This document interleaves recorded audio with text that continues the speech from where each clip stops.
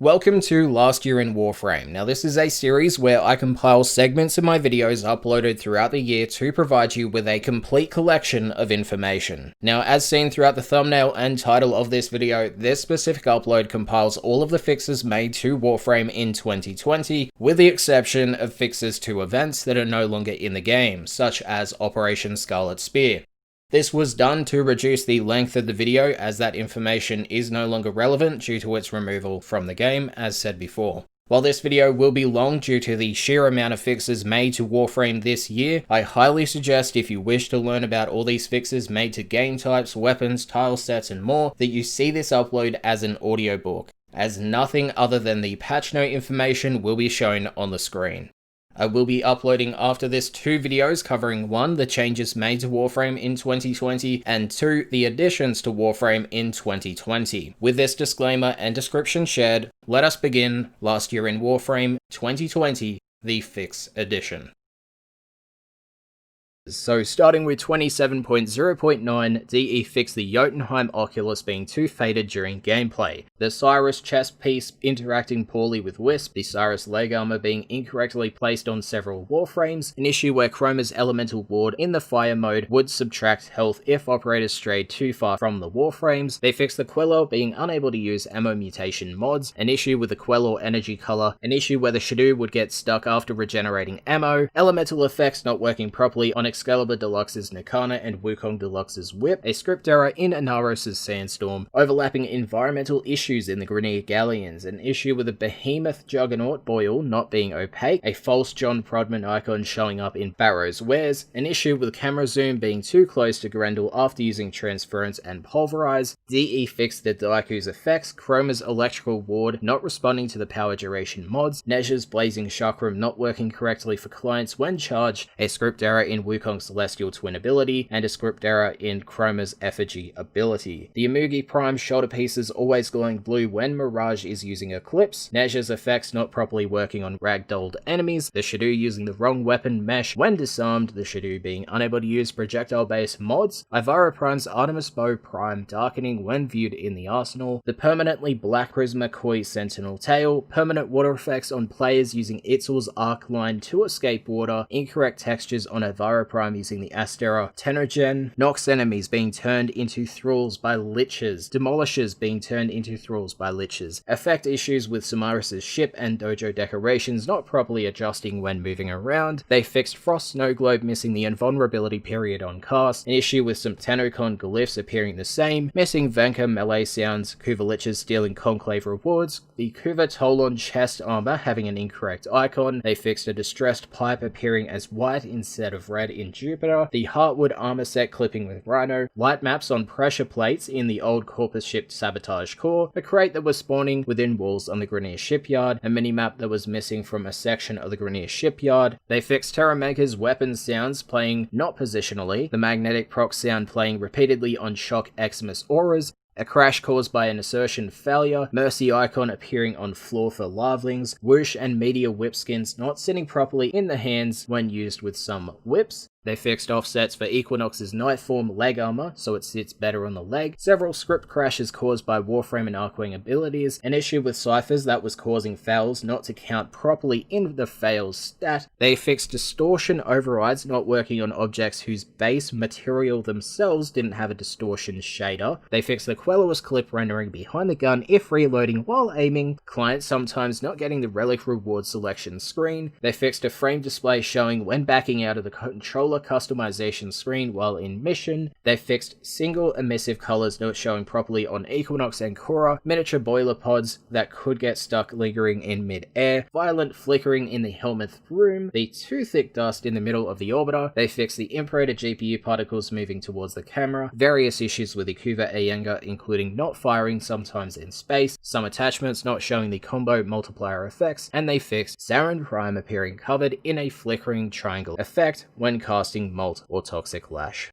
27.0.10, DE fixed Jackal and the Razorback not correctly turning to face players sometimes when you get behind them, the Gerudo having inherited the Gerudo's health on critical hits mechanic, rip to that, the Redeemer weapon series appearing to deal 10 times the damage than it actually was, which affected the arsenal stats only, as in mission it did the correct damage. They made more fixes towards Wisp's movement animation issues when equipped with the Atmos and Nunchaku. They fixed incorrect energy color for the Vengeful Shockwave Ephemera, Ivara Prime's Quiver ability not using her Artemis Bow Prime mesh, the Paris Prime arrow using incorrect textures, and incorrect energy color on the Hema's muzzle flash light, overly metallic reflections on the Kapesh longsword skin, incorrect lighting textures on Volts. They fixed missing channeling particle effects on the Tajas Prime armor, seeing a distorted flat circle on the Staticore explosion and radiation areas, incorrect Kubrau eye glow colors when using the Metasphere pattern, the Eidolon lures disappearing at certain camera angles, Moa and Kavat companion emblems being equipped on the wrong side, broken warp sounds in the sentient tile set, and they fixed a script error related to Tusk Mortar Bombard's crouching.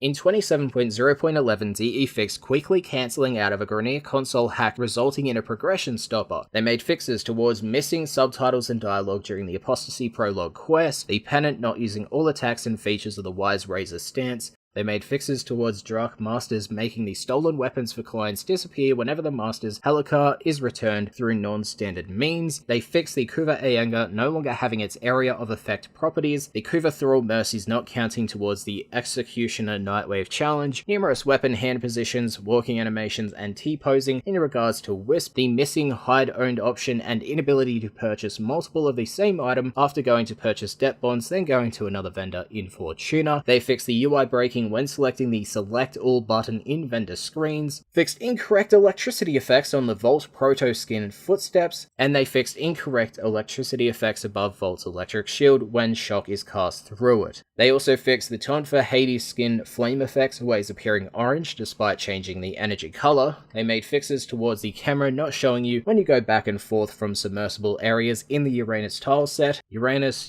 who gives a shit tile set. They fixed a script error when using the Void Hull Battle Avionic, a script error when viewing a Warframe blueprint in the market resulting in an inability to purchase Warframes, a script error when clicking the Wreckage Scrap button, a few rare bugs in the Sacrifice quest that could cause the chase sequence to get stuck, and they fixed the avionic screen breaking when selecting Scrap. And now we go to 27.0.12, but before heading to the overall fixes, DE upgraded their compiler toolchain with improved code generation for certain types of compiler optimizations, and they made a fix with a performance regression in some rare cases for Ryzen processors. Controller fixes were also made where they fixed the inability to use any piloting maneuvers due to the left stick being bound to zoom, effectively ignoring callouts in the intrinsic detail screen. They fixed the upgrade screen for avionics in the Drydock missing button callouts for upgrading when using a controller. They fixed the left thumbstick, I believe, button worked to activate the search box even when the picker wasn't visible in the avionics screen. They fixed the left and right bumpers not functioning in the avionic upgrade screen, the sort menu not working in any of the avionic screens, becoming stuck in the avionic screen and having to restart the game, and they fixed an inability to exit the avionic grid upgrade screen if you place your virtual cursor over a grid.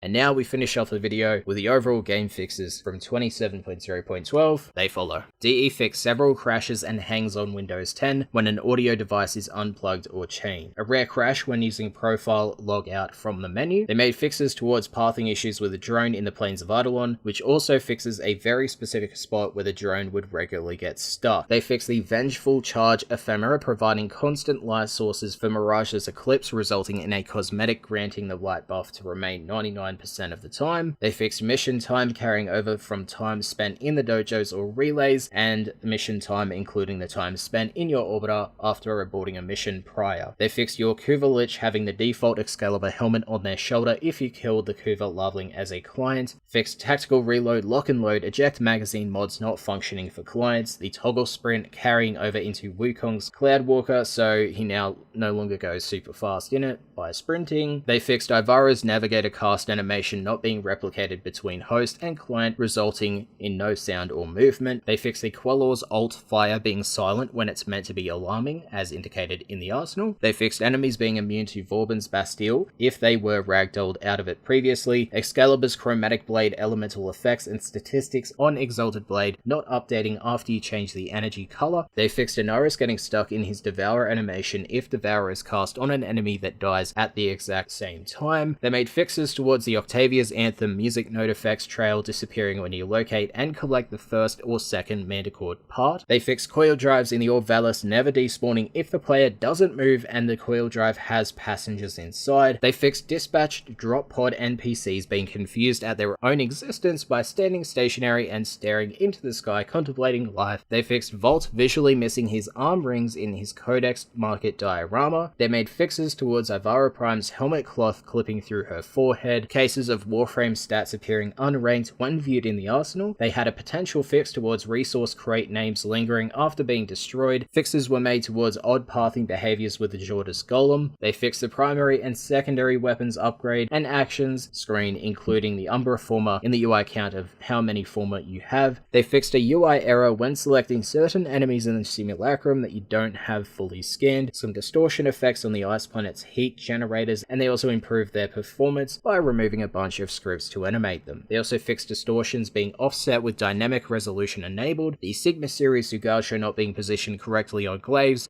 They fixed some items in the market having overlapping text, such as the Kavat Incubator upgrade segment and more. They fixed a potential crash in the weapon upgrade screen, and they fixed a crash error in the focus arsenal screen. In 27.0.12.1, they made a possible fix for a crash that could occur when joining a mission right as someone picked up some loot in a cruise ship, fixed a UI bug where the end of mission screen would display 2 anomaly shards even though you received 1 upon completing the sentient anomaly point of interest. They fixed getting an anomaly shard on subsequent runs without having to complete the sentient anomaly point of interest. They fixed cruise ships having no behavioral defense against leaving the Railjack level bounds and disappearing completely. They fixed arc gun reload sounds not working when in Railjack point of interest. They fixed a crash when opening the options screen on systems with virtual and simulated audio output devices, a crash when switching to an audio device with a lower sample rate, Grenier drags having broken firing mechanics. They fixed controller rumble persisting after you have stopped firing the phage, and they fixed operator footsteps not being heard if Wisp is the equipped Warframe. And now we have the overall game fixes, and they follow. ZE fixed an inability to invite people to a squad if your matchmaking was set to solo before joining a public squad via an invite. A script error and loss of functionality when viewing Arcwing weapons without having the Arcwing quest complete. Garuda charging her Dread Heart at full strength from any amount of energy regen, Mirage's Hall of Mirror clones not shooting their last round in your magazine, and the clones not animating properly for double and wall jumps. They fixed index enemies not attacking Gara's mass vitrify wall. They fixed the damage done by Oberon's hallowed ground during the index, increasing dramatically if the player was in operator mode. Glaive's lifespan timers not functioning correctly for the host. Ivara's navigator not pausing some lifespan timers for projectiles, which allowed the projectile to die of old age while you were still controlling it. They fixed follow-through stats changing when the Sigma and Octantis and Cobra and Crane are equipped with a stance mod, the Sanctuary Sentinel mod and Companion Shelter mod, leaving an invulnerable shield lingering forever for the host if it was used in a no-shield nightmare mission. They fixed projectile explosions and embed damage not properly using status chance upgrades, some cases of the deploy resource extractor button losing functionality, cases of invulnerable corpus turrets.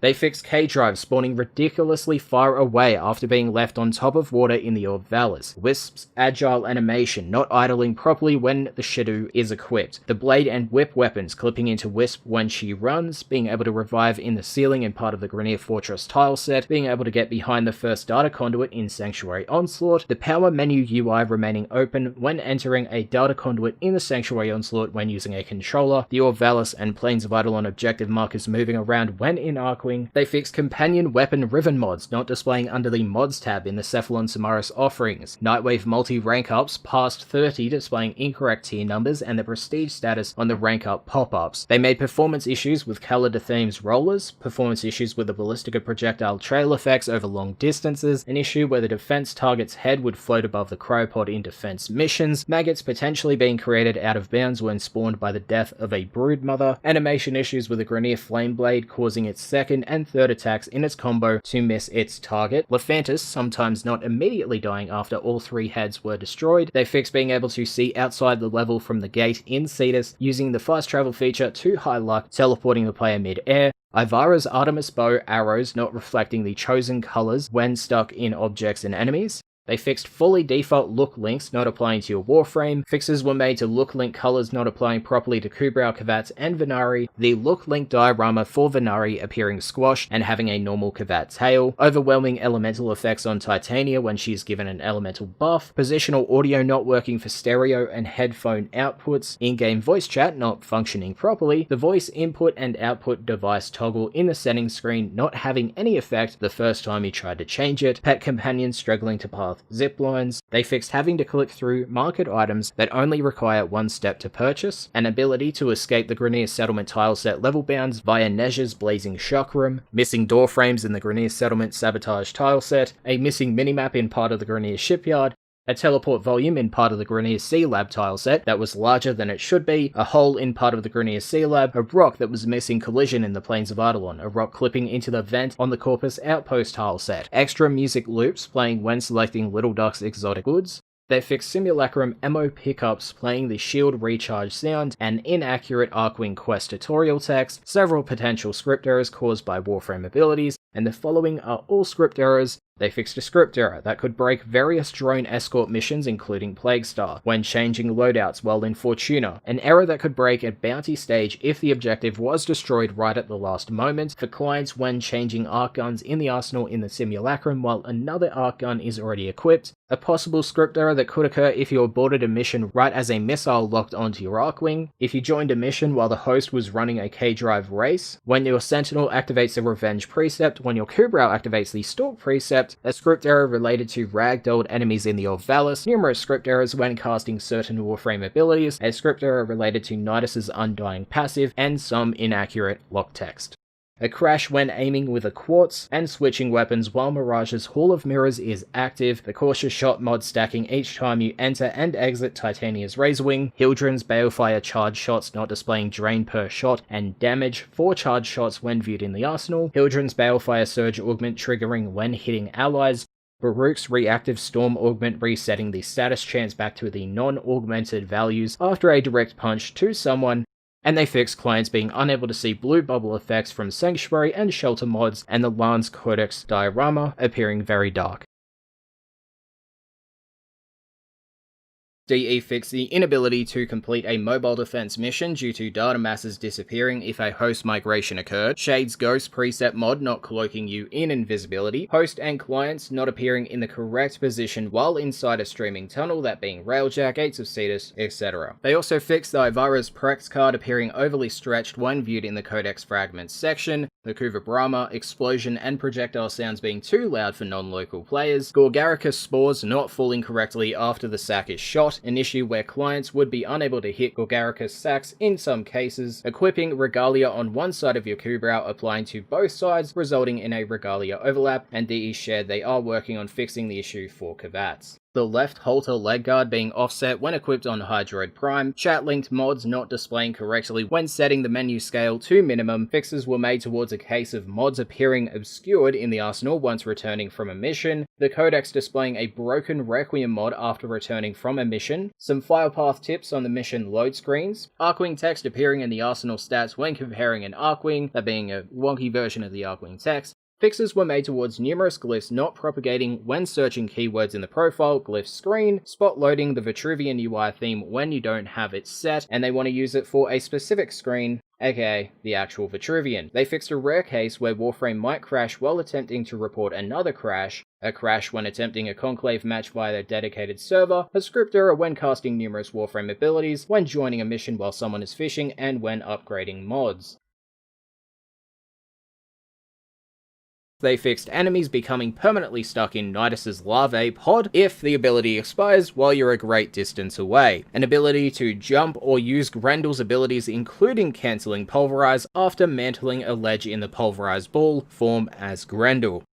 Clients being able to toggle Gara's Mass Vitrify off too early when enough latency was involved, causing them to be unable to destroy it with Shattered Lash. Cases of the defense target getting stuck in an infinite falling loop in the Sedna Adaro Sortie defense mission, Ivara's Laverian not spawning the Ivara Prex card if you only had Ivara Prime mastered, the companion arsenal UI overlapping with the other tabs in the arsenal when switching back and forth with a controller. Fixes were made towards AI violently spasming when their target enemy disappears from their view. They fixed losing all mission minimaps after opening the pause menu while the map was expanded. Incorrect platform icons when selecting an orbiter decoration, Lissettes having missing textures in the mission load in cinematics, the Kuva Brahma multi-shot sound effect spamming, a script error in the Corpus Gas City sabotage mission, and they fixed a script error in the Lua spy mission when going through void tears.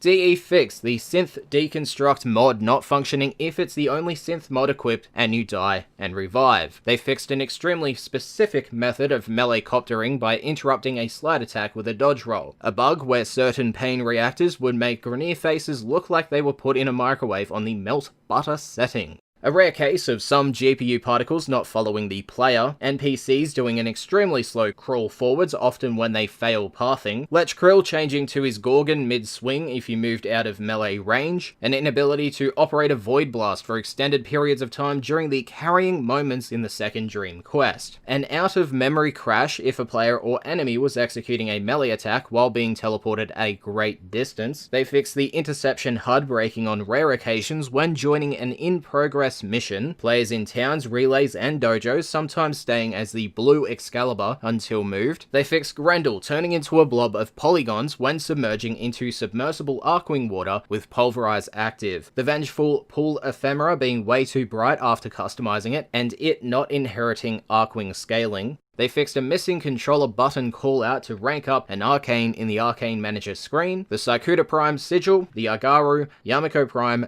Zayahu, Saikuta Prime, and Opulus Robe Syndanas clipping through the Titania Emperor skin, K-Drive spawning backwards when using the hotkey versus using the gear wheel. They fixed being unable to collect points in a specific spot in the Index Gasworks map, several issues occurring to the Index if the final player in a squad opens the wager credits window but presses escape instead of confirming. They fixed conduits in disruption missions missing collision for Warframes, conduit counts in arbitration disruption missions going above the needed amount to extract, not being able to vertically scroll or zoom in and out of the Plains of Eidolon or Orvalis advanced maps. They fixed the Scapular Syndana disappearing at odd angles. They fixed both the host and client being unable to see or hear each other's reload effects on the Shadow. A few edge cases of Alad V sometimes not spawning properly in his assassination mission, Shield Lancers being entirely way too precise with their shots instead of their shots taking into account accuracy variables. They fixed issues with Warframes and companions sometimes disappearing in the arsenal, entering the extraction point in any mission, deactivating Warframe stealth abilities and making them visible again. They fixed broken icons for mastery rank in the in-game market or inventory if the selected weapon had a minimum mastery rank requirement, wild flickering issues on one of the doors in the Grineer Asteroid and Galleon tile sets, defiled Requiem mods counting towards the owned total when viewing Requiem relic rewards. They fixed Wukong's clones tripping the laser traps in the Brudia Eris mission. They fixed getting stuck and being unable to use the unstuck command in Sharkwing in the pump station on the Desdemonia Uranus node. They fixed the Officium Syndana on Equinox's Antonym skin getting wacky positioning when swapping between her day and night forms, and they fixed the arc gun not re-equipping after Parazon finishes and instead equipping your melee weapon.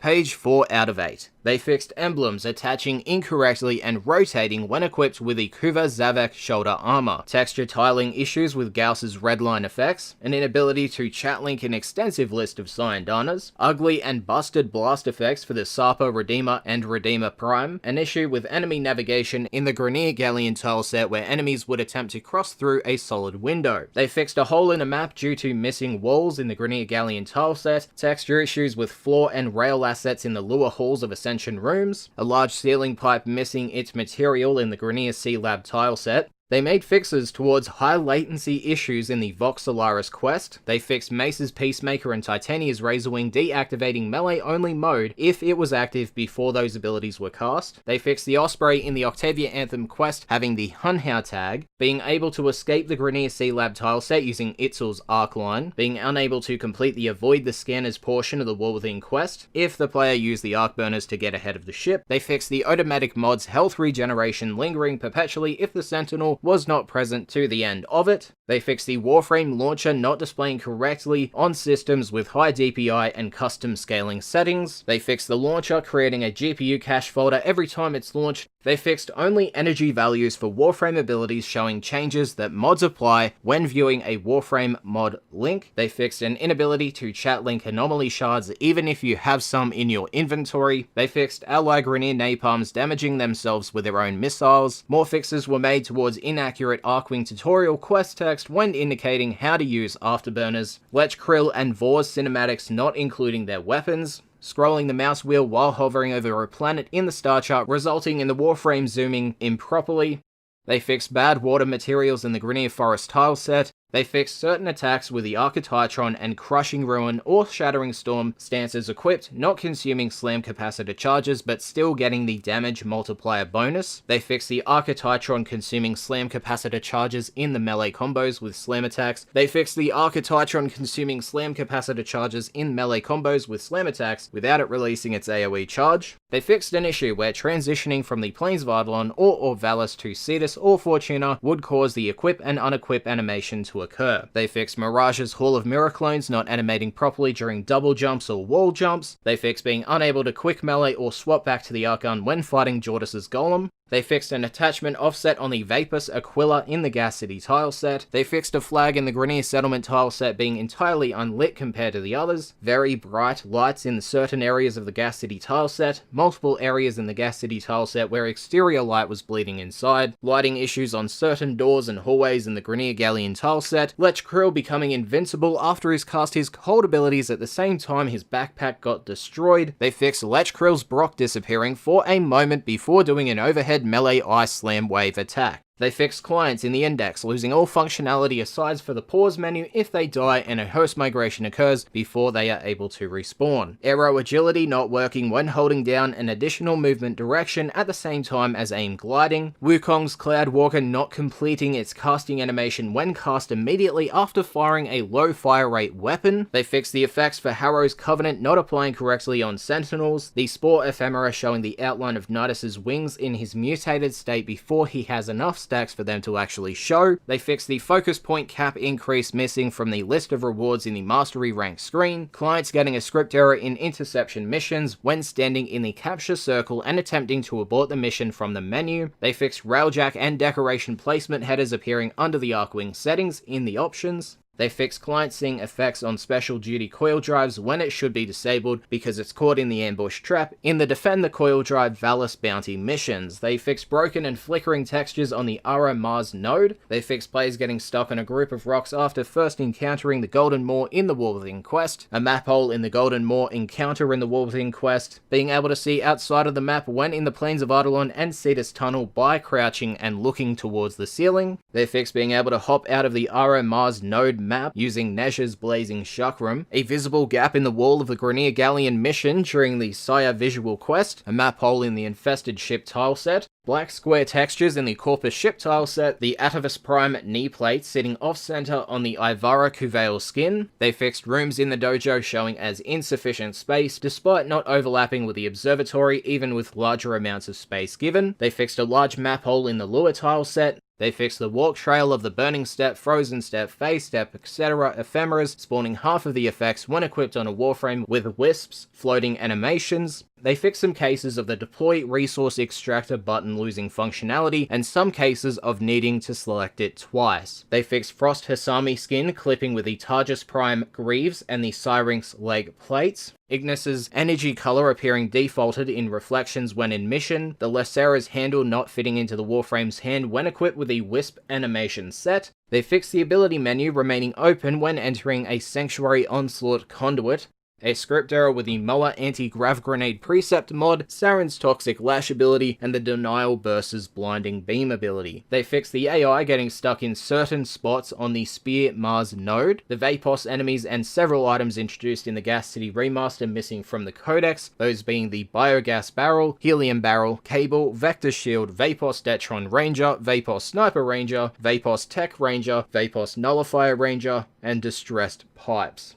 They fixed characters appearing distorted due to excessive radial blur in the Sacrifice quest during the Confront Umbra portion, texture flickering on Spy Vault doors in the Grenier Settlement tile set, a map hole that was only accessible if you're in Hydroid's Undertow. They fixed an issue where attempting to alt-fire where there isn't enough ammo left for an alt-fire would cause issues, and they stated that weapons will now immediately reload on secondary fire in cases where secondary fire does not have enough ammo, rather than waiting for the reload from the empty delay. They fixed lack of functionality and script errors when renaming, favoriting, changing glyphs, or deleting a selected loadout that does not appear in the grid due to search filters. They fixed issues with fog textures for the Lure and Infested Ship tile set, a script error related to Eidolon projectiles, the Itzel chest plate being angled slightly to the left on Mag Prime, Sentinels attempting and then cancelling attacks on the Synthesis target over and over again. They fixed the melee attack with tooltip clipping in the wall in the Vor's Prize mission. They fixed laser hazards in the Gas City tile set missing localization, Volbin's Tesla Nervos roller drones stuttering in the Railjack, fog pinching issues in the Plains of Eidolon skybox, a crash in the simulacrum caused by the Amalgam Arca Hecate's copy ability. They fixed the Waiting for Players button in the UI when loading into the Elite Sanctuary Onslaught. They fixed a crash caused by clients loading in a host orbiter while the ramp closing script was running. They fixed a crash when playing Corpus-infested survival missions as a client after the host crashes. A script error in the Octavia Anthem quest, a crash in the Conclave due to X was killed by X message, the Neo G2 relic being set to rare in the Market and Syndicate relic packs, and it is now listed as uncommon. They fixed Riven challenges requiring, without being affected by a status effect, resetting when the status effect is blocked by immunity from sources such as Nezha's Warding Halo. They fixed a script error with Mirage's Eclipse ability, a script error when fighting the Ropoliolist, and a script error when extracting from the Plains of Eidolon. They fixed an inverted poly on Grendel's body which left a gap in his mesh, missing tooltips for untradeable items if the item labels were turned off, making it difficult for players with labels off to know what the item is that they can't trade. They fixed Ordis' spoken dialogue not matching his transmission during the second orbiter cutscene in the Worthing quest. Fixes were made towards unnecessary burst sounds from explosion projectiles, missing door frames in the Helene Saturn node, a case of a locked door icon showing unlocked in the Grenier Galleon tileset, the Furus missing its magazine, a rogue teleport volume in the Stoffler Lure node that could be triggered unintentionally, a script error with the Edo Prime armor's effects. They fixed a button box in the UI being far too short for the bundle names that exceed 36 characters in the in-game market. They fixed cases where adding a gender alternative to a string resulted in improper use of capital letters in localized clients. They fixed incorrect operator lip sync movements when playing on a non-English game client. The controller binding screen sometimes not showing an accurate representation of which buttons are bound on PC. Special characters appearing as boxes when cycling through the controller set list in the options menu. They fixed the far right side of the numerous options in the options menu not being focusable with your cursor. And they fixed a script error with the Oxalus's Scan Aquatic Lifeforms precept, a script error that would occur if the transmission scripts during a host migration, and a script error that would break the excavation UI when replaying the Arkwing quest.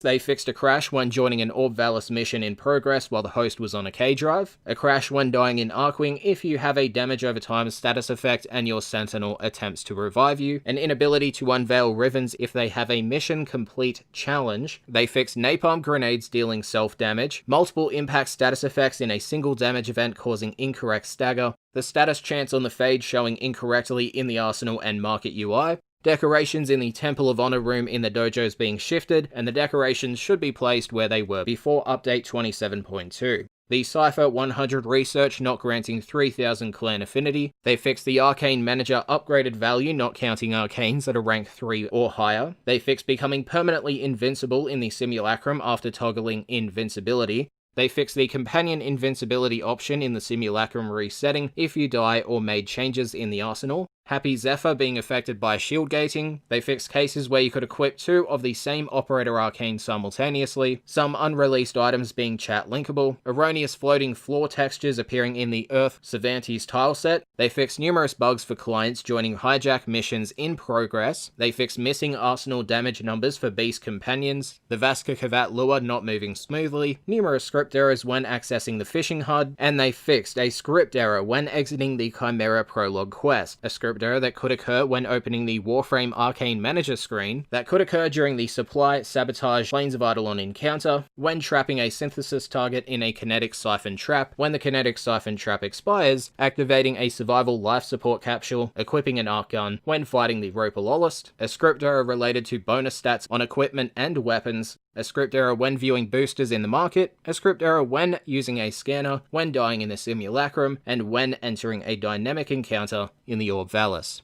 They fixed several harmless script crashes that could occur during a host migration in hijack missions. They fixed an unlocalized rank up button in the Arcane Manager screen. The following weapons not having the new status calculations, those being the Quanta, Quanta Vandal, Convetrix, Phantasma, and Ballistica Prime. They fixed an inability to complete the Warthing quest if you died as the operator due to an unfunctional operator revive screen. Titania's Tribute ability not extracting an offering from an enemy in the form of an ability buff. They fixed missing price details on the detailed purchase screen, an issue with survival missions causing issues past the 10-minute mark when players join in progress. They fixed in-box avionics and arcanes not showing up properly. Titania and Hildren gaining 100% damage reduction while in their airborne forms when equipped with Aviator, Aerodynamic, and Agility Drift. They fixed a crash that could occur in missions with zip lines, a rare script crash that could break your hijack mission if the objective is destroyed at the very last moment before extraction, a 1 to 6 chance your hijack mission would break if you let the objective get destroyed, a script crash that could occur with hijack missions under heavy lag. They fixed numerous harmless script crashes when quitting the game with the Mask of Revenant quest active. They fixed attachment energy colors not properly applying to certain particle systems, lighting issues on the Sovereign Sign Dana. Fixes were made towards pre-processed foliage lighting looking wonky in some cases, servofish swimming through the air when moving to fish in an adjoining lake in the Orb Valis. They fixed an issue with clashing decorations in the observatory in the dojo. They fixed issue with the moving parts in the Grenier Shipyard tile set, the Arcane Manager screen incorrectly showing you how many max rank arcanes you own. They fixed script errors related to the comm, related to placing a lock pin when attempting to fish in the Orb Valis, when selecting fishing bait, and an error related to using the scanner. For deferred rendering and HDR fixes, fixes were made towards the visuals of the Battle Avionic Void Hole, the Operator Umbra hood appearing overly shiny, an issue with glass flickering. They fixed a crash happening when watching some of the cinematics in the codex with deferred rendering enabled. They fixed display decorations disappearing under certain conditions with deferred rendering enabled, and they fixed missing star chart node lines when HDR is enabled. Now, for Garuda, they fixed enemies marked by Seeking Talons not being prone to receiving a slash status effect. Under deferred rendering and HDR fixes, DE fixed black squares appearing on the enemy grenade indicators, black squares appearing in the Railjack HUD, black squares appearing in the Arcane Manager screen and Relic Manager screen, Necros' Shadows of the Dead ability appearing wrong, the Teplo Sign Dana and Nakana Prime details appearing translucent, black lit rocks in dioramas, and they fixed lights affecting static and dynamic only objects. They fixed a crash when casting a Measure's Warding Grace ability, a crash when in the simulacrum with a bunch of heavy gunners spawned, Kuva Siphon missions sometimes ceasing to register destruction of the Kuva clouds for the remainder of the mission, meleeing while in the Orb Valis or Plains of Eidolon Arcwing to avoid a self-stagger resulting in basic ground functionality breaking until you die or revive, mercy kills not applying to Rivens with a finisher challenge, dynamic encounters in the Orb Valis causing drone defense health tracks to not appear, ice on the vents of the Exploiter Orb not appearing for clients, the HUD disappearing if you look away at the wrong time during the Exploiter Orb boss fight intro. They fixed enemies that possess damage types that affect shields directly, also affecting your health, Exodia Contagion not triggering if your weapon is out of ammo. They fixed Mirage's explosive legerdemain augment damaging everything within range including allies or even the defense objective if the Mirage leaves the game session. Equinox's duality augment causing the clone to hold their weapon funny if spawned during the pistol and glaive mode. The Juggernaut's quill firing attack animation not showing for clients. Mags magnetize, sometimes making enemies orbit around a central target when magnetic pull was maxed with mods. Mag pulling certain enemies that should not be pulled or pushed. They fixed missing Kuva Lich images in their farewell transmission when vanquished. A potential fix was made for Steam rarely and mysteriously uninstalling Warframe. Fuck yes. They fixed an inability to install catalysts on certain weapons, those being the Cernos, Opticore, and more. Cases where the Corpus Rattles were spawning as friendly and thus invincible. Radial attack mods not having any effect on the Tomb Finger kick guns. Shield restores not fully resetting shield gate's duration. The Simulacrum's invincibility option not applying to clients. Some players receiving duplicate mastery for the Moat Amp. Kuva Shield Lancers having a defective shield that blocks no bullets. They fixed doing a weird melee slam during a self-stagger, but the slam will occur after the stagger has finished. They fixed heavy melee slam attacks not triggering Hydroid's passive to spawn a tentacle. An inability to lift off the ground when casting Hildren's Aegis Storm ability. They fixed missions that pre-check eligibility for Arcwings not actually checking. They fixed receiving an error upon donating more than 9,999,999 credits to the Laverian donation box. They fixed the Arcane Manager incomplete section displaying arcanes that have been max ranked. They fixed Vedzol from the index, having a physics type that allows him to slide around like the Scrambus enemies despite having the animations of a walking enemy. They fixed Kavats breaking their appearance when spending platinum to unlock a new appearance config slot, enemy grenade effects not appearing to pulse or flash for clients, the Ballistica firing its arrows sideways when equipped with the Dali skin. They fixed Garuda appearing to hold all melee weapons in a fisticuff style when viewed in the market, the Spore Ephemera not scaling when in Arcwing, Sugatras being misaligned when equipped on the Lacera, the Stratus pistol skin animating incorrectly in the arsenal, the Death by Fire burnt body material applying to unintentional meshes, the jet effect color on the Frost Harker skin resetting back to the default when entering the navigation panel. They fixed prime weapon hilts flickering with small movement. They fixed unnecessary tracer effects on the dual decursion projectile, a missing window portal in the Lure Exterminate tile set, missing wall materials in a section of the Grineer Galleon defense tile sets, dojo room selection screens appearing to be partially scrolled down upon first opening. They fixed companion stat comparisons in the arsenal being incorrect, as previously they were somehow being compared to your Warframe. They fixed melee weapon damage stats being shown twice in the arsenal, the volatile runner enemy name lingering in the HUD. They fixed the Mastery Rank 15 interception test UI using the old HUD technology. They fixed enemy names appearing offset at low resolutions if the HUD scale is greater than 100. The UI sometimes showing the incorrect binding for reviving, having to escape twice to exit some menus. The Opticore quick attacks being compared to charge attacks and showing green numbers as if they're an improvement in a stat summary in the arsenal. Melee stance combos missing their combo instructions if your melee attack is bound to the mouse wheel scroll up or down. They fixed spinning wildly if initiating movement while an inbox message was forced open, global boosters not displaying in the UI while in mission, parts of the detailed purchase dialogue appearing hidden when changing resolutions, longer research names going off screen in clan research labs. They fixed the 100 times resource icons appearing squished in the clan research labs. They fixed the total arsenal stat being positioned incorrectly above damage values in the UI. They fixed placeholder tags for resistance types when looked at a Warframe through a scanner. They fixed the trading policy pop-up in the trade screen coming up every time a trade is open for some players. They fixed mods showing rank up pips under their name in the tooltip when viewing from a vendor. They fixed missing subtitles during the final Second Dream cinematic. They fixed a script error caused by Sentinel precepts being automatically reactivated in missions such as Grendel's missions where mods are deactivated and have been removed. They fixed a script error when solving the Hydralis puzzle in the Octavia's Anthem quest, numerous script errors when casting numerous Warframe abilities. They fixed a script error when a life support tower spawns in a survival mission, disabling the alarms in a survival mission, when destroying a frozen infested hive, when placing fireworks, and lastly, when fishing.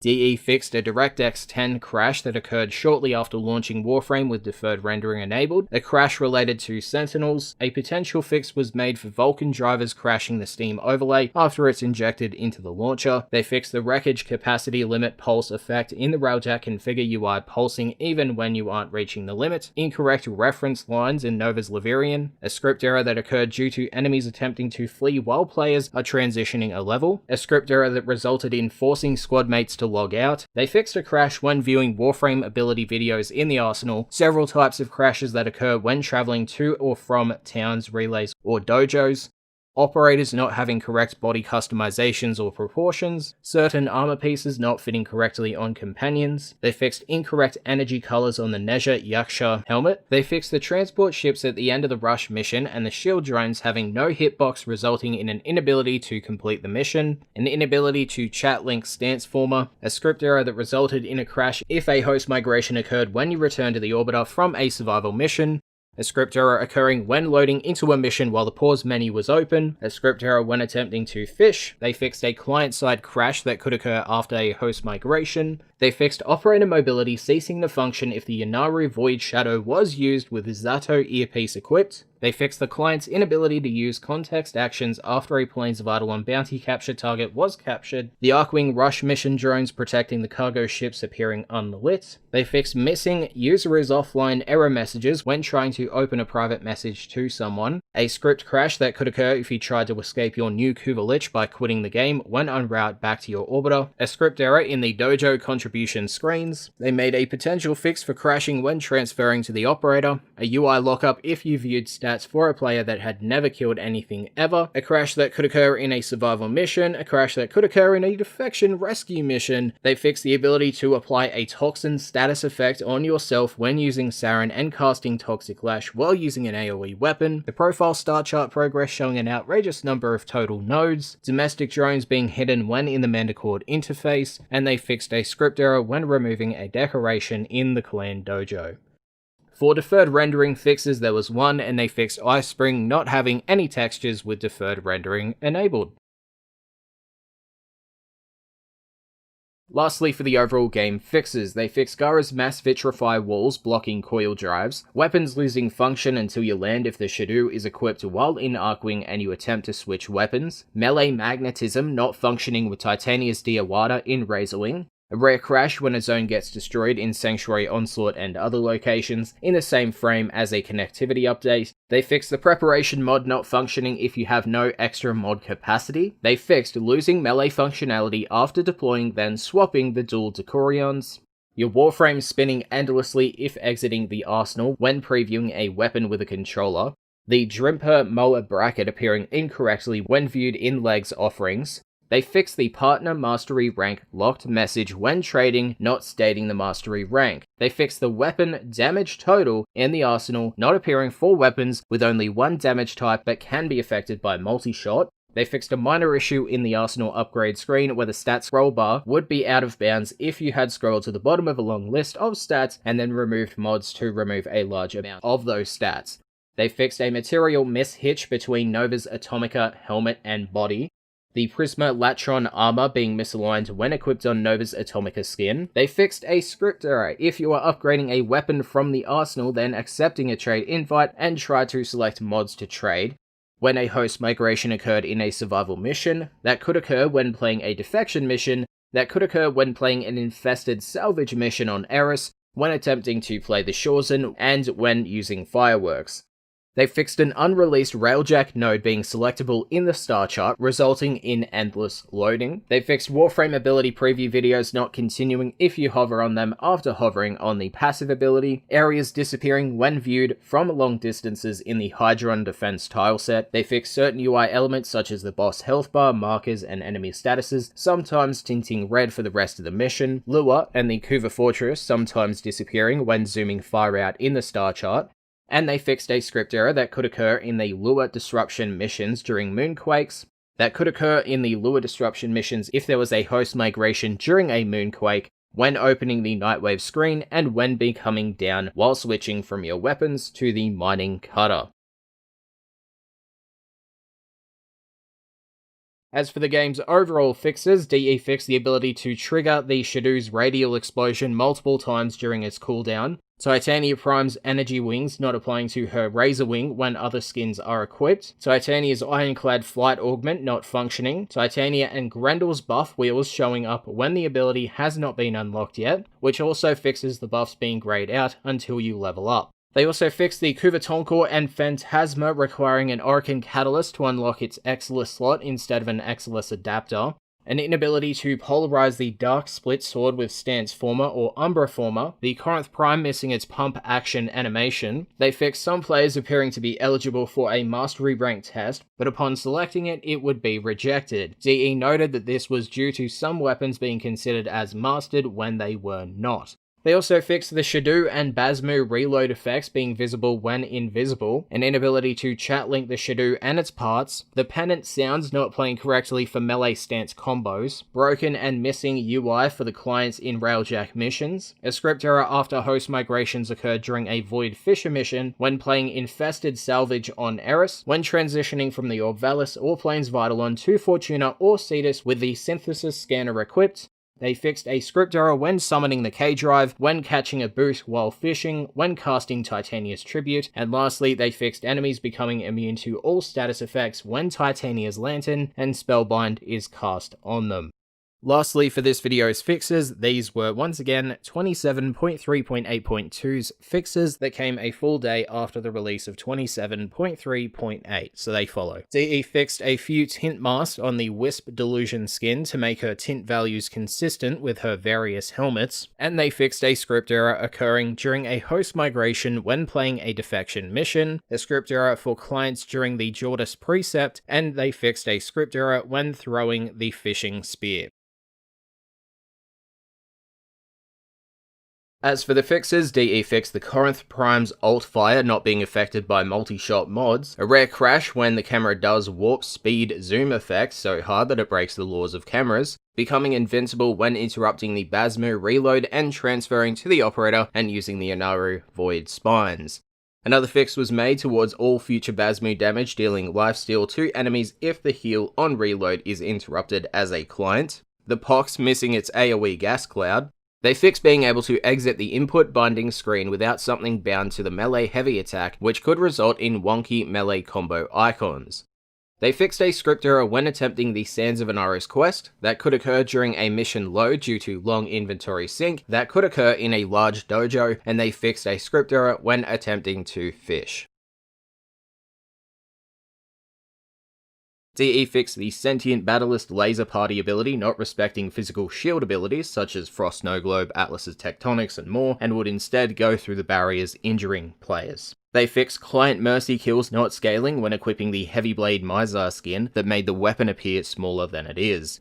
They fixed holding the Corinth Prime incorrectly if the Solstice skin is equipped. They fixed the Tenno Affinity icon in the squad and player list on the HUD overlapping with the message of players bleeding out and reviving. They fixed some missing effects on Titania's Tribute ability, a script error that occurred if you boarded a K-Drive too soon after entering an open level, that could occur when joining a Corpus Gas City mission while someone was activating a secret puzzle. They fixed a script error when joining in progress on Titania with multiple tribute buffs active, that could occur if index points were deposited right as you left the index mission, when rushing a dojo room, when casting Excalibur's Radial Javelin, and they fixed a script error when being down. Continuing and ending with 27.3.11's overall fixes, they follow. DE fixed non-sentient and amalgam enemies being affected by diminishing returns when affected by limbo stasis, and they stated this specifically applies to enemies in the index. They fixed Frost Snow Globe not blocking certain sentient attacks, the error list enemy giving less than intended affinity. They fixed hit indicators not appearing if the damage numbers setting was toggled. They fixed and disabled exalted weapon ribbons from generation, and they stated that any of these ribbons will be re-rolled on login. They fixed mower pets doing silly short hops when moving really slowly or fast walk strides when moving really fast, issues when combining Octavia's Resonator and Mallet causing Mallet to not absorb damage anymore, an issue where previewing unpurchased weapons or warframes could cause hitches. They fixed the Spectre's accuracy with bows being quite poor and their fire rate not reflecting realistic usage. They fixed an error that could break the HUD for clients joining interception missions, Ambulus falling into bits when hopping around, the step-based ephemeras not working on Titania Prime. They fixed Titania's Thorn Tribute not reducing damage taken by the player, Titania's Full Moon buff not applying to her Razor Wings, Titania's Reticle missing when entering operator mode from Razor Wing. They fixed the Corinth Prime's alt fire projectile having incorrect orientation, Atlas's passive preventing Atlas from having any collision in the Jordis Golem fight, They fixed the Demolisher Juggernaut in Disruption missions getting very distracted and moving very slowly to its destination. They fixed the Arcane upgraded counter, including equipped Arcanes, even if they are not at max rank. They fixed Jad Turan not following the Scrambus rules for disabling abilities. They fixed Scrambus nullifications being permanently on friendly AI. Sleep animations on the Kuva Jesters causing them to stand oddly on shoulders of Guardians. Slightly overlapping UI trackers when playing a Disruption mission. Issues with the coil drive damage volumes not reflecting the actual size of the coil drive, a script error that could occur when joining a squad hunting animals in either the Orvalis or the Plains of Eidolon. They fixed a script crash when entering a capture objective in the Orvalis, a number of script crashes that occur if you join a squad on Marrow right when people were breaking into Caladathame's lair. Oh god, and they fixed a script error that could occur during a defection mission, during a disruption mission, when spawning a Spectre, that could occur if you tried to equip your fishing spear in a dojo duel, that could break waypoints when joining infested salvage missions in progress, that could break infested salvage missions if you transferred to the operator at the wrong time, when using fireworks, when using Samaris's kinetic siphon trap, and when killing a Kuva thrall. They also fixed an error that would occur when the game was determining attack logic for Atlas's rumblers, a script error in defection missions, a number of script errors that could occur if you died during an in-world transmission like the one seen on the screen in Rathum, a number of script errors that would occur if you failed bounties, a script error with excavation missions, errors associated with Scarlet Spear and survival host migration, issues with localization strings appearing in Nightwave, and lastly they fixed localization issues with capitalization. For controller fixes, DE fixed an issue where resetting keyboard and mouse controls for a specific game mode would break bindings for other game modes. They also fixed controller triggers not working correctly if bound to an analog action, and an inability to select duplicates of a mod when using direct text input using a controller. DE fixed the UI for clients breaking when playing a survival mission, some cases where context actions and other UI elements would show the incorrect binding after you change your bindings and settings, certain cases where the UI button callout like the one to open chat would not appear correctly, relevant companion mods not displaying when filtering by beast or robotic mod types in the mod workbench. They fixed an ability to set lower than the minimum accepted value for the decoration placement option, the UI overlapping when viewing arcanes and then opening a chat link, the firewall rules created for the crash handler, a script error when initiating a K-Drive race in the Orvalis, when initiating the Help Clam quest, occurring when playing a survival mission that could occur when using the Arcwing in the Orvalis or the Plains, and they fixed void nodes not being selected for Neo or Axie Void Fisher missions. They fixed dynamically generated missions, those being the daily syndicate missions, on void nodes, preventing it from also being a Void Fisher mission. They fixed being punted back to the relay when attempting to load into the simulacrum, which also fixes a crash that could accompany this attempt. They fixed companions trying to attack enemies that are in Inaros' Devour trap, the Corinth and Corinth Prime alt-fire grenades shooting out sideways. They fixed Tonkor projectiles colliding with themselves when multi-shot is used, causing them to instantly stagger players when firing during certain movements. Clients not seeing the slam capacitors buff being given when using the Archititron, a script error that could break defection missions that had already failed because too many Kavor defectors had been killed, a script error in infested salvage missions if you joined right as someone was activating the vaporizer, that could occur in infested salvage missions after a host migration that would prevent the HUD from being updated, a script error that could occur after a host migration of a mission with in-world transmission screens, a script error that could occur if someone started your guild ascension ceremony right while you were loading into a mission, that could occur if a host migration interrupted an Eidolon hunt while the shrine was enabled, that would occur if you viewed the Excavator Codex entry, that could occur during Purge bounties, when quitting Warframe while in Cetus, and a script error related to Garuda's Talons. They also fixed temporarily losing the ability to aim, shoot, swap weapons, or type if a player attempts to mercy in the middle of a knockback animation. They fixed Motus Impact not extending the melee range of Titania's Diawada. They fixed the terror attack drones in the Orvalis idling on the ground when not in combat, being stuck in the transference chair in the Orbiter Captura scene if you transferred to the operator, markers not properly pathing in the infested salvage mission, a red frame appearing around the themed stats box briefly in some places. They fixed a script error slower PCs might encounter loading into the Kuva Fortress that would prevent the assembly hall tile set from being populated properly.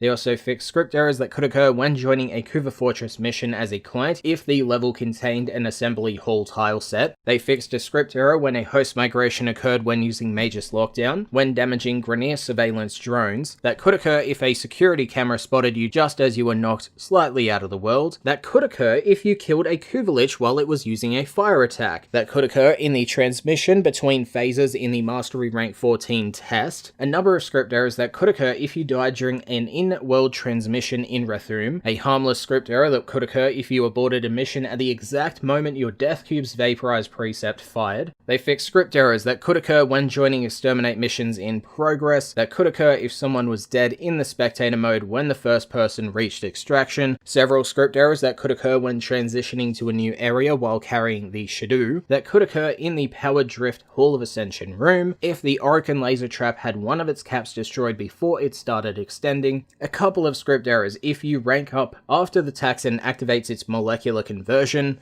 if your Sentinel died while being nullified, if a client's Warframe died after applying the last Void Strike bonus damage. They fixed a script error that would occur sometimes when applying DNA stabilizers to your pet companion. That could occur in Infested Salvage if you died and were in spectator mode. That could occur if you transferred to your operator at the right moment in an invasion mission at the crossover point between the ships. They fixed a script error if a ghoul expired jumps at a target who then dies by the time they get there. A script error that could break ghoul purge bounties if a player died while bringing the Grok Jewel processor to the injector. That could occur when reaching the Cetus doors to enter the Plains of Eidolon. A script error related to the Tusk Mortar Bombard attacking you in the Plains of Eidolon. Script error related to Eidolon lures. That could occur if a Kuva Fortress mine was destroyed midway through its spawn animation. A script error related to the Ropalolis during an angry animation when looking at the Arcwing category in the market, related to Clan Pigment research, related to Shade's Ghost Precept that could occur when using the Ludoplex. They fixed a script error with Limbo's Rift Torrent Augment that could occur if Wrist Surge was cast after a Railjack Warp, a script error when casting Vault's Discharge ability right when another player was joining in progress, and a script error when casting numerous Warframe abilities. And for the fixes, DE mostly made a number, and I do mean a number, of script error fixes. So, first off, DE made fixes towards some Earth tileset boundaries that allowed players to escape outside of the level. They also fixed friendly specters suffering knockdown when deployed and taking way too long to recover. They fixed the Cut Fish preview window at Fisher Hilux Vendor and the Dismantle preview window at the business in Fortuna, cutting the top row of icons, making it impossible to see the amount of each. They also fixed an issue where an Eidolon whale could hit players in the Limbo's Rift after a host migration, and here we go with the script errors. DE fixed a script error that could result in the Kuva Siphon not spawning correctly, one occurring in Vor's Prize if you happen to kill an enemy after recovering the nav segment, and apart from a few cosmetic things, this would have broken the extra affinity you would have earned for optionally destroying the reactor. It also fixed one that would prevent Sanctuary Onslaught conduits from appearing, that could occur in the Ambulus Assassinate missions if an Ambulus was picked up by a Condor dropship while a drone was still tethered to it. They fixed multiple other script errors with the Ambulus Assassinate mission, one that could be caused by various NPC attacks that temporarily blind the player, that could occur when fighting Eidolons if an energy wave was still propagating as the Eidolon died, one with the Helminth Cyst. They fixed host migration script errors in the Orokin sabotage missions, a script error that could occur if joining a mission right when a Harrow cast Condemn, that could occur for any client observing a Gara casting Spectro Rage, and apparently this would have resulted in missing customization effects for all clients. They also fixed a script error that could occur when joining a mission right when a Gara cast Spectro Rage, several script errors related to ammo dispensers in open world maps that would occur when joining missions in progress, one with Magus Lockdown that could occur when killing an enemy while having the Peculiar Growth mod equipped, a harmless script error that would occur if you aborted a mission while a terrorist was gathering Vomvalis to shield it, that could occur if you flipped off your K-drive at the right moment and sent it flying into the hallway between Cetus and the Plains of Eidolon, that could occur if you killed a Carabus while it was still blasting you with its heat ray, that could occur with various sentient and corpus types if the Ropalolis lost its target when joining exterminate missions in progress, during a Lich's tactical inversion ability if the victim died during the cast animation, that could occur when loading between regions wearing certain types of armor, when joining a mission in progress while someone is opening a locker, if all Tenno were down during an airstrike on the Hades Pluto node, a script error that could occur if a Kuva Lich escaped or was killed while casting a Fire Blast attack. More fixes were made towards a Void Fisher script error mistakenly causing the fishes to spawn on the ground, not slightly above it. They fixed a script error that could occur for clients joining a mission in progress in the Power Drift Hall of Ascension room, script crashes related to operators using Madurai's Void Radiance or Yanaru's Void Chrysalis Focus ways, and clients with slower connections to the host. A script error that could occur when joining a mission that has alarm buttons under hostile network conditions, that could occur for clients if you loaded into a capture mission after the target capturing animation had started, a harmless script error that could occur if you aborted a mission while energy conversion was active, when joining a capture mission in progress right as the target was downed, that could occur if certain types of objects were pushed into teleport volumes, if you dismounted a K drive at the last second and sent it flying into a loading tunnel while another Tenno watched. They fixed a script error if you managed to destroy a Kuva Fortress shrapnel mine before it could explode, that could occur when joining a squad where someone using the Mecha mod set kills the marked target right at the same time. They fixed a script error in the Shockwave Actuators precept that could occur if the enemy in the blast area was destroyed while it was being knocked back. A script error occurring when your Sentinel attempts to revive you, with Nova's Antimatter drop with the Atomica skin equipped, with the Smedekovat's Mischief precept, and multiple script errors when casting Warframe abilities. For 27.3.15.1, these were the following script error fixes. They fixed a script error that resulted in a UI soft lock if you open a look link with an Arcwing in it, related to having assist when returning to the Lisette after a mission, after returning to the relay from a mission, with Baruch's lull ability when used with the Railjack ability Kinesis, that could occur in spy missions as a client under hostile network conditions. They fixed a script error you could encounter as a client playing an Arcwing Pursuit mission, one you could encounter when joining an Arcwing Pursuit mission in progress, that could occur on the Gas City missions when joining in progress, that could occur if a Ghoul Rictus's hook shot grabbed onto something that was destroyed before it could reach it, that could occur if a Ghoul Rictus's hook shot grabbed onto something right as you exited the mission, and lastly, they fixed a script error when casting Titania's Tribute ability. DE fixed the Basmu's Healing Pulse receiving exponential copies of equipped mods with each pulse when under the effect of some conditional buffs, which led to unintended amounts of damage. The Penta and Sakura Penta grenades becoming stuck when Napalm grenades is equipped, thus rendering the Penta unusable, Grendel being able to feast on Valbin's deployed traps, a noticeable hitch when picking up bullet jump mods, an issue where you'd sometimes not get the new tag on a bullet jump mod if you already owned some of the other bullet jump mods, the Grenadiers in the Urpo Earth mission flying in odd spirals, and they fixed the missing "your access to in-game chat has been suspended" message. They also fixed an edge case crash that could occur when suffering a bad connection. And now for the script errors, where they fixed a script error that could affect people playing the New Strange or Silver Grove quest when joining other missions or quitting the game. It could occur if a Kuva Lich transmission triggers while quitting the game, if you log out or drop connection while customizing your Warframe or weapon colors, when joining an Eidolon hunt in progress, that could occur while playing the Sire's Vigil quest, that would show up in the Gas City Spy Vaults but only in sortie missions, that could occur when becoming a host due to a host migration, a script error when loading into a mission and casting Baruch's lull ability, when summoning a friendly Saren Spectre, that could occur while playing a survival mission, that could occur when opening a resource cache in a sabotage mission, when encountering the Halls of Ascension endurance test, and they fixed a script error when placing decorations in the dojo. As for the controller changes and fixes, they've stated, selecting defaults in the customized controller options will now give you the option to choose to either default all bindings or just those in the current tab. They also fix some issues with controller bindings not saving if swapping between using a controller or keyboard and mouse to select binding tabs. They also said, any changes made in individual tabs will now save locally in the tab until you close out of options, at which point it'll save them if desired.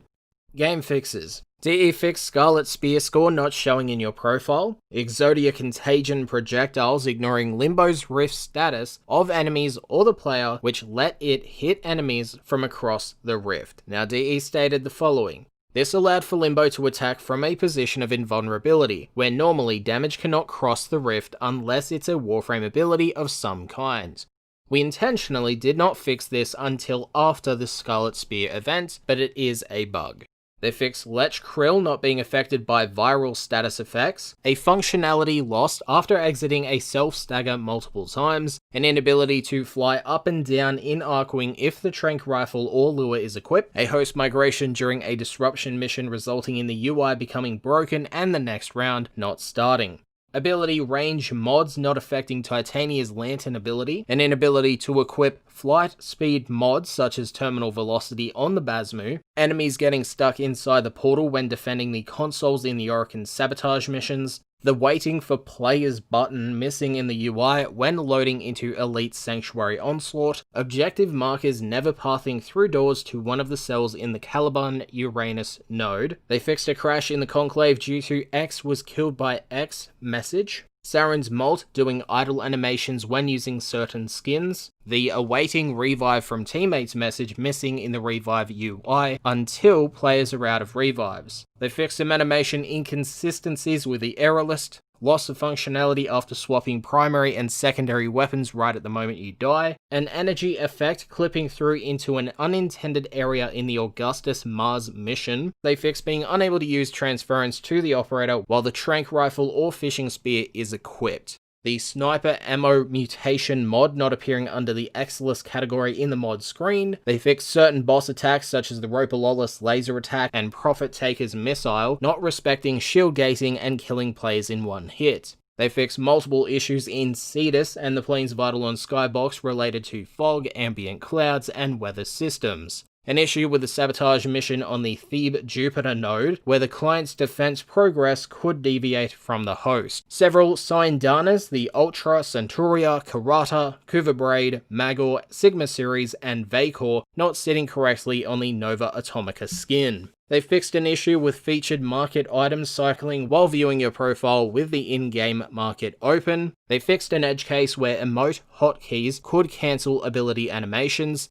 They made multiple fixes for the Golden Maw becoming invisible during attacks when underground or when generally not doing anything. The Zealoid Prelate in the Derelict Emissary Assassinate mission looking like he's riding an invisible motorcycle and getting stuck that way if he falls off a ledge. They fixed fire rate mods not working on the Prisma Burst laser, pipes in the forge room at the back of the Railjack not properly lining up with sockets, partial themed backgrounds in the Syndicate screen when selecting view offerings before the Syndicate transmission is fully shown, the Sestra's clip ejecting in the wrong direction when reloading, and they had also said, also tweak the reload animation timing so that you can see the arm rotating instead of looking like it pops. They fixed emblems on Rhino Prime and Wukong Prime equipped with any Tenogen skin, except for the Vodchnik skin for Rhino, sitting too far off from the shoulders with prime details toggled off. Fixes were made towards Warframe still performing custom reload animations with Stratus pistol skin equip. They fixed the Murgus being barely visible in their codex icons. Fixes were made towards melee weapons equipped with the Kopesh longsword skin clipping into Warframes. The codex dioramas for the Gauntlist and Hydralist appearing as the Terrorlist, the Fluctus's arc gun stats not indicating that it has infinite punch through. They fixed the Icarius projectiles not homing onto enemies for clients. They fixed armor offsets for Saren to prevent clipping into Tenogen skins. They've also stated this also fixes the clipping issues with the Pakal chest plate and Kuva leg plates. They fixed clicking on chat-linked Zors overlapping UI screens that are already open with a Zor inventory select screen. The Kavat starter pack only giving one Kavat genetic code instead of the intended 10. This fix also fixed purchasing Kavat genetic codes from the Kavat starter pack only giving 1, when the UI indicated 10. They said, we remove the ability to purchase them in the bundle to prevent this issue, but they can still be purchased individually in the in-game market outside of the bundle. They fixed the Daiku with a skin equipped folding in the middle when unequipped and set to visible when holstered. Galvanic shoulder plates, Quoro and Navarre Prime armor clipping through Equinox's shoulders on both of her forms. Fixes were made towards clipping issues from upper leg armor pieces on Excalibur, Excalibur's Ion Helmet appearing as his default in the Conclave arsenal after being equipped in the co-op arsenal, and this also fixes being unable to equip the Ion Helmet while in the Conclave arsenal. They fixed the cloth ribbon on the Karak and Karak Wraith when equipped with the Desert Camo and Conclave skin appearing distorted and behaving strangely. Reload animation issues on the Karak and Karak Wraith when equipped with the Desert Camo and Conclave skin. They fixed the Acolyte sigil icon in the inventory and arsenal menus appearing squashed. Several emblem icons appearing stretched and lower resolution in the arsenal menu. The Bratton Vandal being sellable for only 1 credit, and they said, we increased the sell price to 7,500 credits so that it matches most of the other primary weapons. They fixed the tilted position of the Telos Boltace when holstered on Mace's back, the icons for the Bratton Nocturne skin and Kintsugi skin missing its clip in the in-game market and arsenal. They made fixes towards clipping issues with the bow quivers and chorus spikes, an icon for the Vard Pauldrons not reflecting the look of the in-game item, icons for the Akchigara Prime and Redeemer Prime showing blue energy instead of the intended orange, Mirage's Mithra skin icon having different colours than the actual skin, Loki Dojo statues having a different material on its head than on its body. They fixed reward and rank up UI pop-ups having dark backgrounds with HDR enabled, black pixels appearing during fly-in cinematics when loading into missions with HDR enabled, the Vard Pauldrons doubling up on the right shoulder pad on operators, the spelling of Sumbat in Kickbot's auto replies, the Hammer Palatine skin changing sizes when equipped on the Architydron and Fragor Prime, and have said it will now be the same size across the board. They fixed Volt's shield causing Exodia Contagions projectiles to never explode, the Azima playing double the amount of shots per fire sound effect for other players, Zenith's firing sound effect doubling for other players, control and left or right in a text field adding a Unicode character, certain instances where sentients would stand still and not do or attack anything. They fixed cases where skyboxes were rendering black after switching deferred rendering on, some floating geometry that was outside of bounds in the Gas City tile set, shores and strings showing up as black boxes when HDR is enabled, lag issues when playing the Shorezen, missing assets in the Orvalis diorama for personal quarters, a couple map holes in the Laris Mercury node, floating platforms appearing way in the distance in the Mastery Rank 29 test. They fixed the camera snapping behind you when standing idle and reloading, just like when you're shooting. Stackable projectiles not resetting correctly. They fixed a broken glow on the relic reward screen in mission around the booster section with HDR enabled, an inability to clear number values after attempting to type a number in the options menu, an ability to clip through the helmet infirmary chair after having your helmet cyst removed. Fixes were made to numerous clipping issues with the Solstice Centuria Syandana, the Ocucore arsenal stat displaying a multi-shot value of 2 with no mods equipped, the Ocucore's energy tendril that can home in on enemies not being affected by multi-shot, the mod drop chance booster text getting cut off in the booster UI section, equipping a Tenogen skin onto a polearm Zor, removing the Sugatra placements at both ends of the polearm. They fixed the pause equipment and arsenal section, teleporting you to the Railjack arsenal if your dojo doesn't have an observatory. They've also said that the option no longer shows if you don't have a completed observatory, and that normally we never teleport to the Railjack one if the observatory is complete. They fixed the pause to navigation option in the dojo not doing anything if you have a dry dock or railjack but no observatory room, and the option no longer shows if you don't have a completed observatory. They fixed Kuva Jesters growing surprisingly large on the shoulders of Kuva Guardians when affected by Avara's sleep arrow, clients only seeing Sentinel burst laser weapons only firing 1 bolt instead of 3, a case of Titania's motion and animations breaking when going in and out of Razorwing, incorrect melee sounds playing when using a gilded polearm Zor with a skin. They fixed the mod station mods list appearing cut off if the Nightwave screen is open while counting down to enter a relay or town, and loading starts with the Nightwave screen remaining open.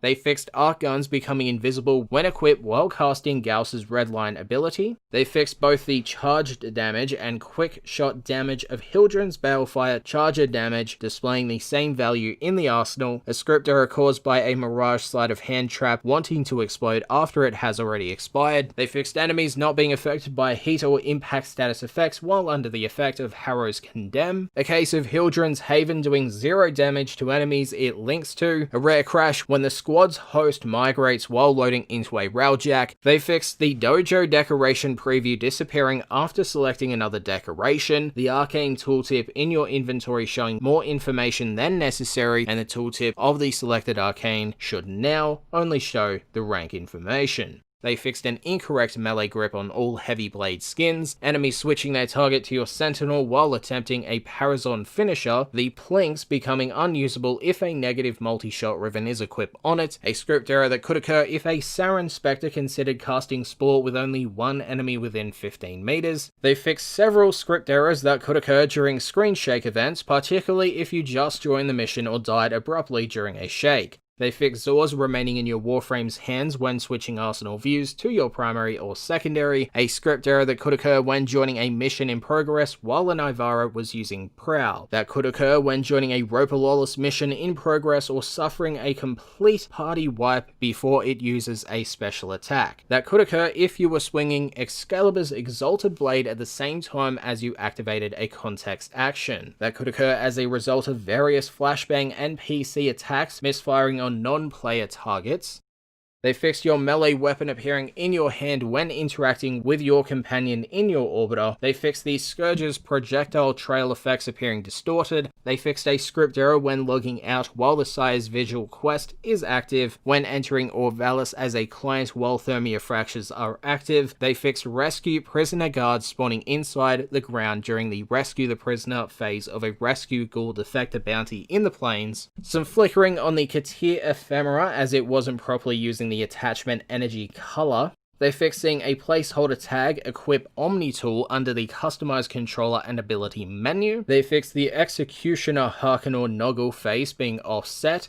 Cases of overlapping UI when opening the pause menu while viewing other screens, some general AI navigation and collision issues, multiple issues with notification icons in UI pop-ups not appearing solid white, notably the invasion icon. They fixed a crash when a player would try to get into an emplacement and then before finishing the emplacement, the player is knocked out of it. Color issues with Gauss's speed gauge UI. They fixed context actions appearing on drums being used as structural decorations in the observatory in the dojo, a case where you could perform a melee slam backwards if you happen to be aiming at your sentinel, dual wielding the Spectra Vandal with a glaive causing the Spectra Vandal to look like the ordinary Spectra. They fixed planets and ships sometimes popping into view during the fly-in cinematic. Fixes were made towards client rewards never catching up to a host in Elite Sanctuary Onslaught, a script error related to restoring health after a host migration, not being able to fuse a mod if you had the exact amount of credits to afford it, a script error that would occur leaving an open world area with a Cheza Kubrow using the retrieve precept, a script error related to Helmuth Charger Strain's eruption maggots exploding, a crash that could occur when loading large levels on low-end hardware caused by the system being unable to handle large I/O requests. A script error that could occur if someone quit the game instead of picking a Void Fisher reward, that could occur when jumping into the darkness in the Apostasy prologue as Excalibur Umbra.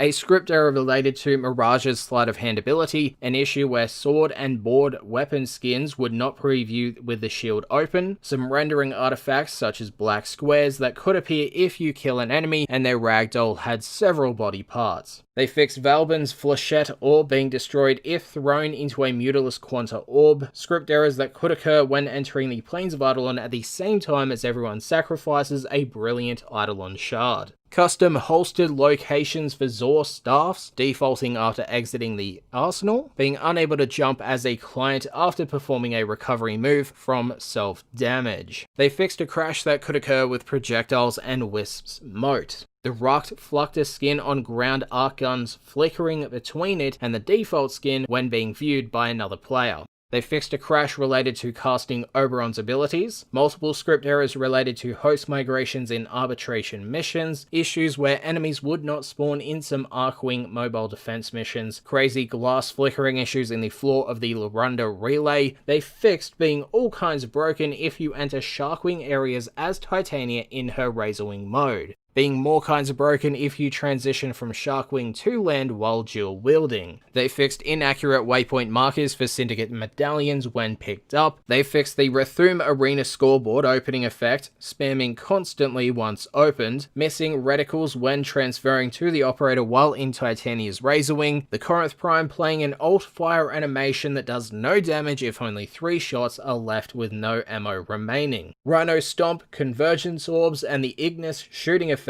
appearing translucent when adaptive exposure is enabled. They fixed having the mission progress screen open when completing a mastery test, preventing loading back into the relay. The Executioner Harkonnen decoy counting as a kill in the Rathum Arena, not receiving a warning for going over the Cetus daily standing limit when providing fish. They fixed ending up with no UI if you were killed in an arbitration mission before a host migration and did not spawn until the migration was complete. Script errors when casting numerous Warframe abilities, a harmless script error that would occur at the end of the Fomorian Assault mission if any core nodes were destroyed right as the shields were going back up. They fixed a script error that would occur if you died trying to reach a safe distance from a Fomorian before it exploded, a script error that could occur if you crashed during a Fomorian assault and managed to restart and reconnect to the mission during the escape sequence. Lastly, for update 27.4, Railjack Revisited Part 1, the game's overall fixes, DE fixed GPU particles sometimes not taking the proper energy colors upon being recycled.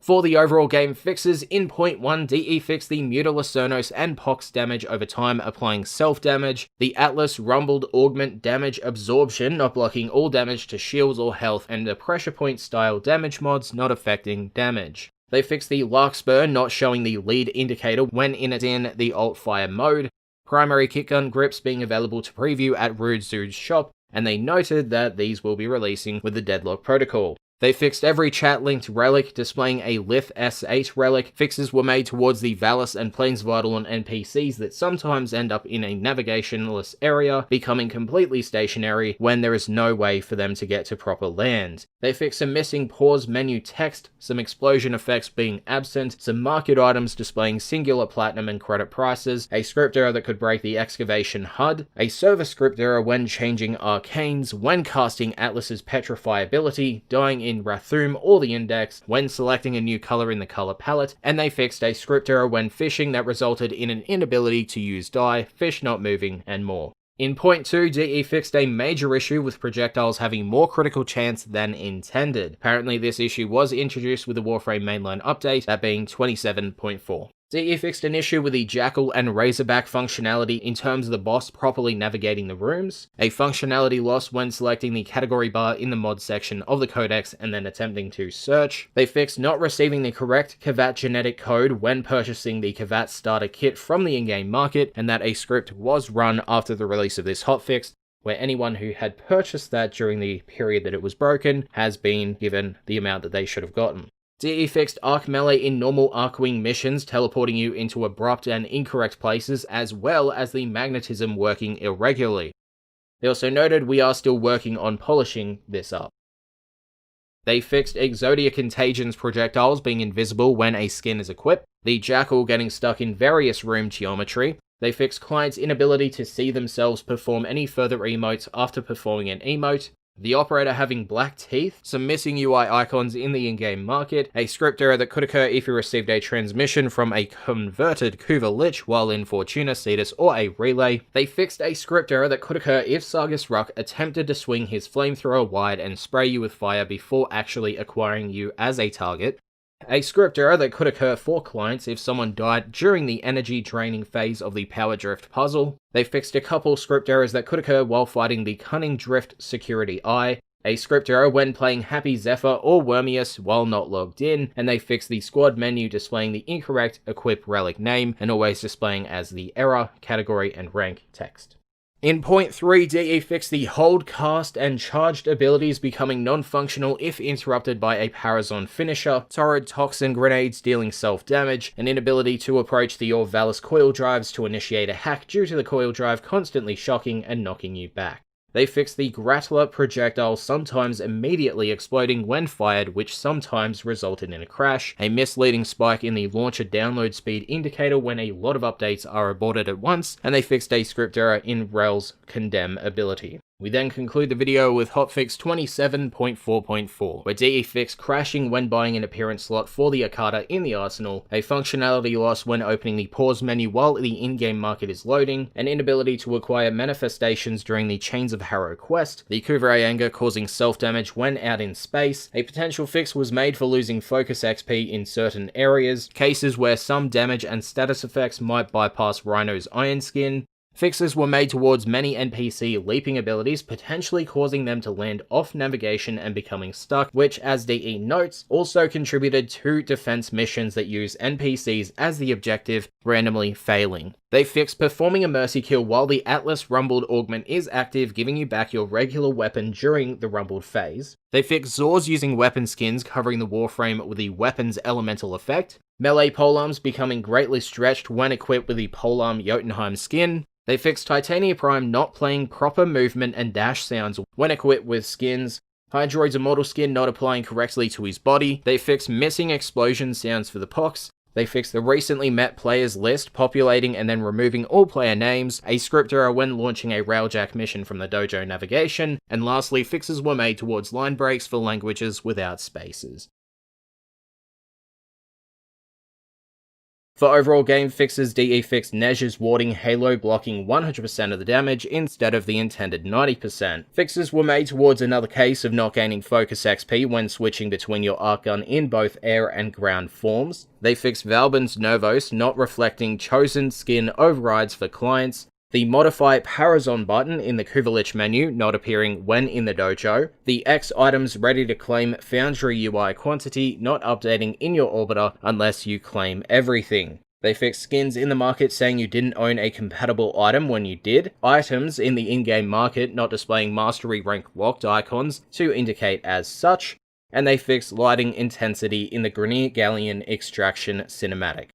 One hotfix as of recording followed update 27.5's release, and that was 27.5.1. DE fixed Ash's helmet having a vestigial tail in Laverian, floating text in Ash's Laverian, a crash and issue that would occur when viewing transmissions, and they fixed an issue where opening the codex too quickly would cause a complete functionality loss. For fixes, DE fixed an issue where if you rebound the left shoulder controller button to another action, such as the power menu, it would trigger roll instead. They fixed Kavats being reinfected with Vaska after being cured and then completing a mission with said Kavat. Fixes were made towards overly high bloom on bows with Ember and the Spark effect. They fixed missing Corpus Ship asteroid materials, a couple script errors that could occur when joining a mission with a K-Drive race in progress. They fixed a script error that would occur if someone riding a K-Drive triggered Sonic Boost just before flying into the Cetus Gate. A harmless script error that would occur if you joined an open world map right as someone was throwing some fishing bait. A script error caused by dying when attempting to catch a Valis fish while it is struggling, and a script error when casting Titania's Lantern ability. They fixed a few cases where bindings under the General tab would sometimes override a binding in a more specific tab. The example they provided was on controller. If you bound right D-pad to the tactical menu under General, and then bound it to the Omni tool under the power menu, it would open the tactical menu even when you were using the power menu. They fixed a case where you would change a controller binding and the list of actions to bind would still show the default binding. The Basmu reload not providing health if you are the client. They fixed the ability to equip the Mending Shot mod on the Shadow. They fixed the Entropy Spike mod being equipped on a Boltor causing self-damage, Kinetic Siphon traps sometimes not working on Synthesis targets. They fixed Titania Prime's lateral dodges not moving you as far as they should. They fixed an ambiguity when getting relics as a daily tribute. Numerous fixes were made towards NPC dodge behavior issues, such as NPCs never switching up their dodge patterns and teleporting randomly after dodging. Soma chord music playing in the background when entering the Laverian, a loud gun sound playing when inspecting items in Gauss's Laverian. They fixed not changing directions when using afterburners in open zone arcing while facing backwards, a case where the squad UI would become unresponsive if a player leaves during the loading screen transition. They fixed disabling the melee auto-targeting in options, not actually disabling it. They fixed market bundles that include multiples of items displaying the multiple quantity but the single item price. They fixed the pause menu overlapping with the Dojo Architect screen. Fixes were made towards a crash caused by a host migration while in Arcwing. They fixed numerous script errors that could occur if a K-Drive race was interrupted by a host migration. A script error that could occur when joining a mission with a K-Drive race in progress. Script errors that could occur when joining a mission in progress right when someone deploys an arc gun deployer or other gear items. And they fixed numerous script errors that could occur when joining a Grenier shipyard hijack mission in progress, and numerous script errors when using kinetic siphon traps. For overall fixes that were made with Hotfix 27.5.4, DE fixed a crash that could occur in sortie defense missions due to defense targets patrolling outside of the combat zone. They fixed an inability to target Baruch's Desolate Hands and Nezha's Warding Halo on defendable objects, an ability to hack a Bursa for free if you exited the hack via the pause menu. They fixed Blood Rush, the Gladiator mod set, and Weeping Wounds bonuses not resetting if you are in the operator when the combo expires. They fixed Parazon mods not remaining equipped after a host migration. An abrupt mission failed due to arbitration defense targets dying randomly when attempting to teleport to the player when falling behind, or just simply falling through the ground to their demise. They fixed wardens in rescue missions, sometimes teleporting ahead of the player en route to extraction, downed Kuva Loveling, sometimes teleporting ahead of the player en route to extraction. They fixed Hildrun's ability drain not updating in the arsenal stats, another case of the Vaska curative not working on Kavats, and they fixed Nezha and Zephyr's passive disable augments giving the incorrect amount of string. That was 27.5.4, new passive augments, Baruch change, and the Nightwave fixes. Thanks for watching, see you guys next time. Peace. It fixed the Blood Rush critical chance boost not resetting when the melee combo counter reset, a hack panel in the Corpus Ship Sabotage tile set that would spawn enemies every time it was hacked, resulting in an abundance of mowers, a script error when deactivating Valkyr's Hysteria with the Enraged Augment equipped, a script error that could occur when joining a mission in progress with a Valkyr using the Enraged Augment. They fixed a script error during a conservation encounter in the Plains Vardalon, a script error that could occur when entering the Orb Valis while a Thermia Fracture is being sealed, a script error that could occur when viewing a Kavor defector in the Codex, a script error that could occur on clients if a dagger from Baruch's Desolate Hands tried to fire at an enemy that was killed immediately. And lastly, in that 27.5.5 hotfix, DE fixed a harmless script error that could occur if a companion's mower tractor beam precept was active as you streamed back into Cetus or Fortuna. As for the fixes, DE fixed relays overflowing to 100 players by returning its max capacity to 50. Baruch's Desolate Hand daggers not fully working with your companion. Certain controls such as move up and move down or roll left and roll right in capture are not working if you had any custom bindings. They fixed an inability to pilot the Railjack downwards if you're using your operator as a pilot with a controller. They fixed an inability to interact with your mower companion in your orbiter. A potential fix for a crash was made when loading into the Orb Valis as a client if a conservation was started by another player. They fixed conservation waypoints marked at the entrance of a cave even though the start points themselves were outside the cave. They fixed clients not seeing the Void Fissure Tear effect that connects the corrupted enemies to the Void Tear, an incorrect Riven disposition displaying when viewing a chat-linked Zor or Kitgun Riven. They fixed defiled mods counting towards your total mods owned via chat link or the end of mission reward screen. They fixed the end of mission screen popping in for a split second when transitioning from a Railjack mission to the Dry Dock. They fixed knockdowns not interrupting weapon reload, and they noted this now intentionally follows suit with self-staggers. They fixed the Silver Grove Shrine, Harrow's Temple, Hunhouse Chamber, Hoover Throne, and the Mycona Colony scenes missing from their respective Syndicate offerings. They fixed the Impetus Prime Syndana having an invisible mesh on mag, several script errors that could occur if an Amalgam Osprey was killed just as it attempted to create Spectralists, and lastly they fixed some Platinum packs appearing in the Tenogen section of the in-game market. For controller fixes, DE fixed an issue where resetting controller bindings to default would not remove bindings from buttons that didn't have a default action assigned to them. A controller issue where you could assign an Arcwing action to a button that has a non-Arcwing exclusive action already bound to it, resulting in both being bound to the same button simultaneously. They fixed an issue where if you rebound the ability menu under the General tab for controller bindings, it wouldn't update immediately under the Power menu tab to that key, which could result in creating conflicting bindings under the Power menu tab. They fixed controllers using a higher dead zone value than desired for non-look analog inputs.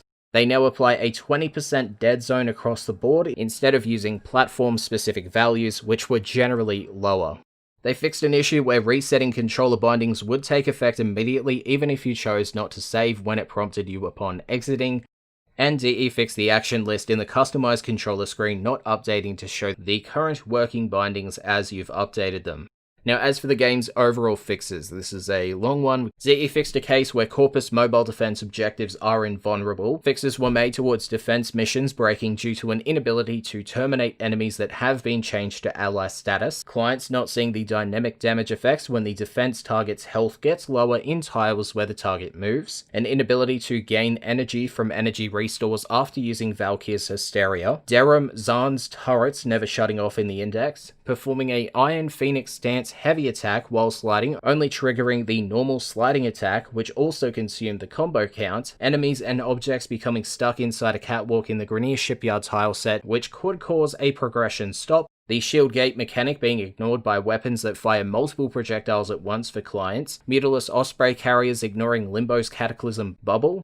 They fixed not receiving credits for completing the first 2 zones of Sanctuary Onslaught, the killing blow on X amount of sentience Riven challenge not counting for new sentient enemies aboard the Sentient Anomaly, the Arcwing launcher segment blueprint requiring Mastery rank 5, Wukong's Celestial Twin suffering from very long cooldowns, Shield Lancers flailing wildly when affected by Titania's Lantern, Asher's Shroud skin arm blades not animating during his Bladestorm ability. They fixed a chat-linked Riven that has over 256 rerolls being displayed as having 0 rolls. They fixed the Manticord not displaying notes correctly during Octavia's Anthem quest. A few cases where rescue targets could fall through elevators as they were moving. They fixed the Daiku not properly affecting the stat buff of the Mecha Overdrive and Hunter Synergy Kubrau mods, thus giving the player a much lower than expected status and critical chance link. The Arsenal UI showing double the damage for glaives, the ability to deploy your arc gun in weapon restricted mastery rank tests,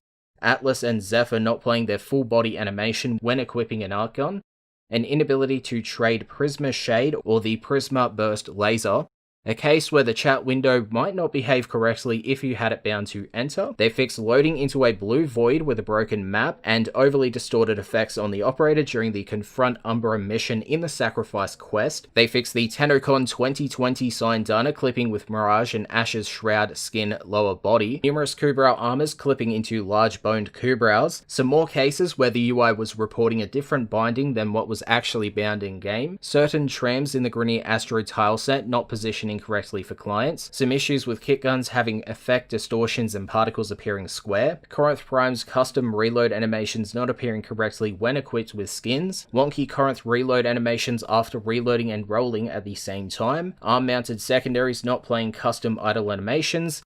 They fixed the Amalgam Argonac Metal Auger Effect energy colors covering the entire enemy in a solid color. They fixed holstering two-handed weapons when attempting to reload and jump at the same time. Various audio and visual effects missing from the Javlok's throw attack explosions. Flickering effects in the Grenier Asteroid tile set when deferred rendering is enabled. They fixed the Arcwing blink effects not using the chosen energy's color. Resources sometimes falling into turret pits in the Grenier Asteroid Fortress tile set. They fixed the host being unable to enter the Fortuna elevator after picking up and dropping the data mass in the second stage of the Profit Taker heist. A small hitch with loading ability icons while previewing Warframes in the in-game market and through chat linking.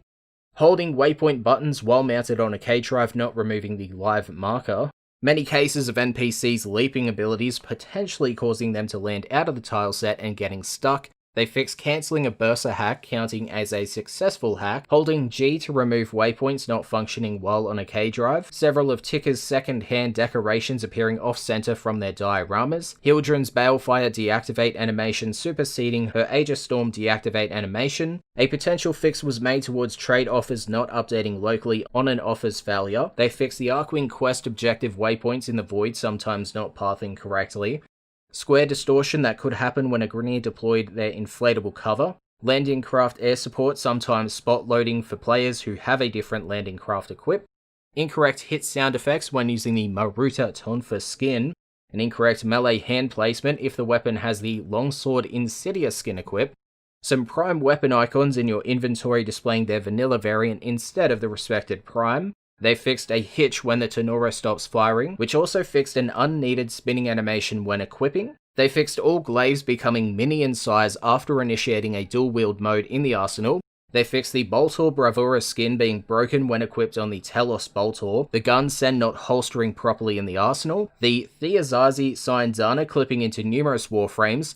They fixed the Kunshu Syandana clipping through Wisp's Delusion skin scarf, a rare case of Syndicate allies spawning on top of each other, Elite Shield Lancers not having its shield equipped in the Codex diorama, the Tomb Protector Codex diorama having its weapons placed in weird positions, a game hang and crash when selecting the corpus target in the codex, long clan names being partially hidden behind the menu options in the clan management screen. They fixed very long usernames not displaying properly in the revive screen, a script error in the Profit Taker Phase 1 mission if the player transferred to the operator at the fishing segment. A script error that could occur after a host migration while sealing a Thermia fracture, when trying to apply a look or mod link on a weapon after you just sold the weapon you have equipped in that slot, a script error that could occur if you tried to log in while banned and click the help button, a script error when previewing Korra in the arsenal, and lastly they fixed a script error when casting numerous Warframe abilities. For controller fixes, DE fixed PC controllers not properly reflecting the active controller connections, noting that this mostly affects systems that had virtual controllers when using middleware to connect DualShock or other controllers without native Windows support, or controllers that were unplugged or turned off after Windows had already assigned them to a controller slot. Previously, only the controller in the first slot was able to control the game, but now the game will now update dynamically to allow the first active controller to control the game. For fixes, DE fixed the inability to place the first Comey Stone during the Sacrifice quest due to odd bindings, an inability to access navigation during the Vor's Prize quest if you went to a relay before returning to your orbiter to access navigation, a crash that could occur due to shadows with deferred rendering enabled, incorrect Riven dispositions for the Panthera Prime and Karist Prime, the Profit Taker Phase 3 Meso L3 Relic reward not being radiant, an issue where defense targets on moving platforms would not move with the platform if a host migration occurred while it was not in the default position, Pax Bolt and Seeker not triggering on equipped primary kick guns, the Moa Blast Shield precept activating even if enemies are not in combat, an inability to melee block with your exalted weapon until the normal weapons combo times out. They fixed being able to get into a bad state if you attempted to open the pause menu after hovering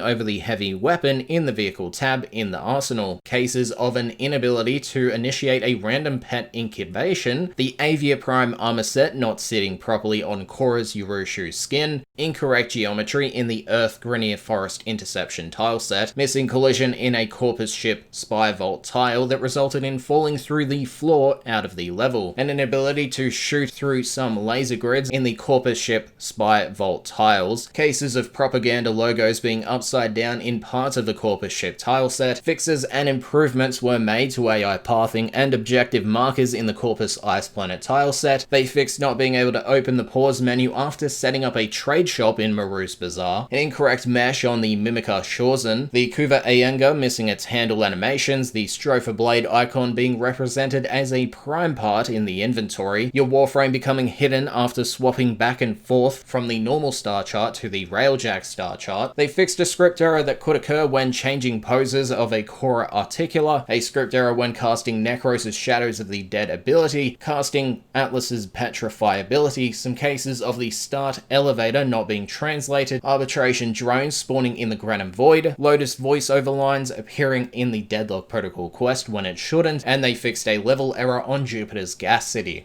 For controller fixes, DE fixed an issue where the controller trigger buttons would behave incorrectly and become temporarily unresponsive, particularly at higher frame rates. They also fixed being unable to go to the selected market items detail page when the drop-down menu is open while using a controller. For fixes, DE fixed crashing when attempting to spam Spectre spawns when in Titania's Razorwing, a crash that could occur if you shut the game down while customizing your Lisette, becoming stuck on the relic selection screen during an Endless Void Fisher mission if a host migration occurred, a game freeze forcing you to reload after opening a chat-linked item in the Void relic screen and then opening your profile. They fixed the pause menu getting stuck in a disabled state when going to the upgrade screen, and the mod screen multiple times via the upgrade screen's mod button. They fixed an inability to start any previously unlocked Steel Path nodes if there is an active quest mission on that node, getting stuck in a falling loop if you fall off of the retractable bridge in the Corpus Gas City tileset.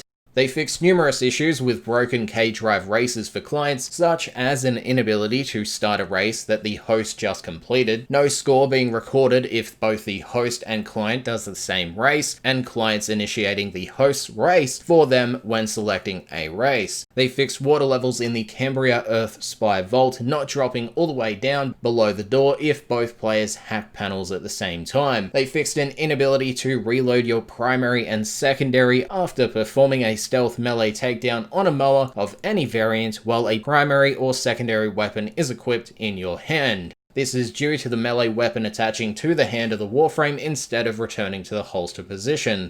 They fixed the Athodai alt fire only draining the magazine down by 24 ammo rather than drain the magazine to 0 as intended when equipped with magazine capacity increase mods.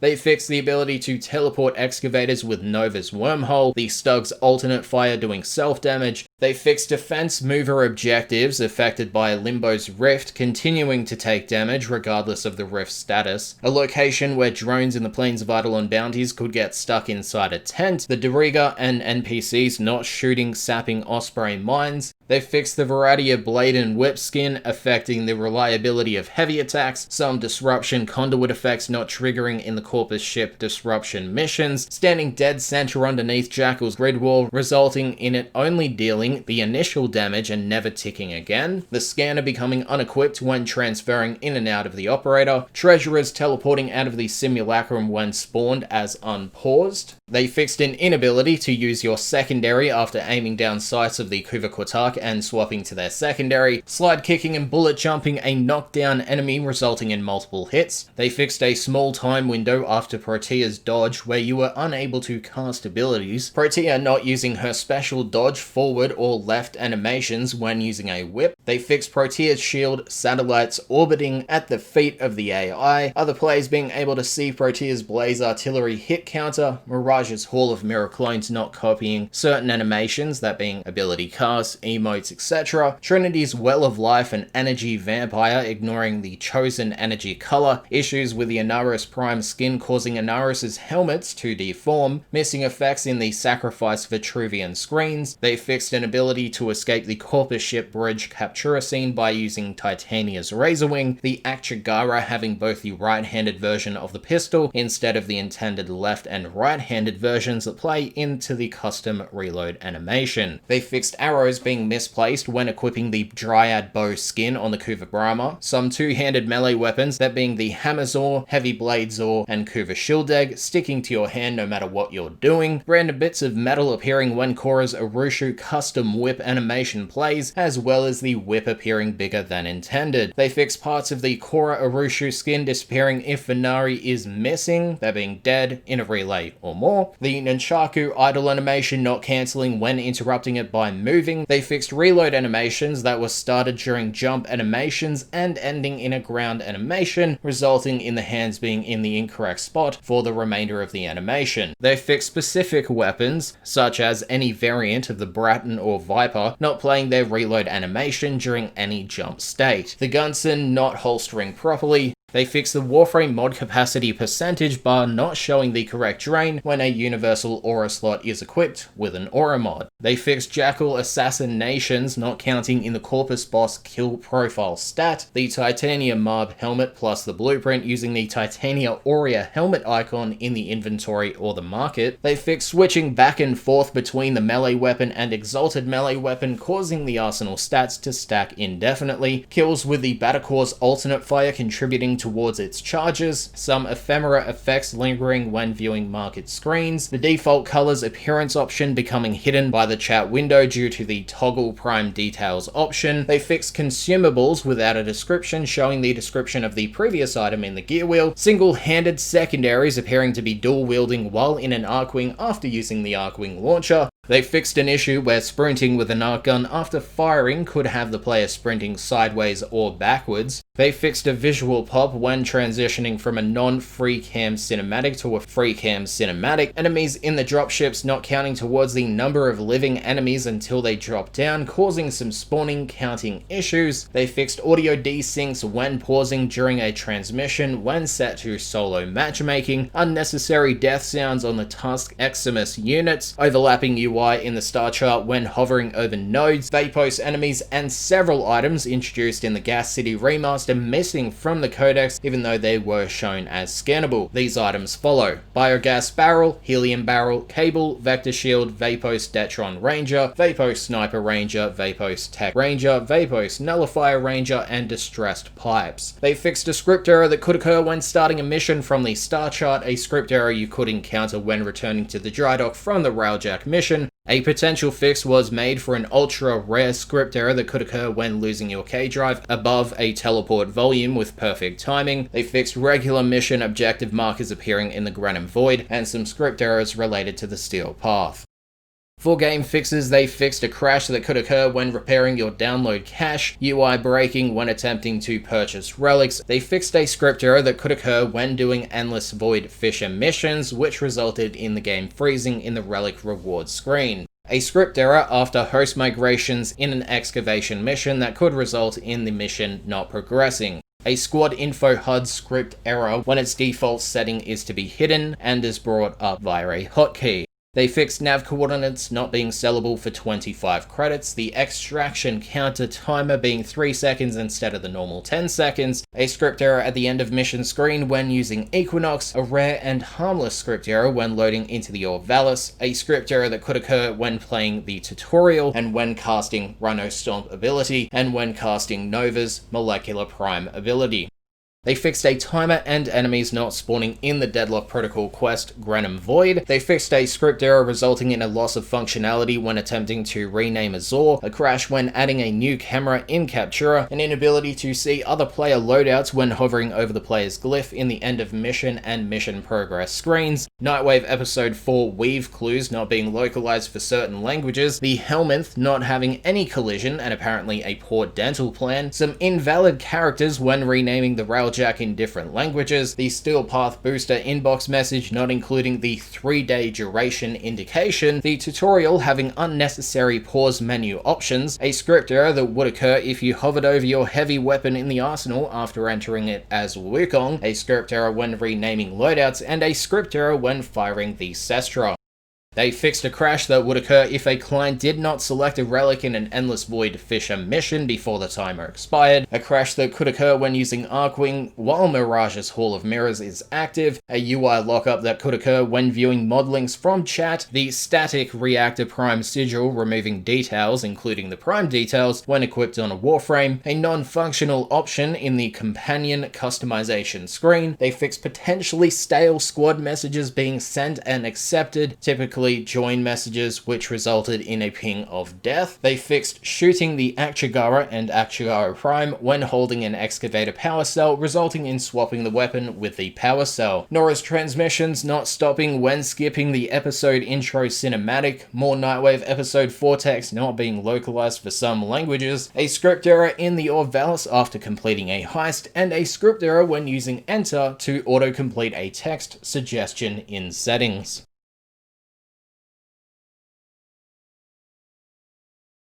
For Update 29, Mission Summary and End of Mission Screen Fixes. DE fixed Syndicate Medallion variants not being listed beside each other in the End of Mission Rewards section, the End of Mission recap music not properly removing other music and sounds in the orbiter when playing, the Kill Boss medal in the End of Mission screen crediting Eximus and other VIP kills, the Kill Boss medal not properly counting the Hyena pack, the Chosen End of Mission reward sorting preference not carrying over multiple sessions, the End of Mission screen overlapping with the Daily Tribute screen, the Accuracy medal double counting melee kills, and they fixed several script errors with the End of Mission screen. For the game's overall fixes with Update 29, DE fixed a progression stopping crash in the War Within quest due to having a Moa companion equipped, an inability to properly hack the coolant tower in the final stage of the Voxelaris quest when playing in solo matchmaking, a crash when shutting down Warframe while in the Lisette customization screen, a nasty hitch that would occur for clients when streaming to a free roam level or warping in your Railjack. They fixed resource drop chance boosters not affecting Riven Slivers, a performance leak that could result in a crash due to the Terra Manca's weapon effects never getting destroyed, excavators hovering slightly off the ground in one of the Plains Vitaloon cave tiles, losing the ability to jump after equipping the Trank Rifle while in Arcwing, Steel Path Junction Spectres missing their additional health, the Zorus not appearing in your Warframe's hand when performing a stealth attack if it's not the active equipped weapon. They fixed a script error that could occur if you were downed while doing conservation, missing context actions when attempting to wishlist a market item when using a controller, a long-standing problem with transmissions being gamma incorrect. They fixed issues where enemies would not attack Gara's Specto Rage mirrors, the UI offset issue in the Orvalis case capture bounty stages, some tooltips with fixed positions being placed incorrectly when the custom menu scale slider is set to something other than 100%. They fixed certain Syndanas such as the Paxis Syndana jittering at lower frame rates while in the Lisette, dojos, and relays. They fixed the Ballroom Simulacrum Arsenal context action clipping behind the arsenal, the UI lockup that could occur when viewing loadout links from chat. They fixed file paths appearing when upgrading the orbiter with the Kavat incubator segment. They fixed the file path appearing instead of the Kuva Lich weapons names when a lens is equipped to it in the End of Mission screen. Arc guns disappearing in the arsenal if the upgrade option is selected. Chroma and Excalibur with Chromatic Blade equipped, missing the active element icon in the Appearance tab.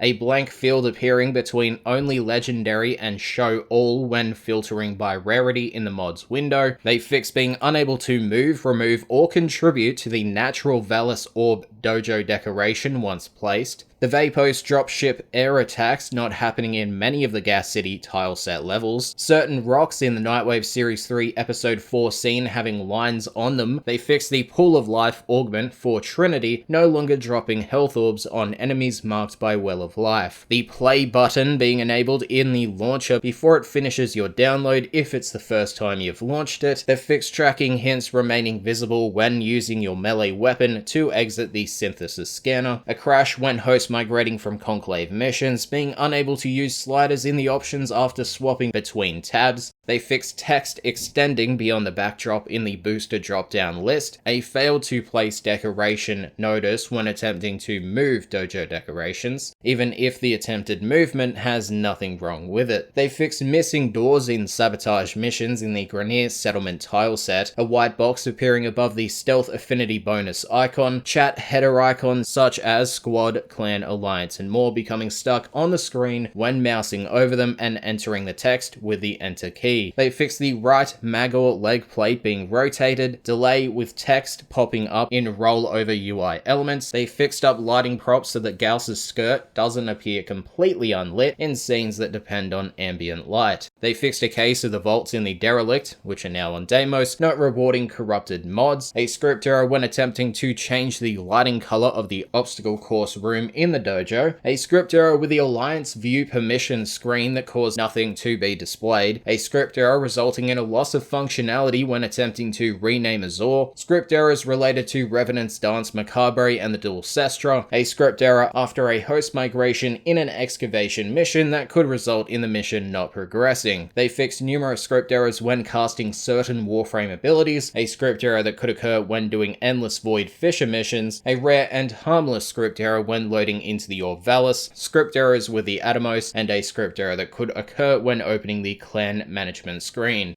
In the follow-up hotfix of 29.0.1, DE made a potential fix for a tunnel door not opening during the Heart of Deimos quest, a script error when opening the star chart with the Once Awake quest active resulting in broken navigation, a crash that could occur during one of the cinematics in the Heart of Deimos quest, a progression stop in the new player experience if an enemy gets stuck outside the first room. They fixed dying in a necromech resulting in your operator being invisible and invincible, dying in Mission 3 of the Heart of Deimos quest causing a progression stop. They fixed missing temporary invulnerability when transferring into a necromech, a wrong waypoint being given when following someone back to the necrolist during the Heart of Deimos quest, a script crash during the Be Stealthy part of the Heart of Deimos quest. They fixed a case of phishing not working for clients in the Cambion Drift being unlocked when playing Steel Path without having finished the Heart of Deimos quest, the Entradi Weapons Syndicate member missing the Trumna stock blueprint, the ability to start a bounty from Mother during the Heart of Deimos quest, the Necromech Fury and Necromech Pressure Point mods not functioning for either the host or client. They fixed objective markers not updating during the Heart of Deimos quest while in the operator mode. They fixed the ability to launch Cambion Drift in the Steel Path mode if you click the Necrolist from the star chart and then went into the Cambion Drift. They fixed staying in a squad when playing the Awakening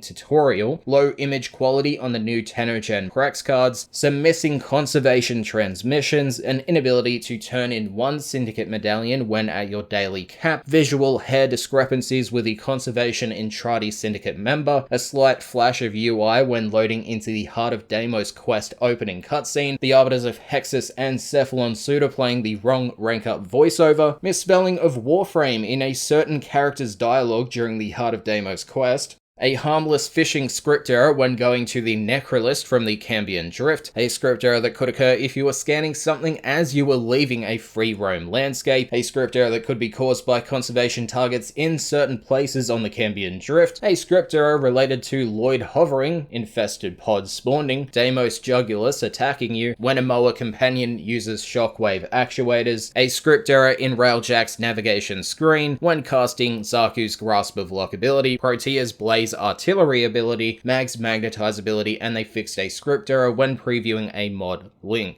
For hotfix 29.0.2, fixes were made towards town, relay, and dojo server stability and performance. A Heart of Deimos quest progression stopped due to an inability to swap back to the Omni repair tool when it is required. A crash if you died during Mission 3 of the Heart of Deimos quest. A crash when joining a Cambion Drift mission in progress and the player is in a worm residue area. A crash when transferring into a necromech out of the Cambion Drift. A crash when inspecting the Quasus's stats in the mission progress screen when in the Cambion Drift. A crash that could occur if you were in a necromech after a host migration. A crash when fighting a necromech in the isolation bounty. Numerous crashes related to interacting with reactive crystals. A crash when attempting to open the gear wheel after mounting a K-drive. More fixes were made towards a tunnel door not opening in the necromech training mission of the Heart of Deimos quest. A rampant script error that prevented conservation from triggering in certain spots in the Cambion Drift.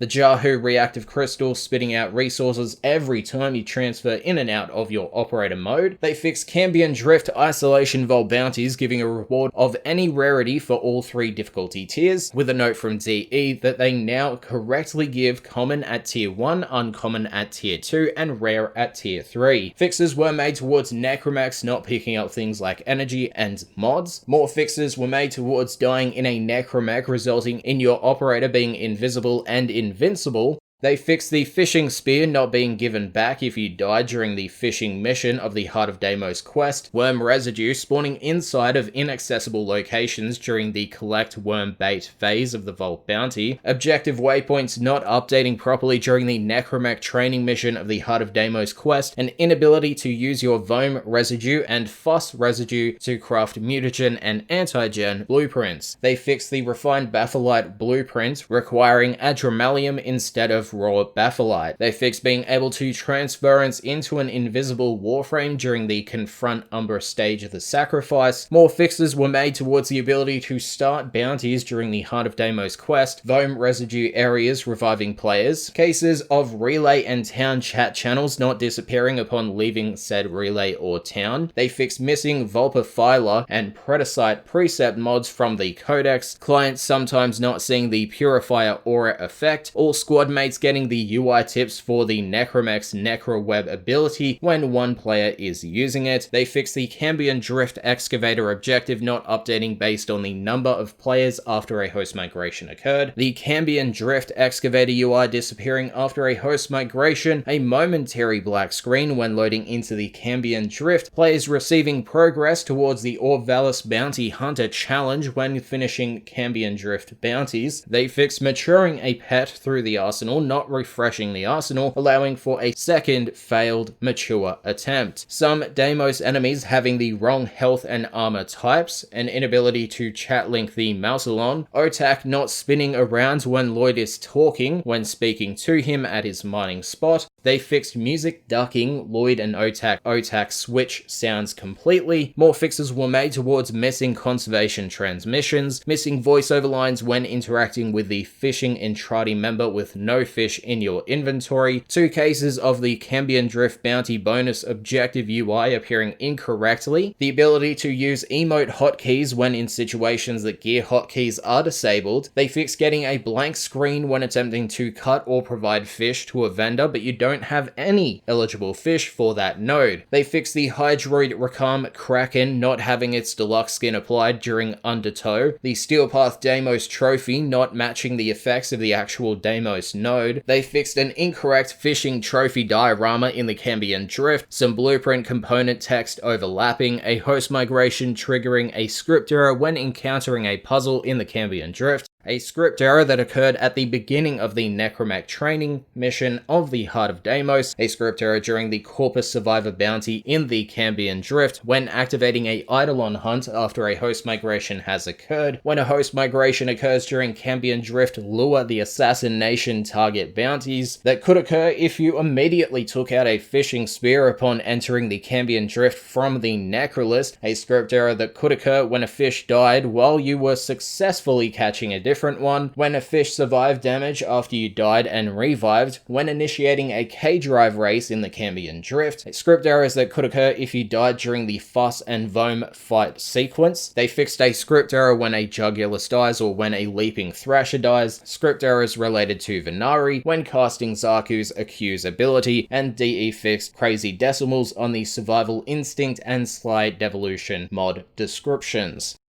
For Hotfix 29.0.3, Isolation Vault fixes, DE fixed cases of the Esophage losing its waypoint in the Isolation Vault bounty. They fixed looping Otak and Lloyd transmissions when picking up 50% of the required residue for the Isolation Vault bounty, a script error related to the Isolation Vault, and numerous script errors when encountering an enemy Necromech, plus they fixed various matchmaking issues for players. For the game's overall fixes, with 29.0.3, DE fixed cases of players being unable to start Vor's Prize after completing the tutorial, with a note from DE that this also unblurs the Vor's Prize quest entry for those who skipped it way back in the day. They fixed missing context actions when investigating Solaris bodies in the Vox Solaris quest, a crash when a client player has a Vulpaphyla pet and it dies, a crash during the Garv bounty mission, script errors when the player quits before and during the death in the Confront Umbra stage of the Sacrifice quest, Cambion Drift bounties failing if the client player loads in too far away from the objective area, an inability to pick up the fast residue on a K-drive during the Heart of Deimos quest. They fixed not having to collect infested samples for Latrox Une when doing multiple bounties in succession in the same Cambion Drift session. They fixed incorrect Eximus enemy titles on the Cambion Drift, some missing effects on the Deimos enemies when they pop out of their sacks. They fixed color grading style color corrections, ignoring the color correction video setting, alignment issues with the Paradiso armor on numerous Warframes, script errors that could occur when trying to use the scanner when returning to a town. They fixed a script error if Garv dies, related to the Prophet Taker, that could occur when using transference, when using the Necromax Guard mode ability, when entering an enemy camp in the Orvalis, when the drop pods in the Cambion Drift drop down enemies, when a Sly Vulpaphyla deactivates a precept, when a Panzer Vulpaphyla attempted to attack but ran out of targets, and they fixed a script error that occurred when a Necromech died. For Hotfix 29.0.4 Isolation Vault Fixes, DE fixed a crash that could occur if the host migrated during an Isolation Vault bounty, with a note from DE that this also fixes having to repeat Isolation Vault stages if a host migration occurred. They also fixed a worst case scenario procedural generation where some Isolation Vaults would not have the reactive crystal intact.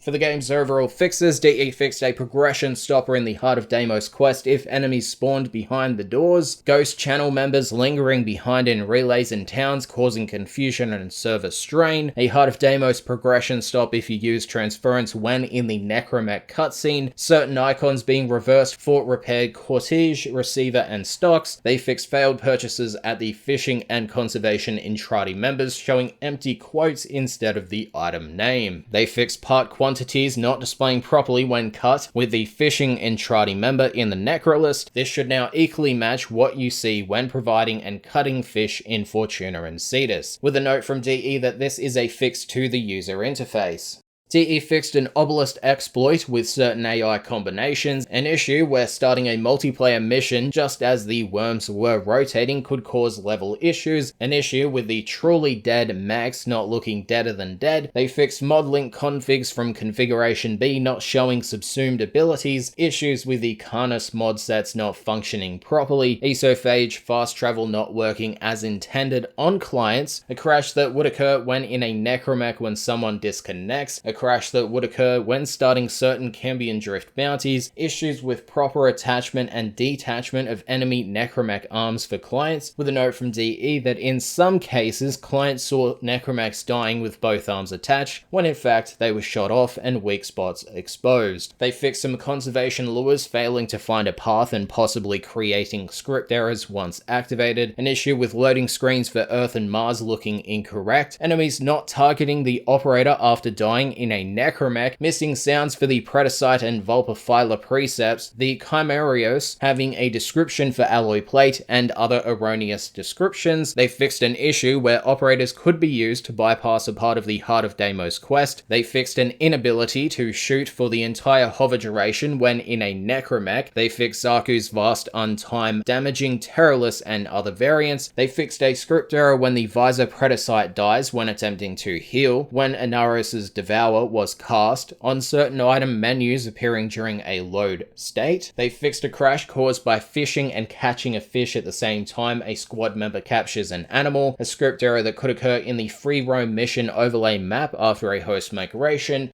an issue where operators and mechs may not work after transference, script errors when a conservation fails. They fixed a script error that could occur when killing an enemy but also reviving an ally when certain challenges were active, a script error that could occur when the new Deimos enemies did a special attack, a script error that could occur when exiting an open world mission while your Vaska Kavat was approaching a target for draining bite, and they fixed a K-drive related crash.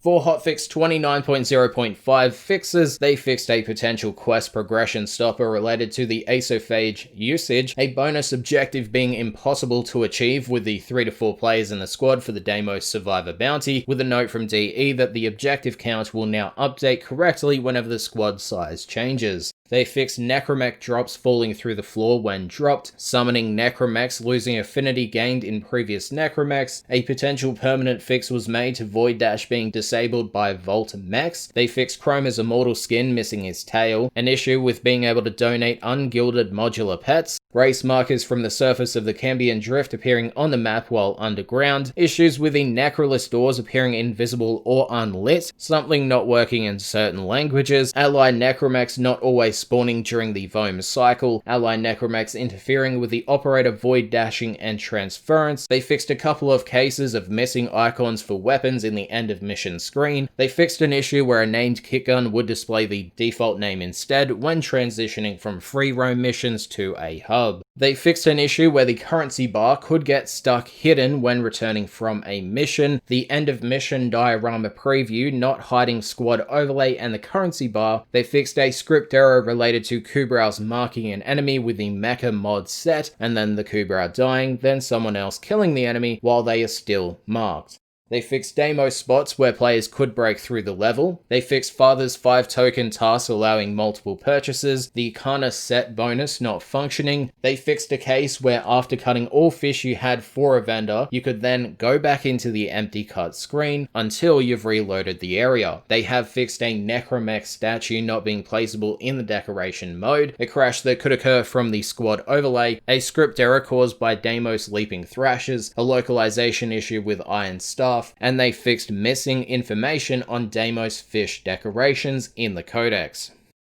Hotfix 29.0.6 Helminth Fixes. DE fixed all subsumed Warframes not creating their own flowers. Helminth subsumed flower for the currently subsuming Warframe having the default flower colors if the Warframe being subsumed had default colors. They fixed a game-breaking bug of the Helminth choosing to not interact with the carrion domestic drone, Valbin's Tesla, Tempest Barrage, Blood Altar, and Ivara's Quiver ability not functioning when used by Hildren via the Helminth subsume. They also fixed several Helminth text lines overlapping when ranking up. For Infested Companion fixes, DE fixed the Predacite and Vulpaphyla companions not granting mastery rank, a crash that would occur when opening the Simulacrum arsenal in multiplayer Simulacrum with a Vulpaphyla equipped.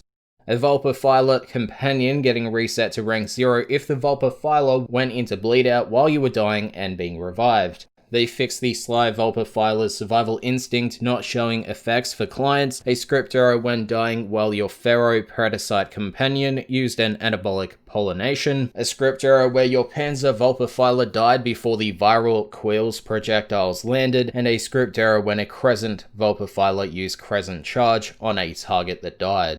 For overall fixes, DE fixed necromechs not retaining their gained XP if you left the necromechs before you entered the gate and area to return to town. They fixed client necromechs not retaining their gained XP after mission aborting, a crash when joining a Cambion Drift mission where a client player is dead, a crash when entering the return to town or hub area while an encounter triggers in the Cambion Drift, a potential crash when casting Titania's Lantern ability, the Isolation Vault necromech damage resistance not applying to clients, second necromech summons having no weapon as well as an inability to shoot for clients, Zaku's vast untime ability not always damaging enemies within radius, failing to guild an eligible infested companion with the conservation Entrati member if you had a Predacite that is less than rank 30. They fixed not gaining weapon XP when shooting from a K-Drive or the Velocipod. They fixed the ability to contribute pending Seratinos blueprints for the Entrati rank up without warning, which causes them to disappear in the Foundry, with a note from DE that pending Foundry blueprints won't be eligible for the Syndicate rank up. They fixed the ability to reach the isolation vaults without doing an isolation bounty, being able to walk through the blue force field wall around the plains of Eidolon as a necromech, an ability to collide with allied necromechs. They fixed mods on the lower left side of the necromech upgrade screen not being able to be read, UI callouts for the necromech dodge and charge tutorial being incorrect, the necromech moving in a circular motion while boosting when tilting the controller joystick slightly to the left or right. They fixed the Cortege doing incorrect damage in the heavy weapons mode, the Sepulcrum's alternate fire homing projectiles sometimes endlessly circling low profile targets like the Deimos Karnas enemy, the Sepulcrum and Trumna local firing sounds playing for clients, Energy Siphon on Hildren resulting in her pillage overshields being reverted. Another fix was made towards Wukong Prime's Iron Staff not blocking 100% of the damage, the Phaedra missing its magazine component, pets and sentinels always targeting the Cryptolex, Velocipods not displaying max pistol ammo when riding. They fixed the Crusoe Syandana textures to react to lighting more naturally and appear less flat. They fixed entering the mod bench while in the Necromech upgrade screen, resulting in getting the regular mod bench selecting with all mods showing. Missing Trumna's alt fire animation, some OTAC ambient barks overlapping with other dialogue, missing mother voiceovers if you skip the Entrati rank up reward and then chose to select the reward later, cases of missing mother voiceovers when taking a bounty, missing goodbye voiceovers for the weapons Entrati member. They fixed melee combos for necromechs showing broken stance mods and wrong combos, cases of missing worm residue effects, many missing Deimos Codex entries. They fixed a script error that could occur if a wild Medjay Predacite was charging towards you while using paralytic spores and died, which caused other enemies to not be vulnerable to finishers. They also made a potential fix for a script error when a host migrates in a free roam mission, a script error related to worm residue puddles, a script error when encountering an infested drop pod, when selecting a mission from the world state window, when a necromech deactivated their guard mode ability, when casting Ash's Shuriken ability, when using the broken scepter, when feeding resources to the helmet, when being attacked by Deimos runners, and lastly, they fixed numerous script errors when being attacked by the Deimos leaping thrasher. For Hotfix 29.0.7, Helminth fixes. DE fixed a rare case of getting forced logged out of Warframe when attempting to subsume a Warframe to the Helminth under poor network conditions, losing weapon functionality if Octavia had shooting gallery active and casted on one of her other abilities, and they fixed getting stuck in an inescapable UI loop when attempting to rename Helminth from the specific console if you try to submit an invalid name.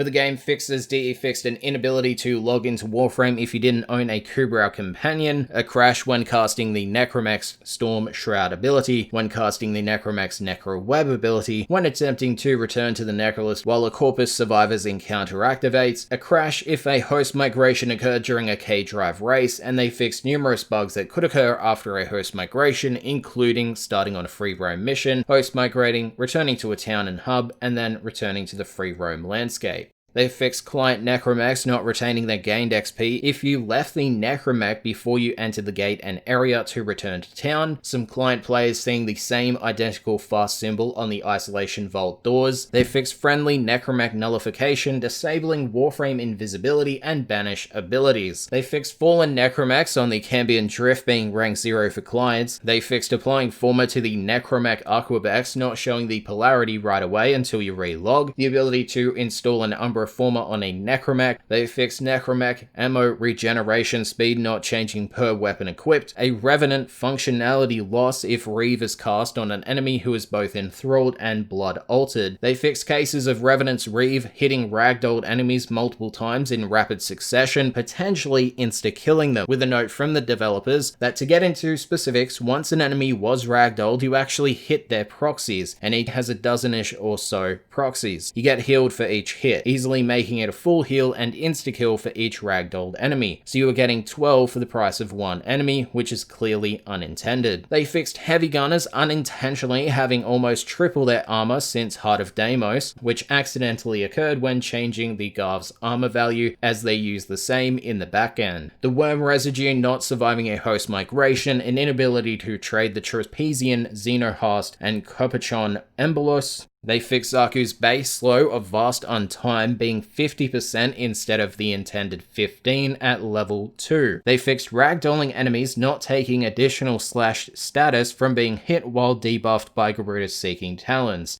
Enemies being able to apply hostile status effects through Mag's held variant of Magnetize despite the projectiles never actually reaching you. They fixed the ability to purchase multiple unnecessary copies of the Helmet segment, Deimos Carnus and Deimos Carnus Rex not awarding kill affinity, the Isolation Bounty objective not properly updating upon the second vault's completion, Isolation Vault Esophage waypoint lingering after having left the vault. They fixed stacking Deimos Saxum effects for clients. They fixed a missing Phaedra magazine when using the weapon as a heavy weapon, Ivara's concentrated arrow augment not disabling multi-shot when used in the simulacrum or viewed in the arsenal, another case of Deimos bounty bonus objective UI appearing in a different language, Nora Knight's transmissions having too much visual noise, and they fixed a script error when leaving the Cambion Drift while the infested drop pod reinforcement encounter activates.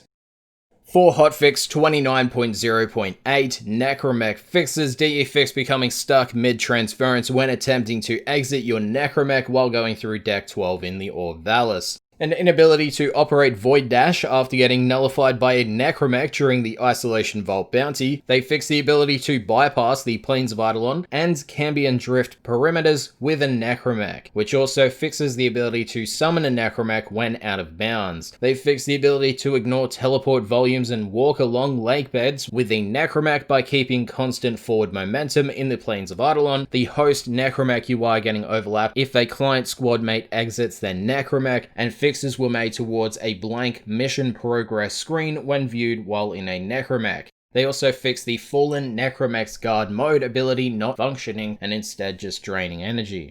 For Helminth fixes DE Fix losing weapon functionality when casting Resonator on a Warframe other than Octavia. They fixed getting double prompted to rush a subsume if you rejected the first prompt and then went to feed the Helminth. They fixed being able to fire your weapon during Undertow or Dance Macabre if active while certain abilities inherited from Helminth expire. They also fixed Atlas's Rumblers no longer petrifying enemies in radius when casting Rumblers if you replace the Petrify ability via subsumed abilities. For Infested Companion fixes, DE fixed many cases where the Sly Vulpifiler wouldn't respect cooldowns, would fail to trigger, or would result in client effects not getting cleaned up, an inability to swap polarities via former on Infested Companions, and the name of newly gilded Infested Companions not appearing in the arsenal. For deferred rendering fixes were made towards volumetric lighting issues when deferred rendering is enabled, towards scenarios where the operator appears visually blown out in the orbiter when deferred rendering is both enabled or disabled. Fixes were made towards overly waxy looking skin for the operator when deferred rendering is both enabled or disabled, and they fixed worm residue puddles not scaling in size properly with dynamic resolution enabled alongside deferred rendering. For the game's overall fixes, with 29.0.8, DE fixed the Aquabex having an unintended 9th mod slot with a note from DE that any polarizations done to this now removed 9th mod slot has been transferred over to a free universal blank mod slot upon login of the hotfix. Now they also fixed a case where the Latrox Une wouldn't spawn if Garv's encounter happened before it and Garv was still around, an inability to progress past the first mission of the Sire Visual Quest when replaying it. They fixed parts of the HUD breaking after attempting to open the escape menu during a mission complete animation. The ability to clip through wall meshes via operator transference. Fixes were made towards players unable to launch Arcwing after multiple transference activations. Certain Warframe abilities such as Mace's Shatter Shield, Mag's Magnetize that created reflecting bullets counting towards hits that increase the Hatter Satya critical chance buff, with a note that only hits performed by the Soma Prime should increase the Hatter Satya critical chance buff. They also fixed the Smedekovat's Mischief ability, Karnas mod set bonus, and Survival Instinct modifying evasion incorrectly and instead acting as a debuff as opposed to a proper buff. They fix clients always hitting a fade to black teleport volume when entering the Isolation Vault, Asher's Shuriken ability not being affected by power strength mods, Limbo not gaining energy from enemies killed in the Rift. They fix spot loading when previewing Revivification combinations with Sun in the Necrolist, certain excavation spawns not scaling in level with the rest of the enemies, mining, fishing, or conservation marking the free roam node as completed before the bounty is done, the Scan Aquatic Lifeforms mod sometimes not revealing fish on the Orvalis and Plains of Eidolon, cases where the Hatter Sata mod HUD buff may remain on screen and not reset if you entered bleed out in the middle of a casting animation. They fixed missing the Entrati rank up cutscene if you open the escape menu right before the cutscene starts, Parvos Granum appearing visually blown out in some cases, Hydroid's relay captura scene having too many NPCs, they fixed Nidus's infestation not applying color properly, Valbin's coattails missing the PBR treatment, an issue where you could not release an animal in the Necrolist if you had no daily standing left, erroneous text descriptions telling players things exist in the derelicts and that Vor's prize is related to Pluto. They fixed the escape menu saying Deimos where it should have said Necrolist while in the Syndicate menu. They fixed the Cortege prompting to install a Gravimag first as opposed to a Catalyst. They fixed Protea's dispensary minimap icon not disappearing if you're not in the same tile when the ability expires. They fixed a missing hide owned toggle for the Necrolist Oddities offerings and missing owned icons for the Necrolist Oddities offerings if you owned only one of them. Artifacting visuals in the Cambion Drift worm debris puddles. Fixes were made towards Deimos Karnas enemies lingering on the ceiling too long when they should be attacking. Wisp not reflecting visual customizations in her ability diorama screen. The chat-linked Reflex Guard mod appearing as its old version parry stance. They fixed a terrain hole in the Orb Valis, an in-game search not supporting some Turkish characters including store offerings, inventory, and especially the chat link. They fixed grammatical errors in the Executioner Garesh's codex description, a script error if you tried to press the rank up button on a Syndicate screen right after pressing escape to back out of all Syndicate view. They fixed a script error related to Syandanas that open and close in certain situations, a script error potentially related to Hildren's pillage ability. Fixes were made towards failing to matchmake while in a town and hub. Fixes were made towards failing to matchmake after accepting to replay Sire's visual quest. An inability to chat link Rivens, changing from cooperative loadout to the Conclave loadout in the Simulacrum arsenal, not allowing you to switch back to your cooperative loadout. They fixed Garuda's talons not being visible on the end of mission screen, and they made a potential fix towards a script error caused by the Sly Volpa Filer's survival instinct triggering. Now for update 29.1, Zaku fixes. DE fix deny having poor hit detection on ragdolled or suspended enemies, fix targets affected by accused having inconsistent hit detection based on the weapon type, and they fixed a case of dealing self-damage via Zada's Whisper. For conservation fixes, DE fixed Avicias and Murgus not flying away when gunfire is nearby, some conservation trail start points appearing under the endocrine goo in the Cambion Drift, and an inability to move, shoot, switch weapons, or use Warframe abilities after hitting a dissolving corpse with the infested Abizu or Spari spear whilst fishing. For fishing fixes, DE fixed some various script errors that sometimes resulted in an inability to catch fish, Cambion Drift fish spawning in the same spot over and over if you didn't move. They fixed throwing your fishing spear into Mag's Magnetize, leading to temporary or complete loss of functionality, and some jittery hand animations that play throughout the fishing spear throw and recall sequence.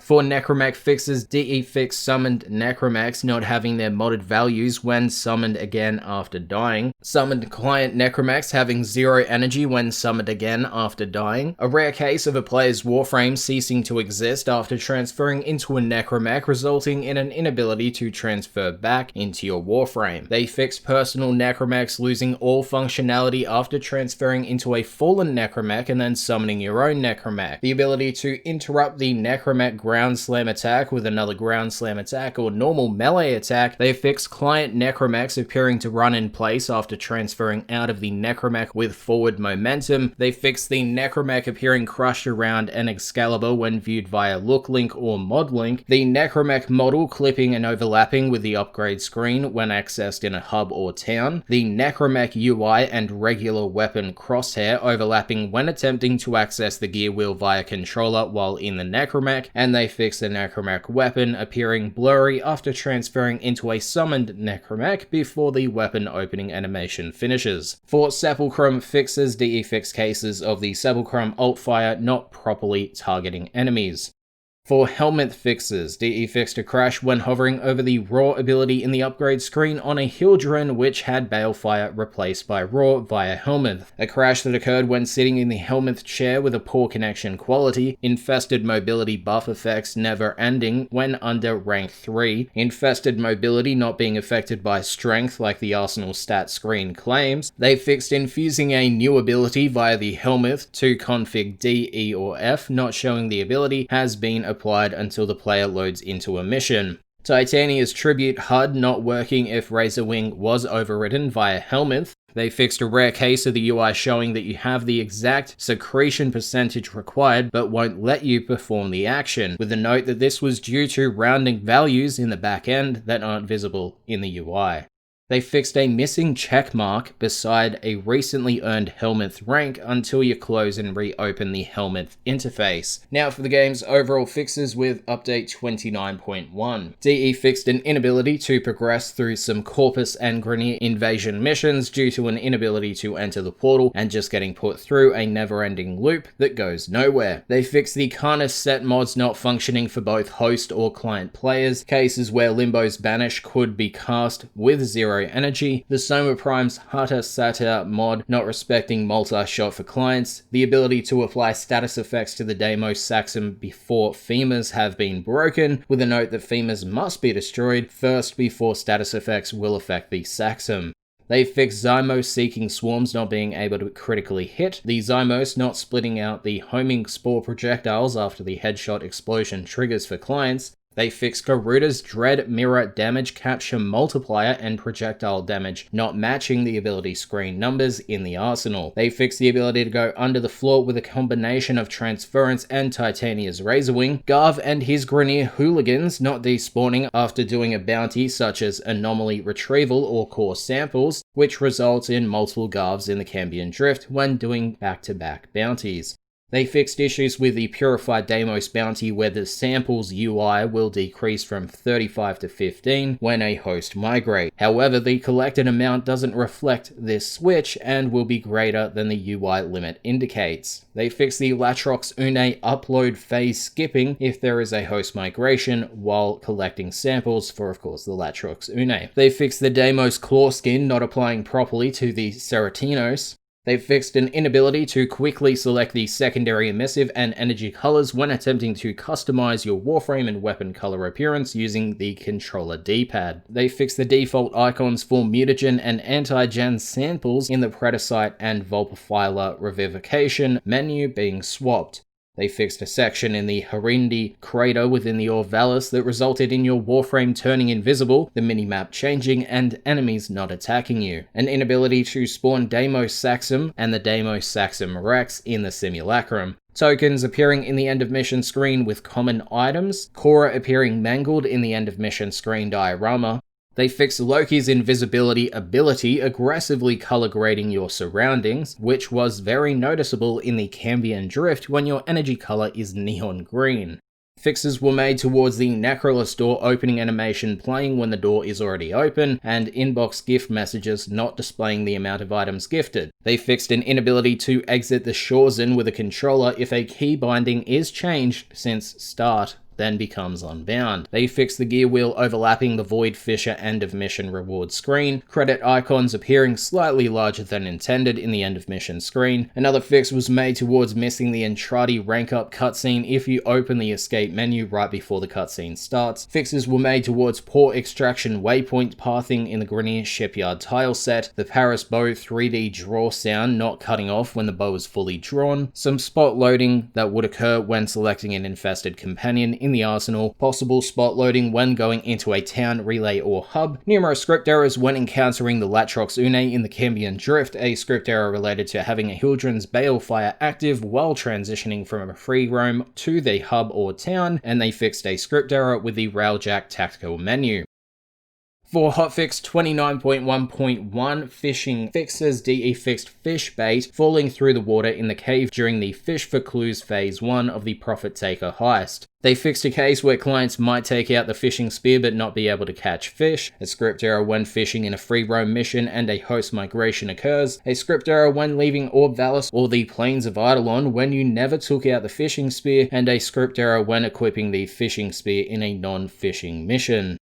For fixes, DE fixed clipping through the wall when switching between Titania's Razorwing and Operator, fixed the ability to enter a closed isolation vault via the Necromech without getting teleported out. They noted that included in this are fixes towards preventing summoning the Necromech outside of valid boundaries. They fixed Helmet's ability Perspicacity not functioning after using a cipher or manual hack, knockdowns by Deimos Theroid, leaving you unable to shoot or use abilities for about 5 seconds, an issue that stopped Pressure Point and its derivatives from not applying to the Quas's heavy attack projectiles. They fixed the Cambion Drift excavators disappearing if Loki's Switch Teleport is cast on them, an inability to swap the 9th Necromech mod Polarity due to the UI thinking it's an aura. They fixed an inability to purchase additional config slots for Necromechs and the Arcubex, the Arcubex model not displaying properly when viewed via Look Link or the Mod Link. Fixes were made towards Exalted weapons not being equipped when viewed via Look Link or Mod Link, the Shiryu not using the heavy weapon aim poses, enemies not staying focused on the player when doing finishes. They fixed the Jugulus mod set description not explaining the stun mechanic. They fixed Zaku's abilities having old descriptions that did not reflect the recent changes made in update 29.1. They fixed a script error when viewing the Necromech embellishments without owning a Necromech, a script error when casting Wukong's Cloudwalker ability, and a script error when equipping an infested companion. For Hotfix 29.1.2 to 29.1.2.1, DE made the following game fixes. DE fixed T5 bounty rewards on Deimos, sometimes giving lower mother tokens than T4 bounties, incorrect vendors having a Velocipod K-Drive skin, incorrect bounty UIs after a host migration. They fixed Botanist being missing from the codex and unlinkable in chat, an issue with the sound of casting Raw on a Warframe that has the ability infused, Railjack avionics not being displayed correctly in the end of mission screen, the ability screen not updating after using Helmet until you go into a mission or use the arsenal, the boar not having a reload sound, an issue where the vault extraction marker can appear above ground after finishing a vault bounty, the Entrati audience chamber room not being an option to be set as a spawn room for dojos, audio ducking staying on if you enter the arsenal as an operator, some sentinel and mower weapon types not getting affected by magazine related mods, the anti-gen recipes having underlapping text in the foundry. They fixed many weapon components having ill-fitting text in the foundry, an issue where deploying a desert skate does not remove the prior deployed desert skate, an issue being unable to leave conclave missions using the escape menu. They fixed recoloring the Aquabex changing colors of attached Necromechs in previews, a script error that could occur when joining a squad while someone else is fishing, a script error that could occur with Korra and Venari, and they fixed the Corinth Prime blueprint using the wrong icon for the Corinth Prime stock. For the game's fixes, DE fixed the Exploiter Orb spawning underground, an issue where using the escape menu function when inviting players to the dojo during a trade causes a game lock, continued issues with Steelpath Deimos bounty rewards not issuing the correct amount of mother tokens, numerous issues with the Oskira skins not allowing the underlying weapons to use proper reloads and animations, an issue where pausing during extraction can lead to issues, and several high priority chat issues related to loss of functionality. We then had update 29.2 and their fixes. DE fixed a crash when encountering a rescue objective in the Plains of Eidolon. Fixes were made towards a crash that occurred when a treasurer spawned during a Corpus ship defense mission, a matchmaking exploit related to isolation vaults, clients unable to reactivate the bait station if the bait is lost during an isolation vault bounty. They fixed the ability to grab numerous concoctions if all squad mates trigger the context action at the same time during an isolation vault bounty, issues with the missing Grenham Void portals when a certain spawn tile is used in the remastered Corpus ship.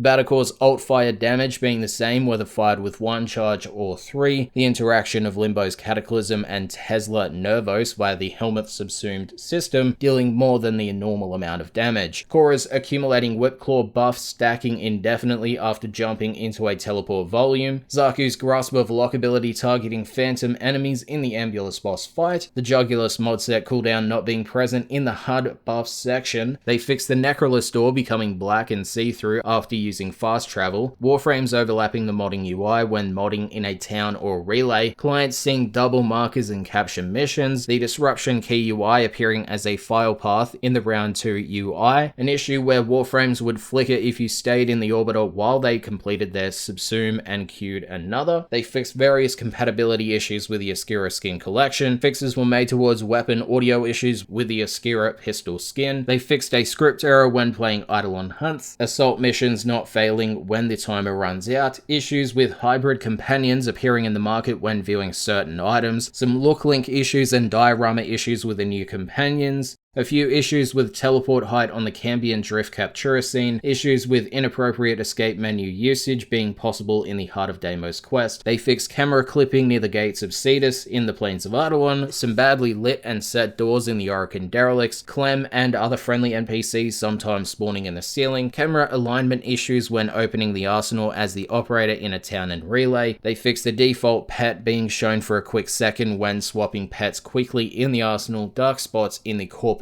Outpost skybox, and slight text overlap in the Eidolon Hunt Bounty Objective UI. Now for Hotfix 29.2.1, where DE made the following fixes. Fixes were made towards a crash that could occur in a survival mission when choosing to return to the orbiter, an issue where the swap polarity functionality would be broken on weapons that had only ever done no op polarizations.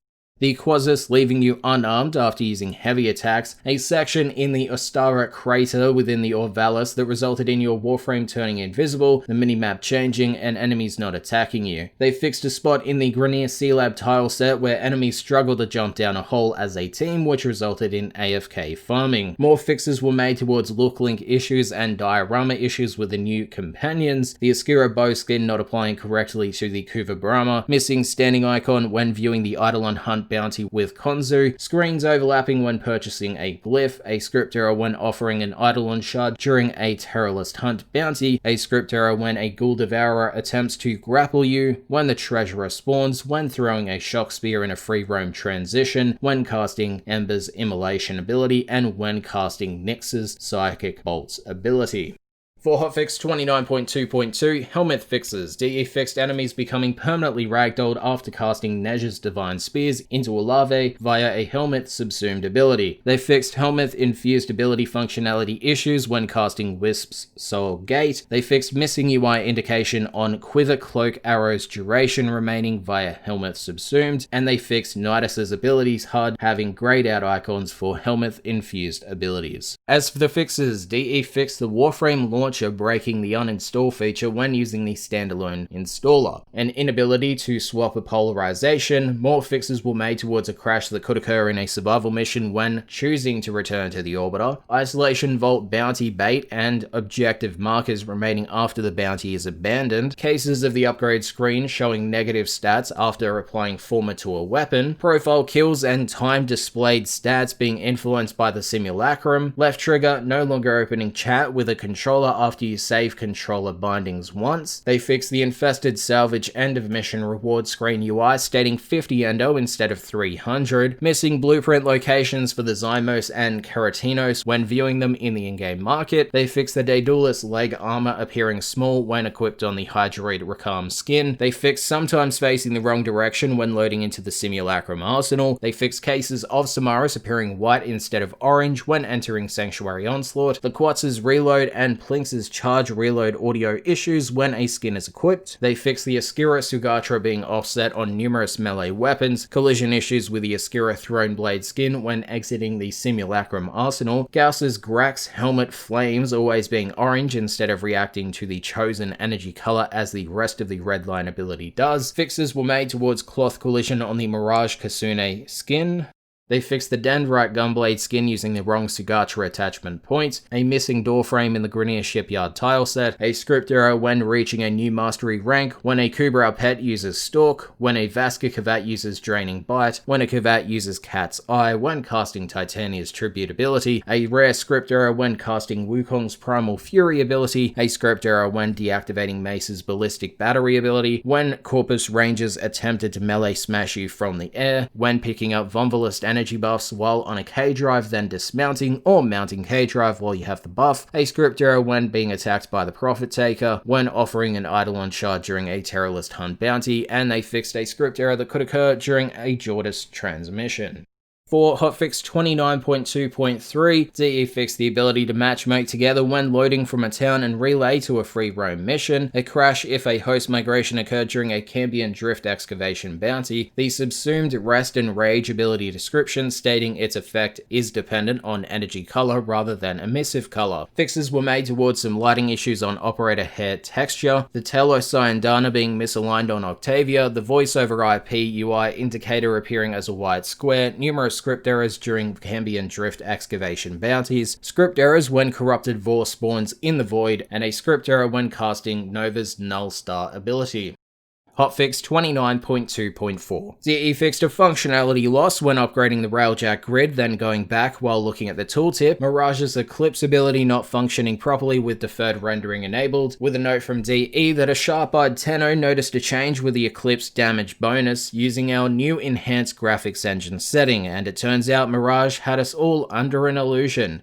Eclipse changes its effect intensity based on how bright or dark your current location is. The game calculates the brightness by considering all the light sources that are affecting you. The problem, under the enhanced graphics engine, lighting is handled in a different way than the classic way we've been using for years. So while playing landscape missions, the sunlight was not being included in the intensity. What looked like bright open ground lit by the sun was, as far as the game is concerned, internally gloomy and overcast. This will be fixed such that the Eclipse ability will consider the real-time sunlight under the enhanced renderer. We cannot guarantee that the results will be exactly the same using the two equations, but any difference should be negligible. They also fixed Tusk-heavy gunners doing unintended extreme amounts of damage, Obelisk Requiem icons sometimes not being visible for clients, cases of excavators that could spawn inside Cambion Drift terrain, force feedback issues when firing the Mousalon, the Cryptosuctus fish having a hole in it, the Vulpaphyla name appearing as a placeholder chrysalis upon devolving into a larvae state. They fixed unlocalized system error messages sometimes being shown in the UI when experiencing network problems, texture streaming on place glyphs being missing unless you get close, a problem with the dynamic resolution system, and chat repeatedly opening and closing if you slowly press down on the left trigger of a controller.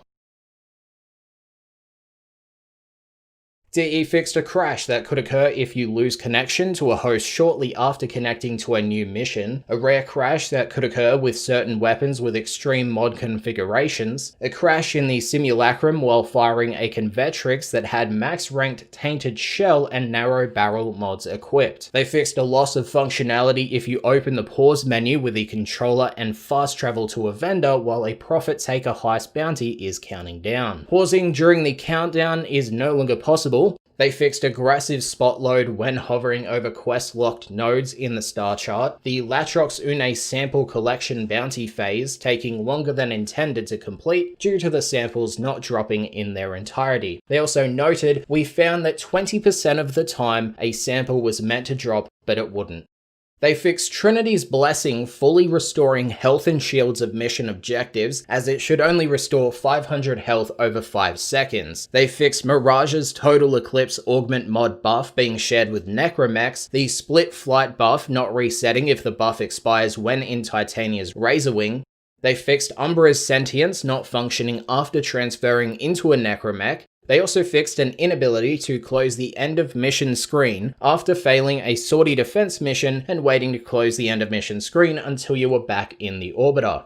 They fixed some spawning range issues with the Deimos Jugulus due to them frequently spawning very close to each other, and apparently this could cause other enemies to not spawn as frequent due to the amount of Jugulus present. They fixed snow weather data in the Orb Vallis, overriding the rain weather data that was intended for the Plains of Eidolon, which was causing way more frequent precipitation than desired.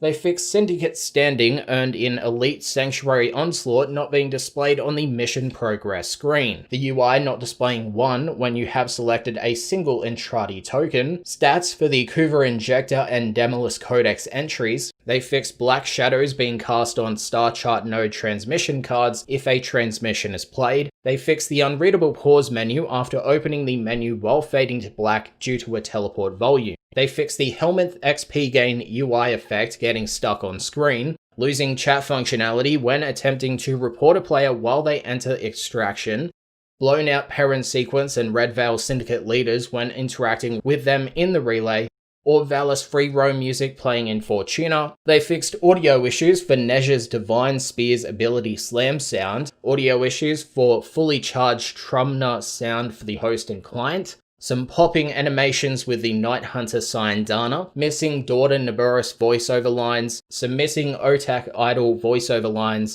a script error when casting Titania's tribute ability, losing ability casting and weapon functionality when casting Gauss's Thermal Sunder ability, Equinox's Duality Spectre not using your secondary weapon if you don't have a primary weapon in your loadout, Prax decorations having a large red box around it when selected instead of just the outline, and lastly, they fixed a script error when being hit by a glass shard in the Nightwave boss fight.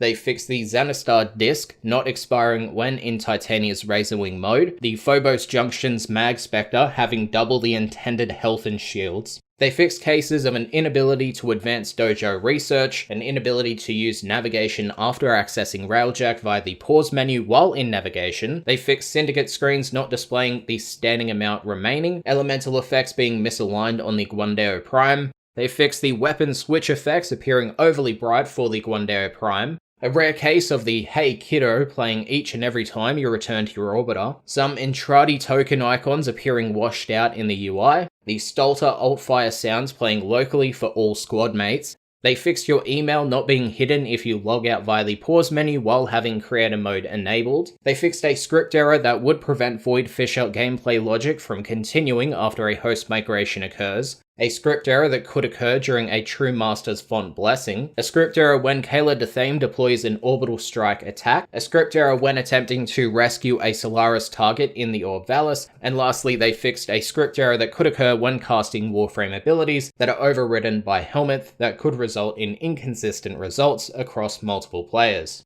And then for the fixes with 29.3.2, DE fixed the ability to kill a Junction Spectre before they even had a chance to stand up, which could cause a script error. They fixed Saren's Toxic Lash and Zada's Whisper status effect procs from also proccing the other, and they fixed a heavy spot load occurring when equipping the Pathicist in the arsenal. Let's begin with fishing and conservation fixes. DE have fixed losing all control functions for a short period of time after throwing a fishing spear. This was most commonly found in the Cambion Drift. Cases of issues with the Avisha circling movement used when found ambiently and when they arrive at call points that would cause them to float way up into the sky. Cryptolexes missing their conservation drone pickup animation, which created an animation pop after capturing. Conservation start points not generating on Deimos, which would prevent certain encounters from spawning. Some conservation call points spawning under endocrine, ambient spawns only spawning common fish and ignoring bait, and DE fixed fishing after landscape time changes not altering obtainable fish. Now for the Warframe Zaku fixes. DE fixed Zaku's Zata Whisper, sometimes not applying its damage buff or void status effect when using the Komarex. Zata's Whisper not using the intended status chance for projectile weapons. The HUD timer icon for Zata's Whisper in the top right corner ticking down regardless of the vast untime being active. This was a visual bug and did not affect the time freezing synergy with the vast untime and Zaku's other abilities. They also fixed Zaku's skin not being properly localized, Zaku missing their head and armor when viewed in the mod's tutorial screen, and they fixed camera obstruction and misaligned aiming if Zaku's grasp creates a Shadow armament. Now we go to game optimization. DE have remastered pre-computed reflections in many levels to improve quality and reduce disk footprint. They eliminated a bunch of spot building when loading into the planes of Eidolon, which apparently saves 0.5 seconds. They made a micro-optimization to the dynamic music system, some micro-optimizations to weapon effects, to armor items that were running unnecessary effect scripts, to input binding code. They added shadow casting light to Excalibur's Exalted Blade when deferred rendering is enabled. They made optimizations to the memory used by the codex and the memory used by the star chart. They also made a micro-optimization in cases where Koba and Scrambus could not spawn. Systemic micro-optimizations to all gameplay code. They optimized memory use after steaming away from a region, made performance improvements to Oberon's Hallowed Ground by drastically cutting down the amount of network traffic it sends per cast. They fixed a potential performance issue where checking for out-of-range enemies on the Cambion Drift was happening every frame after 8 seconds instead of every 8 seconds. They also made a micro-optimization to the damage system and fixed a small memory leak that could occur when piloting a Railjack. For controller fixes, DE fixed several issues caused by opening up the pause menu during the New War cinematic from the codex when using a controller. The controller icon set to Nintendo Switch in options, not updating the icons for customizing the controller. They fixed being unable to access the incomplete filter at the helmet using the LB and RB buttons. They fixed controllers sometimes cancelling emotes just as they had started, the emoticon prompt remaining on the screen once the chat window has been closed when using a controller, and the Necromech ability UI menu not appearing in the HUD when using a controller.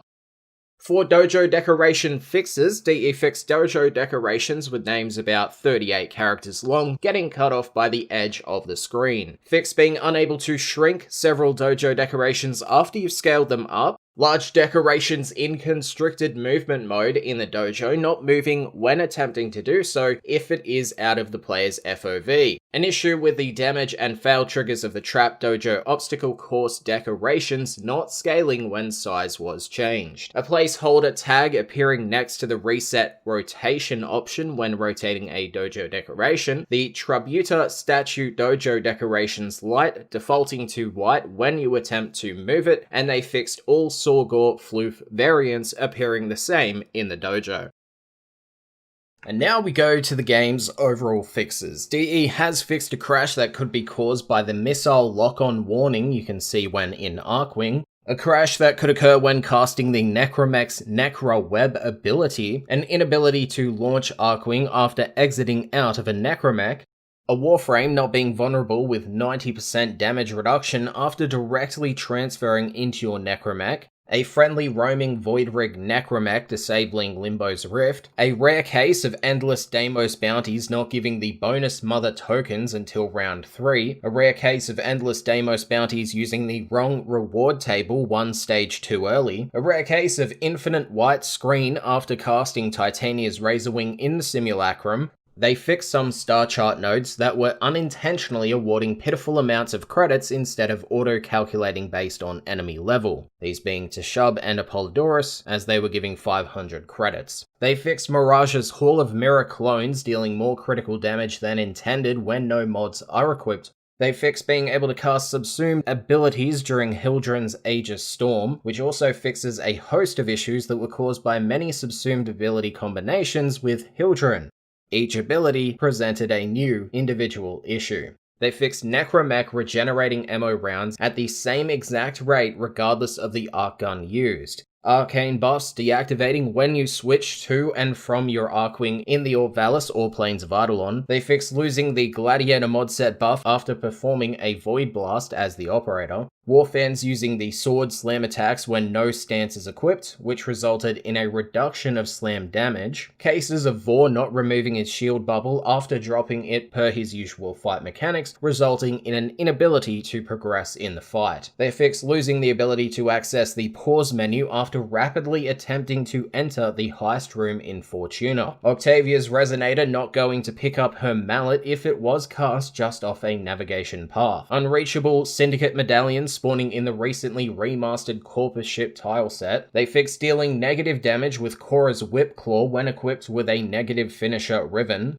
They fixed the Mausolon's primary fire area of effect not causing self-stagger.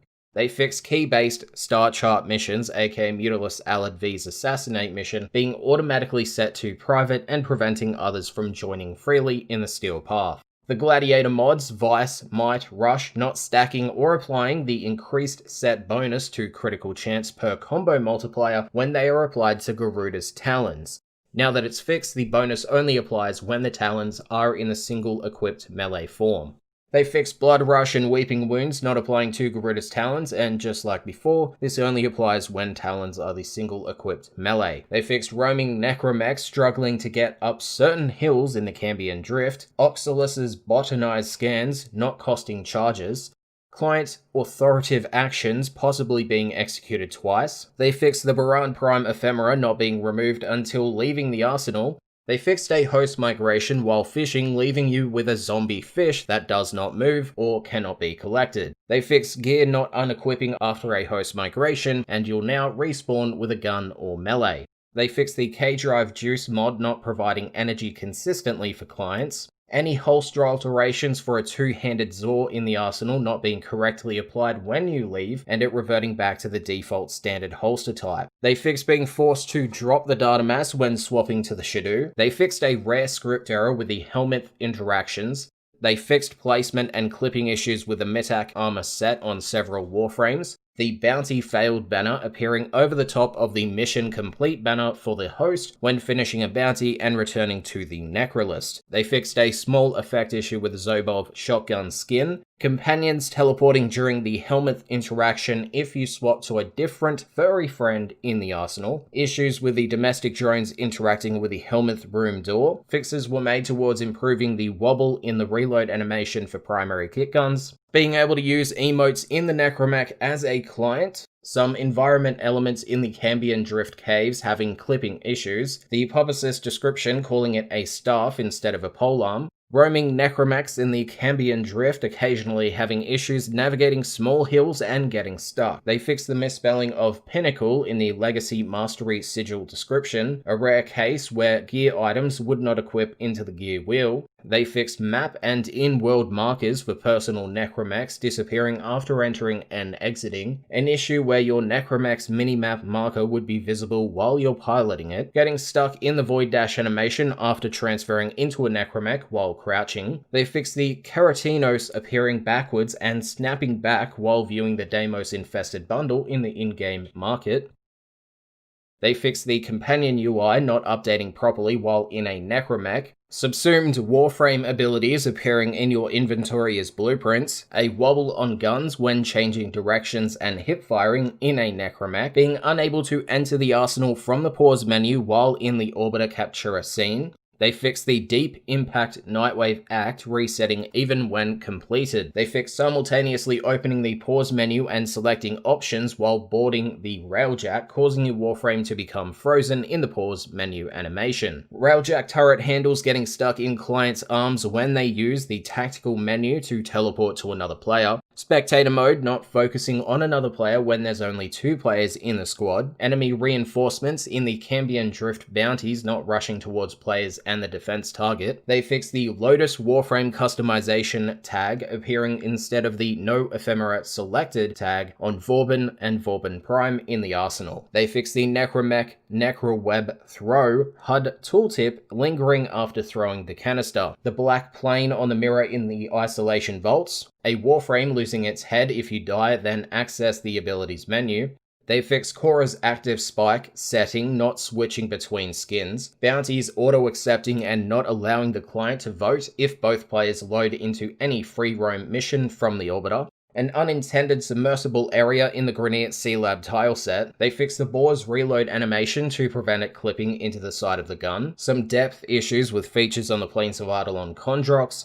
They fixed self-damage occurring when ragdolling off of a K-drive when using certain secondaries, Darjans floating mid-air when unmanned instead of falling down to the ground as intended. They fixed being able to interact with a Kavat during the helmet animation, companions that are released to vendors still following you after you've done so. They fixed the skybox in the Index Outpost tileset appearing as a pure white light when viewed from a distance. They fixed an incorrect Jupiter fly-in cinematic playing when loading into Ultor on Mars, an incorrect fly-in cinematic for the second Dream Quest. It was showing Venus instead of Neptune. They fixed falling off of the Corpus Outpost tile set, causing you to fall through the skybox and see through the bottom of the map. A white blown-out doorway in the Grineer Forest tile set.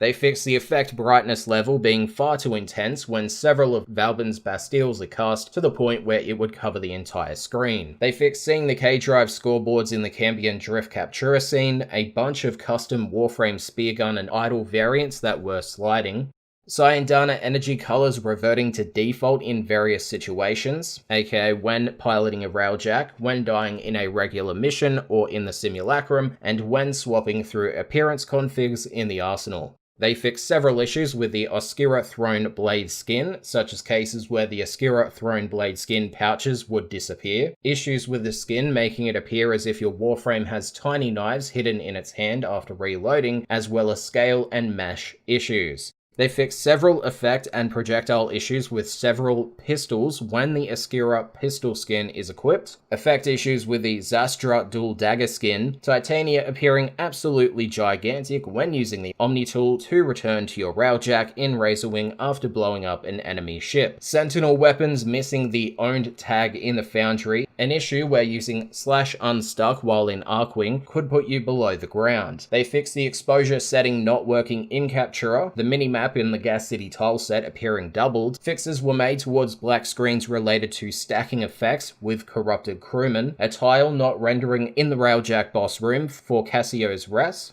They fixed more unlocalized system error messages sometimes being shown in the UI when experiencing network problems. They fixed return issues with combo stacking melee mods like Blood Rush and Weeping Wounds not resetting while in the operator with a very specific loadout as a client. They fixed the critical chance for the Gladiator mod set bonus not setting for clients if the combo counter runs out while being in the operator.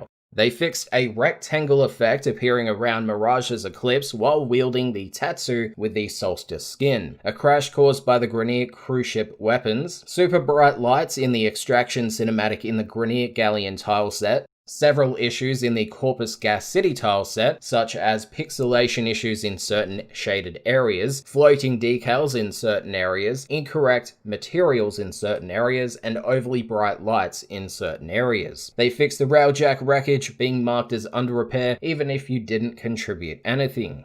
Staff and polearm holograms when being crafted in the Foundry, shrinking in size when going in and out of the Foundry. A hitch that would occur when opening the arsenal immediately after crafting a Necromech. They fixed squad information not appearing in the HUD even if enabled in the options when operating a Railjack turret. They fixed the secondary fire tag appearing instead of a button callout when throwing condensed thermia in the Exploiter Orb boss fight. They fixed sun transmissions playing over the top of conservation animal sounds when using the Echo Lure, floating above the ground in the Necrolist, the Steel Meridian flag appearing completely blown out and white, some interactions and awkward bowstring positions with Necros' animation idols, animation issues with Ivara and Ivara Prime's Artemis bow. They have fixed players on Railjacks getting pulled into Arcwing when others are retreating from a Grineer cruise ship, clients seeing both their primary and Arcwing weapons equipped when in Arcwing. This was especially noticeable when using Itzul's Penumbra ability. Enemies that deploy cover getting stuck in their cover instead of moving around it, energy recovery abilities, and thrall kill tracking not counting properly in the end of mission screen. Some incorrect resource locations in the Cambion Drift, missing motion blur on Ostrom Oberons in Cetus, more fixes were made towards enemy reinforcements spawning some distance away but not rushing to attack, floating resources in the swamps in the Cambion Drift, numerous floating plants in the Ambulus boss tile, the wear and tear slider value being to the 5th decimal place after setting the value and closing and reopening the menu, cases where enemies would repeatedly leave cover just after entering it. They fixed numerous skins not applying correctly to the Daiku, overly bright Orokin Vault doors, a duplicate clip eject on the Lex Prime and Euphona Prime when the Oskira pistol skin is equipped. They fixed the Oskira pistol skin not properly applying to the Sicarus Prime, the Tubercula gill system and Ferment bladder having the same image when chat linked, fur patterns incorrectly applying to Vaska Kavats. They fixed an outdated name for the derelict Somacord as it now reads Damo Somacord. Operator sigils disappearing when switching the bodysuit, a map hole on the Cambion Drift, blown out junction skyboxes. They fixed texture streaming on place glyphs, missing unless you get close, a minor issue where the cyst would be at full size in the end of mission diorama, getting an unknown error when you try to start a companion incubation while already imprinting. They fixed an inability to open the Tab in Progress mission menu if you go into the extraction point of a mission before completing the objective. They fixed Ivara's Navigator Vitrica projectiles traveling at top speed instead of slowing down for more control. Corpus Vector shields appearing to have a black triangle when viewed from a distance. Grey-looking tentacles in the Eris-infested salvage tileset. The profile box remaining expanded even though the pause menu was closed. They fixed lighting not being updated when changing the UI until after you reload the page. The ability to toggle the free camera outside of the orbiter in the orbiter capture scene. They fixed Chorus spawning an extra Venari when toggling the free camera in the orbiter capture scene. They fixed the attachment point for the back of Oberon Prime's tabard being lower than that shown in the codex or chat-linked diorama. They fixed de-equipping a scanner not returning you to your active exalted weapon if one was equipped prior. They fixed the UI allowing you to select tokens even when you've reached the cap for Entrati standing. Now an error prompt explaining why will appear. They fixed moments of excessive bloom in the landing craft customization screen, the Kuva Aanga dealing self-damage, the Guandeo Prime shortening when you color customize it, an object with a texture that you can see through in the Kuva Fortress, enemy ship indicators showing up in the options menu in Railjack, numerous issues with the Oskira bow skin, the energy color of the Dulcamus Prime not working properly, the Carnus, the Jugulus, and the Saxum mod sets not being equipable on exalted melee weapons.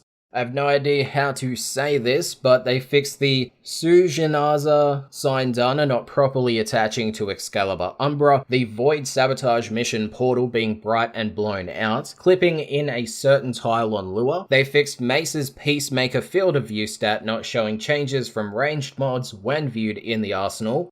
A none option erroneously appearing as an Equinox skin, parts of Nefanio's face being unlit, various graphic and icon compression issues as part of our great and smallening effort, the True Master emote having a stretched icon, several camera clipping issues when parkouring around in the Corpus Gas City tileset, a crash after completing the first stage of hidden messages, an inability to equip the rifle mutation mods on the Velt, a hole in the Corpus Outpost tileset that allows you to see through the map, an issue where browsing color palettes would make your orbiter jitter with each color you hover over. They fixed the galvanic leg plate camera being too low when viewing it in the in-game market diorama, a script error related to Equinox's Rest and Rage, a script error related to looping firing animations. They fixed Wisp losing her head when duplicating during her idle agile animation set, missing bow animations when equipped with Zaku, craft times showing incorrectly for health, ammo, and energy restores in the in-game market. This has also been fixed for the anti-toxin blueprint. They fixed characters running one frame behind in cinematics. They fixed extreme fire rates with an unmodded Kuva Kortuk and the quads when using a rapid combination of mouse clicks. They fixed multiple map holes by extraction that was allowing players to escape the boundaries in the Corpus Outpost tileset. A flicker on Oberon's hallowed ground when it fades in, skin, Frost and Frost Prime's capes on all skins, clipping through him in the login screen, lens blueprints appearing as purchasable in the AMP configuration screen if no lenses are owned. This also fixes unowned lenses showing as owned in the lens selection screen. They fixed certain blocks in the Corpus Outpost tileset missing collision. Fixes were made towards edge cases where players could become stuck in the Grineer Galleon tileset. The sound effect that the Sepulchrum plays when you've reached 5 kills, transmitting to all other players in the squad regardless of distance.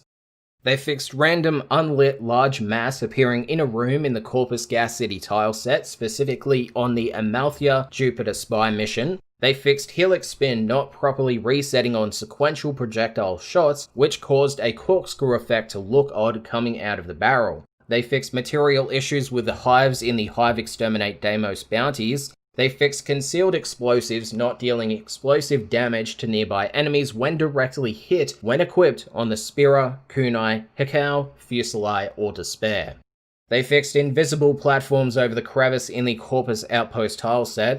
Your reticle turning and staying red in the Nihil boss fight when playing as Titania. Enemy levels in regular missions appearing incorrect when a quest is active on the same node. Visual issues caused by maturing companions in the orbiter. They fix the incubated dome animation playing after selecting new companions or maturing them. Swapping will now be instantaneous and no animation will be played as intended. They fixed network issues that would boot you back to the logon screen after completing the star chart. The glow on the Skiajati's pommel appearing when equipped with skins. They fixed choosing none as a companion in the Railjack arsenal, causing the camera to clip into the arsenal itself. This also fixes the same thing happening when switching back and forth from the companion tab. They fixed a crash related to the codex, rendering issues with the Palatine Sign Dana, prime details, specifically with the golden ring, persisting on skins equipped on the Soma Prime. They fixed primary kit guns appearing unmastered in your profile. They fixed multiple instances of an individual prism appearing in your profile. Mesa being unable to double jump after activating Peacemaker right after jumping. They fixed focus points earned during missions appearing in the end of mission screen but not the total owned focus points. Both should now be showing as intended.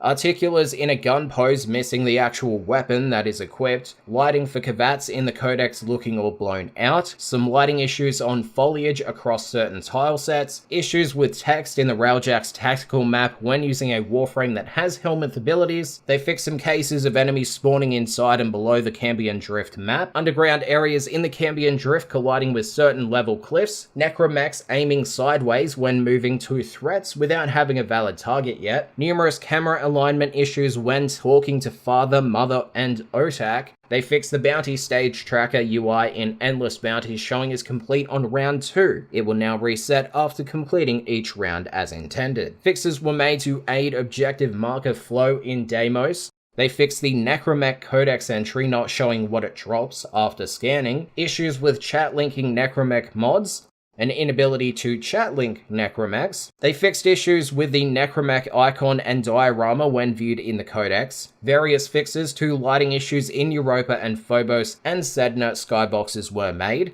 They fixed an inability to equip skins on the Catchmoon primary kit gun. They fixed constructing Zaku in the Foundry, resulting in the hologram for the Maya appearing rather than Zaku's helmet. Nezha's Prex card appearing distorted in the Codex and Fragment section. They fixed a frozen smoke and steam effect in the Grineer Shipyard tileset. Decoration placement issues when decorations were snapping on all 3 axes when rotate is released. They fixed the Spore Ephemera effect appearing as rectangles for Ash's Bladestorm clones, a script error that resulted in ghouls not spawning.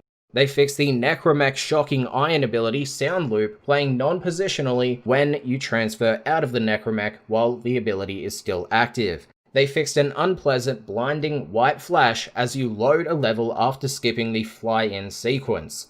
The Quasis and Gunson gaining different melee combo counters on first hit with the Slicing Feathers stance, and they will both have the same 3 combo counter hits from now on. Fixes and improvements to AI navigation and objective marker pathing in the Lure tileset were made. They fixed harsh waterlines and misaligned waterfalls in the Deimos Horrend tileset. They fixed overly shiny oil textures in the Grineer Settlement tileset, running out of secondary weapon ammo while holding a data mass, resulting in switching to an invisible primary weapon.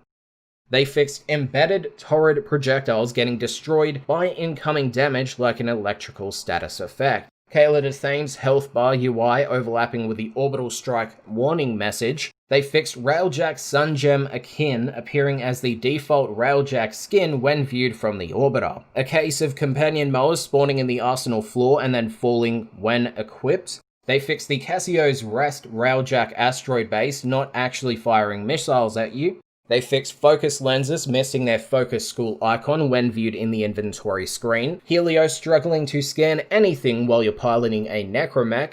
Animation locking when switching to a weapon after using a scanner via a hotkey. Rare cases where you could summon your arc gun while in Titania's Razorwing. They fixed the Akin Brunt not fully unfolding when previewing it in the arsenal. They fixed hovering over the Isolation Vault bounties in the Cambion Drift and in windowed mode, resulting in the info box for the bounty going off screen. Squadmate minimap icons appearing blue, and lastly, they fixed an inability to trade one of the Detect Vulnerability mod if they're all maxed out. Now, that was all 29.5, the main update, and we have the follow-up 29.5.1 fixes from that hotfix.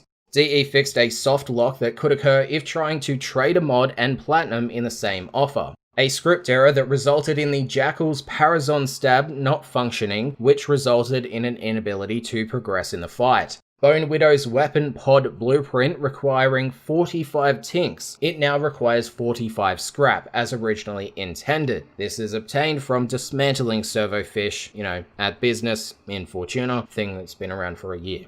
They have said they will be reviewing the back end to see if any players spent the 45 tink and rushed the blueprint crafting. They fixed the health bar of the contamination unit disappearing in the cracks in the Deimos bounty after a host migration. Bone Widow's Exalted Iron Bride drain a second stat, not appearing when hovering over the ability icon in the arsenal. They fixed Bone Widow sinking when Exalted Iron Bride is being held. Bone Widow's Exalted Iron Bride energy per second displaying 2 instead of the correct 2.5. The bonus UI in the battle stage of the Deimos Delicacies bounty showing the succeed and fail state right when entering the stage. The UI will now properly show the fail state if you go below 50% before the battle stage. Fixes were made towards reinforcement encounters persisting and keeping missions active, preventing further bounties in the same area. They fixed a script error that could occur when attempting to purchase items from the in-game market as a gift. A script error that could occur when putting away the fishing spear at certain spots in the Cambion Drift, a script error related to the True Master font blessing altars in the relays, and they fixed a script error that could occur if a Trinity Spectre used Energy Vampire.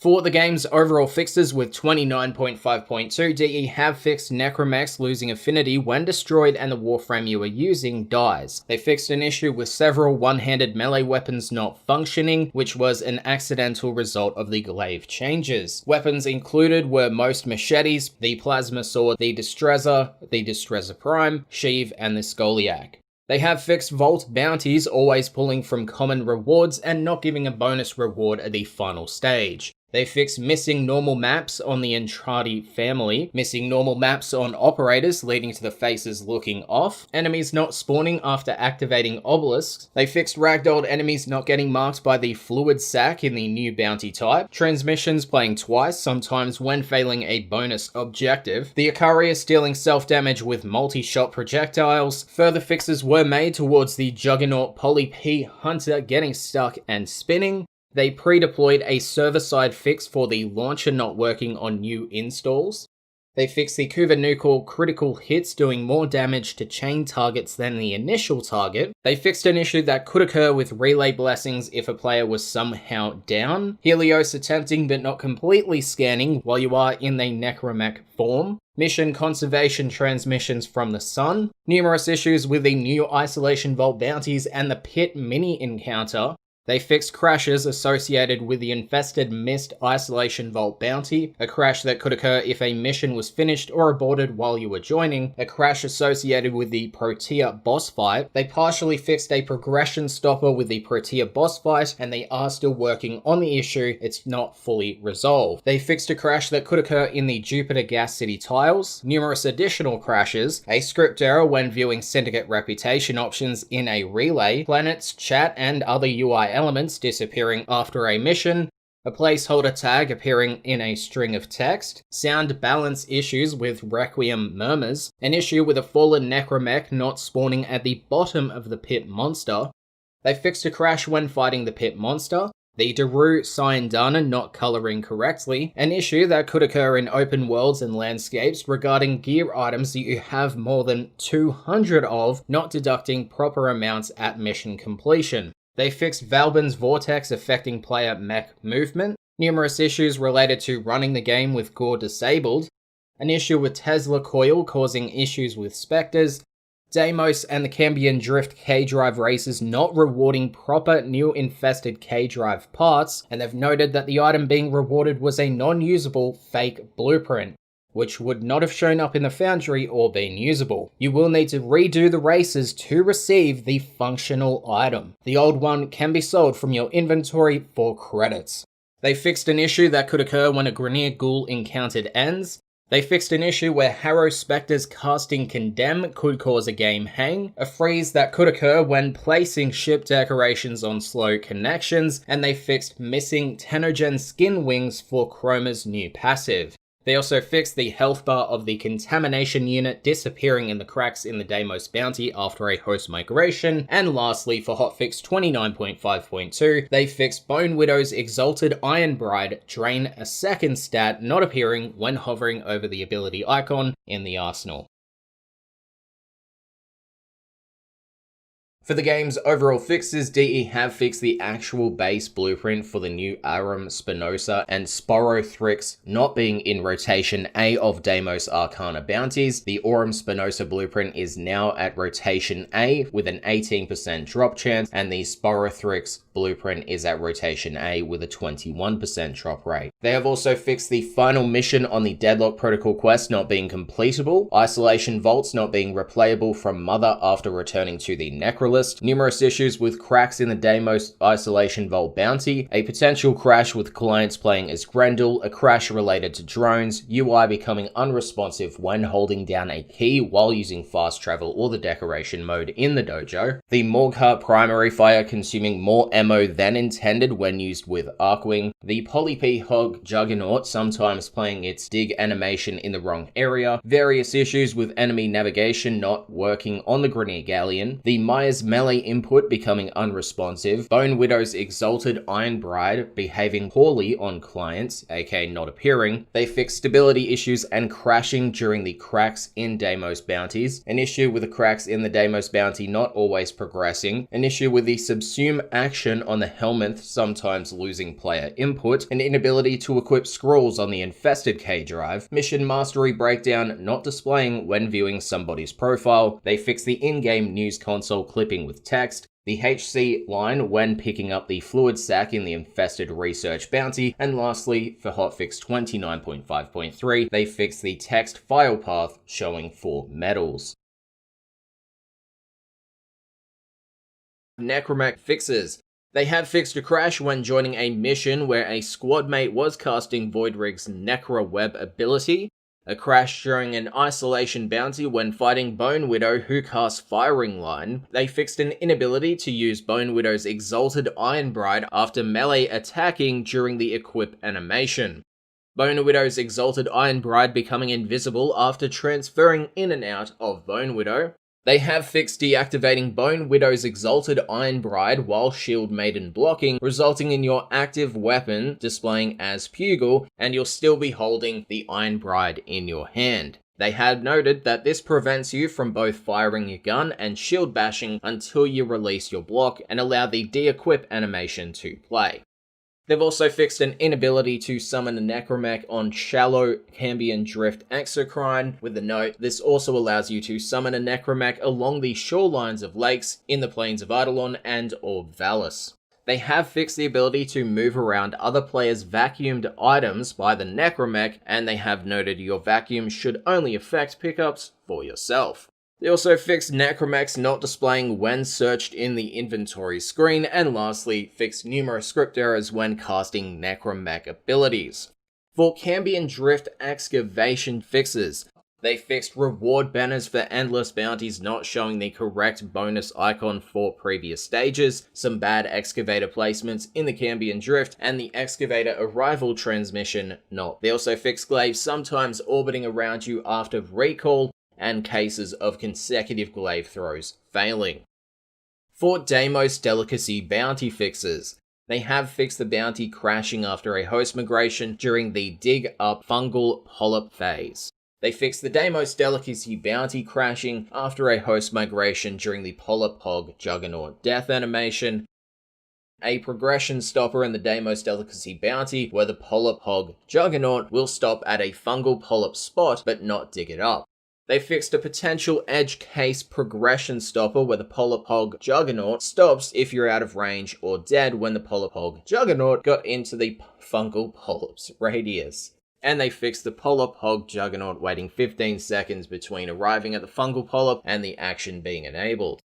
For the game's overall fixes, they fixed some crashes that could occur during a Gas City sabotage mission, a crash related to a host migration occurring during a pip monster encounter, Arlo's flame not casting light when carried in the Zaloid Prelade boss fight on Deimos, Naramon's disorienting blast permanently breaking pathing of the Disruption Demolist and Demolishers. They fixed Nidus's virulence not benefiting from volatile maggot and strain maggots, melee heavy attacks not functioning for Sigma and Octantis, Cobra and Crane, and the Wolf Sledge, objective markers disappearing after a host migration during the cracks in the Deimos bounty, missing arrival transmissions during the infested research bounty, scaling decorations and objects in the dojo teleporting to and from last position placed, infested K-drive parts not staying connected during tricks, rare cases where underground chambers were protruding through the Cambion Drift landscape, the Renulist Syndana clipping through numerous warframes. They fixed the Foundry blueprints that require a lens as a component having the lens icon appear squished. They fixed Nihil's Upiat appearing through the orbital walls. They fixed pulling out your pistol after hotkeying the scanner while in your orbiter, a bug where you could hear some vehicle sounds while in the arsenal, a placeholder mod combo count chance tag appearing for Garuda's Bleeding Talons augment, a script error related to saving Solaris United agents in the Orvalis, a script error when Vor spawns in the Void, and they fixed a script error that could occur when playing a Hive mission. Once again, that was 29.5.4. They have noted at the bottom of these patch notes that they are investigating a fix for losing Necromech affinity if a host migration occurs. We'll see what happens when the next hotfix comes out. See you guys next time, and I'll see you guys next time. I don't even know what that outro was, but yeah, bye. Cracks in Deimos bounty changes as well as fixes. They fixed a crash that could occur after a host migration and the emitter runs out of battery, and they fixed a script error related to the emitter containment unit. For optimizations, they made numerous micro-optimizations to GPU performance on all platforms, particularly when running at high resolution. For DirectX 12 fixes, they fixed a crash that could occur in DirectX 12 when loading into a level with water, network latency, and a CPU with many cores. They also fixed a crash on shutdown typically caused by third-party overlay software. For the game's overall fixes with Hotfix 29.5.5, DE fixed clients losing all Necromech affinity gained in mission after a host migration, a crash when casting Valbin's Flechette Orb, a crash when a Vulpah Phyla deactivates Martyr Symbiosis, a couple crashes that could occur during a disruption mission, a crash when Garuda activates her bloodletting ability, a progression stopper in Isolation Vault bounties where enemy Necromechs wouldn't respawn after a host migration occurred. They fixed renaming dojo transporters after placing it, causing it to disappear, luminous dye not highlighting the flagellacanth. They fixed the Tonkor requiring an Orokin catalyst instead of an Exilus adapter to unlock the Exilus slot, incorrect tutorial tips in the Heart of Deimos quest, missing collision in some spots in the Deimos Tunnels Captura scene, focus lens icons appearing stretched when awarded from a bounty. They fixed Korra Spectres only using her Strangle Dome and no other abilities. They noted that with the exception of Venari, as it is a tap and cycle ability, Venari will now simply stick to her default attack mode. They fixed Steel Path daily alert nodes matchmaking with players who are doing the base version of the node and vice versa, with the note that this could lead to a situation where you thought you were playing for the 3 Steel Essence but wouldn't get that extra reward at the end of the mission. They also fixed the secondary energy color option not appearing after polarizing necromechs and modular K drives, being unable to detonate glaives using a heavy attack while controlling it with Ivara's Navigator, a script error that could occur when using a Garuda Spectre, a script error when closing Warframe during the Helmet Subsume animation, a rare script error when clicking on a mod link that contains an arcane, and lastly they fixed a script error when updating your appearance in the arsenal. We also had 29.5.5.1, where they fixed the Bone Widow's Exalted Iron Bride not using any mods, and Bone Widow appearing under the wrong category in player profiles. For the game's overall fixes, they fixed a crash that could occur in DirectX 12 on multi-core systems in levels with snow that could leave tracks. A potential crash due to memory corruption if you had the game minimized while it was loading a new level and then alt-tabbed back into full screen. They fixed scintillant sound not being replicated for clients, resulting in clients not seeing scintillant and thus an inability to obtain it. They fixed an issue when using the same arc gun in your heavy weapon slot and your necromech gun slot, where affinity earned before first summoning your necromech wouldn't apply to the necromech's version of the arc gun. They fixed again UI becoming unresponsive when holding down a key while using fast travel or decoration mode in the dojo. They fixed activating Aerial Ace while using Chroma, resulting in his passive extra jump being removed and causing the dragon wings to show on double jump instead. They fixed recasting Zaku's Grasp of Lock with no targets nearby, resulting in all guns being lost. Fixed Necros' soul punching a victim to death, not raising the victim as a shadow for clients, with a note that a known issue is using soul punch to mark a victim and then killing them with a weapon, not raising them as a shadow for clients. They fixed residual arcane zone damage numbers not showing up for clients, Bone Widow's meat hook grabbing Darjans, forced feedback not working properly with beam kick guns, infested research bounty fluid sac throw objective text being erroneously replicated when the host holds the sac, the end of mission medals not showing in the last mission results UI screen, seeing a grey box in the market if viewing an item you already own after just logging in. They fixed a script error when attempting to use a Railjack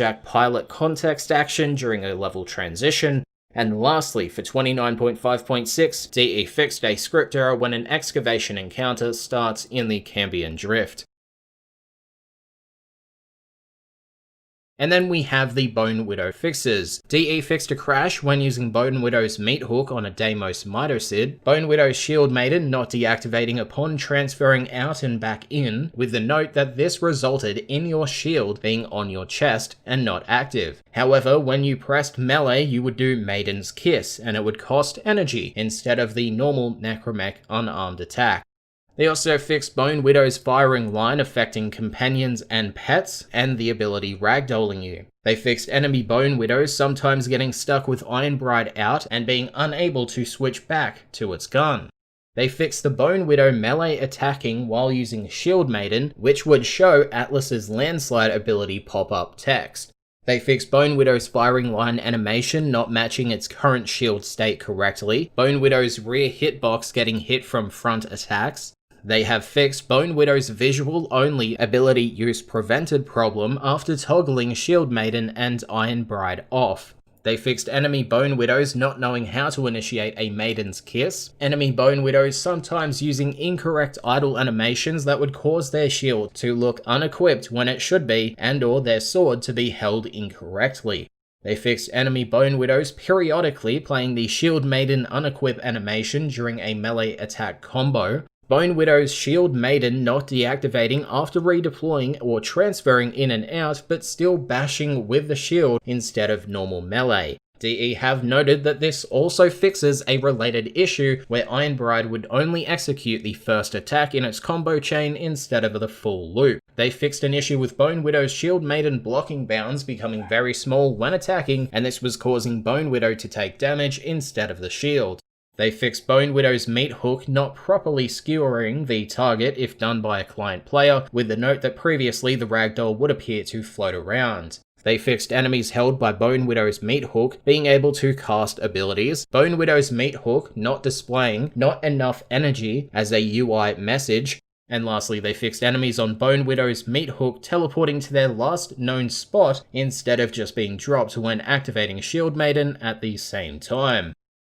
They fixed Void Rig's Necro Web ability press to throw tooltip remaining on screen after transferring out, and Void Rig's Necro Web canister floating in the air, and the tooltip lingering if the canister isn't topped within a minute.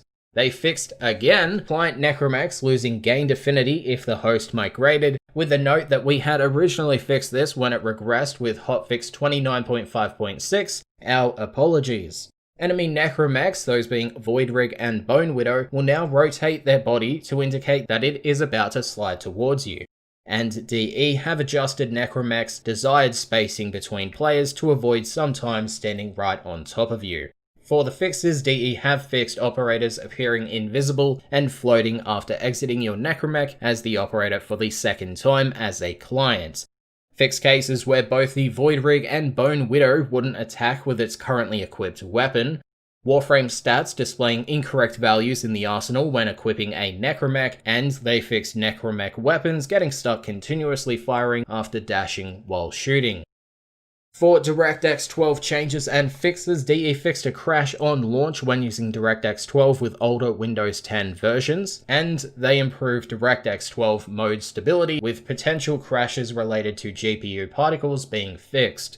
For the game's overall fixes, DE fixed being able to equip both the primed Fulmination and Fulmination at the same time. They had noted in a previous announcement post that this was going to be coming in the future and that it was just a launch bug.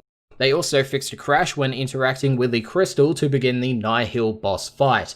A crash that could occur if you skip the tutorial cinematic. A rare crash that could occur when using the Orpheus as a client. The pause menu not working if you died or were downed while using transference. I-10 Amber Stars dropping far less frequently than before Deimos Arcana. An issue where binding the player list to your D-pad would override its functionality when navigating menus with a controller. They fixed rare issues with an inability to trade a Riven mod with the plus 30 Riven mod slots from Mastery rank 30. They fixed an issue where the whole screen would be black if you quickly skip the fly-in cinematic during the Heart of Deimos quest, with a note that it may have affected other scenarios in which you load into the Cambion Drift as well. They fixed players not being able to join your public mission if you're waiting on the navigation star chart for players to join your squad on either the Cambion Drift or Orb Valis nodes. They fixed losing full chat functionality after defeating Nihil, an inability to use or cancel any abilities or use operators after casting Revenant's Dance Macabre and getting knocked down or attempting to ledge grab during its animation. They fixed using Necros' Soul Punch to mark a victim and then killing them with a weapon, not raising them as a shadow for clients. They fixed the end of mission screen showing affinity gained for your equipped Necromech special weapons when you didn't use it during the mission, and no affinity was actually gained. They fixed cases where mining nodes could be inaccessible in the Cambion Drift due to it spawning inside the environment, an inability to chat link the kit gun weapons made with the new infested chambers, Vermin Splicer, and Spore Lacer. They fixed the Catabolist not showing a trigger type in Arsenal stats, health bars displaying the incorrect health amount after the host leaves during the squad in a free roam mission. They fixed an issue where if the Deimos Therid died while holding another enemy to throw, the enemy's ragdoll would be severed into two and look visually corrupted. They fixed broken Arcwing strafing animations, speech volume slider not resetting to 100 when the default button is pressed if the transmission volume slider is at 100. They fixed Inaros Prime's chat link screen including the blueprint button. They fixed Tilragor's axe appearing all black, some laser beams in the void, Ropalost and more not making any sounds, large fleshy walls rendering incorrectly on top of the sky in the Cambion Drift, excessive bloom on ammo drops in the Cambion Drift. They fixed an invisible wall in the Railjack's mesh. They fixed a wrong exit prompt when attempting to exit the Necrolist Capturer scene, a script error when trying to auto-install on the Ak Bronco Prime if you also have the Dam Zav Vardi mod, a script error when casting numerous Warframe abilities, and lastly for Hotfix 29.5.7, they fixed a script error related to the rare item and resource UI pop-up. For the game's fixes with Hotfix 29.5.8, they fixed Bone Widow's Shield Maiden not functioning properly after it has been destroyed for client players. They fixed Zaku's Grasp of Lock ability becoming non-functional if cast too rapidly, client squad mates not seeing the host Zaku Grasp of Lock weapons expire, Corpus escalation beacons on the Orvalis not standing upright after being spawned, and lastly they fixed a rare case where the obvious might cause a crash.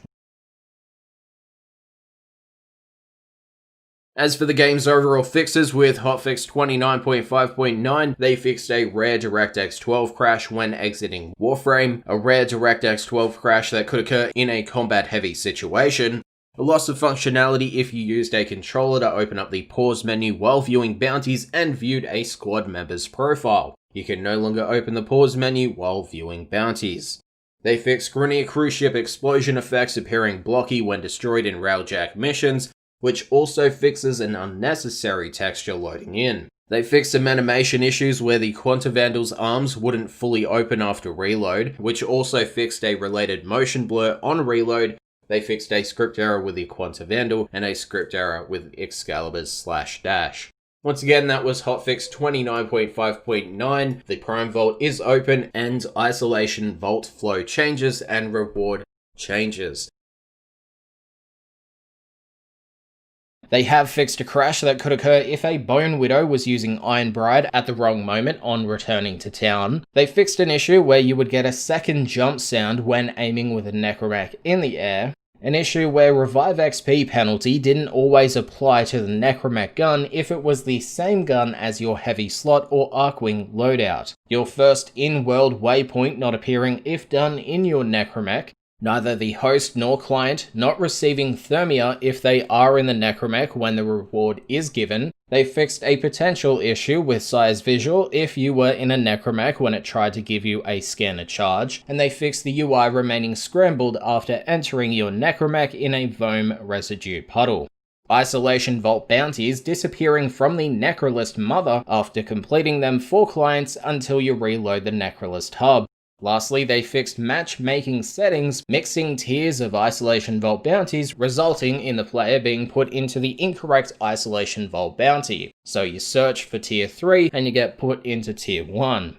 Now to conclude, we have the game's overall fixes with update 29.6. DE have fixed a crash when transferring to the operator while simultaneously activating a remote observer in Captura. They fixed issues with Barroqueteer's new Prisma dual Decurions having a placeholder tag, missing icons, and the wrong texture when used as a heavy weapon. They fixed the Prisma dual Decurions not having the intended 2 V polarities by default, clients falling through the map while equipping a K-drive, the conservation tag rewards not showing the count when there's more than one tag given. They fixed missing Kayla Dathame's central platforms during her boss fight when skipping her cutscene, an arc gun becoming invisible and being unable to reload it when summoned as Mag and casting her absorb form of Magnetize. They fixed the missing spinning around your finger animation for the Euphona Prime alt-fire, mouse movement being shared between Warframe and the Epic overlay when the Epic social menu is open. They fixed the boss health bar appearing when viewing the Shadow Stalker and Acolyte Codex entries. They fixed Dojo pigment icons overlapping the end of mission reward screen UI. And lastly, for update 29.6 Orfix Venom, they fixed the overlapping UI and offset scroll bar when clicking a market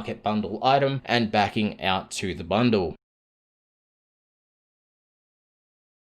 We have Hotfix 29.6.1, a crash that could occur when switching between the operator and Necromech after firing any type of glaive.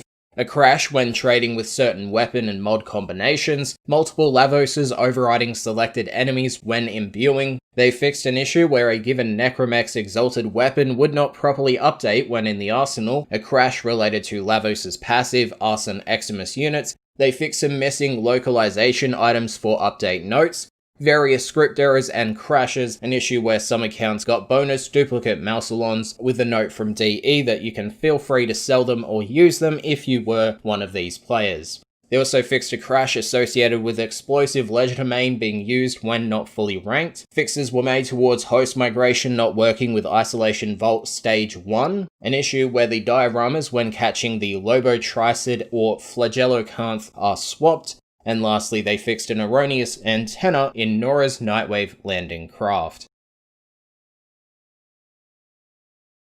For Lavos' fixes, there are two. They increase the vertical reach of Lavos' Catalyze to better hit enemies above and below his casting height, and they fix lower ranks of Transmutation Probe having longer durations.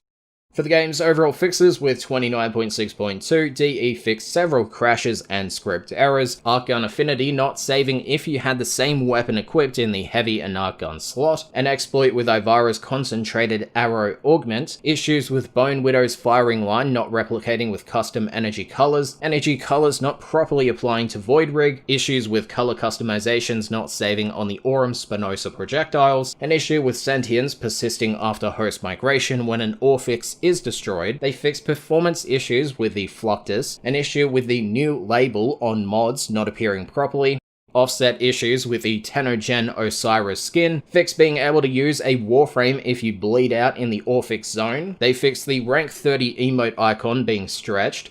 They fixed further issues with the Lobstracid not being fully visible when swimming or in the diorama, residual shock effects not appearing for clients, an issue with erroneous teleporting in the remastered Corpus ship in the large vent room, the Prisma Dual Decorion being untradeable, and lastly, for Hotfix 29.6.2, DE fixed an issue where Bone Widow could grab the Exploiter orb. They also made two fixes. DE fixed various issues in the Corpus Ship remastered tile sets with erroneous invisible collision and marker issues, and they fixed performance issues associated with the Panthera Prime and certain mod combinations. We are now at the point in the video where I cover the Railjack fixes and optimizations across these four hotfixes that are separate from the overall game fixes, so that will follow. In 27.0.9, DE fixed some color and alpha settings on off-screen markers in Arcwing for better visibility. They optimized camera placements overall when customizing Railjack and viewing aspects. The toggle interior button now has a checkbox to indicate active state. Railjack health and shields now show when they are invulnerable. They remove the HUD markers from missiles launched by the Seeker Volley Battle Avionic, which also fixes enemy HUD markers disappearing. The player's view of a cloaked Railjack, aka when using Void Cloak, is now a more obvious effect. The Railjack name shows in the Edit Name input box. The Railjack name shows in the HUD instead of the generic Railjack. Cargo consoles now show a small effect when they are busy and unavailable to use. The controller start button now closes the tactical menu instead of opening the top menu. They slightly zoomed out the tactical map when on the Railjack to increase visibility of the minimap features. Sorting by drain will now sort the higher drain to the top. They added a wreckage count to the equip screen, and then they fixed engines color customization not working properly, an issue with the Railjack stats appearing as the default one when pressing escape on any part of the component menu, missing sounds on a certain Arcwing fly-in cinematic, a script error in the tactical map, erroneous stealth components from Railjack gun HUDs, arrows for Railjack markers pointing the wrong way when you have a scaled HUD, Necros' Shadows of the Dead spawning enemy ships inside Railjacks, an issue where using the Arcwing slingshot with melee equipped causes issues. They fixed an issue where you could use menus while in the Arcwing slingshot. They fixed the hijacked Grenier cruise ship spawning inside geometry, multiple HC tags appearing, an issue where players entering the Grenier ram sleds could travel to unknown places, Ivara's zipline persisting when in Railjack emplacements, Railjack audio looping when in the landing craft, the Reliquary void branches not persisting, ballistic and particle damage icons being swapped in-game, the Railjack slingshot effect color not updating properly, Railjack weaponry appearing at odd angles for clients when dismounting. They fixed clients being permanently dead in Railjacks if they return to a dojo in the revive screen. They fixed tactical views of players on the Railjack weaponry not working correctly. They fixed overlapping music on mission complete, being able to acquire Revelite by methods other than crafting or preparing payloads. They fixed Arcwing deaths causing players to respawn at the beginning of the mission, the Omni Tool equip animation causing loss of functionality when mounting emplacements and piloting, the Omni Tool having an ammo type which didn't actually interact with anything, multiple crashes that could occur when loading into a mission as a client in a landing craft, the Omni Tool showing as level 0, being able to exit an emplacement without animations instantly by spamming escape multiple times, the Railjack mission complete pop-up rendering behind the Railjack HUD, Grenier cruise ship consoles disabling the shield when exiting the hack without completing, the cruise ship healing bubble not being seen or affected by clients, the Sigma series displaying incorrect stats, some weapons showing incorrect icons, the rank 10 Railjack engineering intrinsic not working for clients, the repair drones not disappearing if someone else repairs the malfunction before the drones finish. They fixed drifting sounds stopping properly when the pilot leaves the pilot seat during drifting, a bug where intrinsics could be kept on a mission abort which was never intended, and an Arcwing bug that could cause clients to be stuck with normal weapons if they slingshotted into a non-cruise ship enemy. In 27.0.10, DE made some micro-optimizations to the Railjack HUD, fixed the inability to destroy enemy cruise ships that had been hijacked, the wide door in the pulse turbine not opening for clients, being placed outside the Railjack level when loading into a Railjack mission from your orbiter as the operator, controller settings such as mouse sensitivity being set to non-Railjack settings when a cruise ship is destroyed. They fixed cases of armament wreckage unique stats not showing, and this was due to the physical armament not being equipped on the side of the Railjack, which then considered it not equipped. They fixed Karkanox armaments, displaying incorrect fall-off ranges in the dry dock stats, the munition ammo count UI in the Railjack displaying one more capacity than you actually had. They fixed the Railjack Forge not applying yield multipliers with the engineer intrinsic bonus to displayed craft and mounts. They made fixes towards ram sleds occurring during a transition to the dojo after completing a Railjack mission. They fixed hazard markers for fire, electricity, and fast travel inside the Railjack appearing in the wrong locations when viewed in the tactical menu while on the pilot seat or side turrets. They fixed missing Railjack enemy UI after exiting, returning, and then exiting the Railjack, an incorrect minimap overlay when failing a Railjack mission and returning to the dojo, Railjack enemies displaying a rank of 0-0. They fixed a crash while transitioning levels in Railjack, a script error that can occur when exiting the Arcwing slingshot after opening the pause menu, which caused a persistent black screen, some mods displaying under the items section on the end of mission screen. They fixed the reliquary drive appearing to have the vacant text even after completing the key quest, and they fixed an unlocalized Railjack recall text.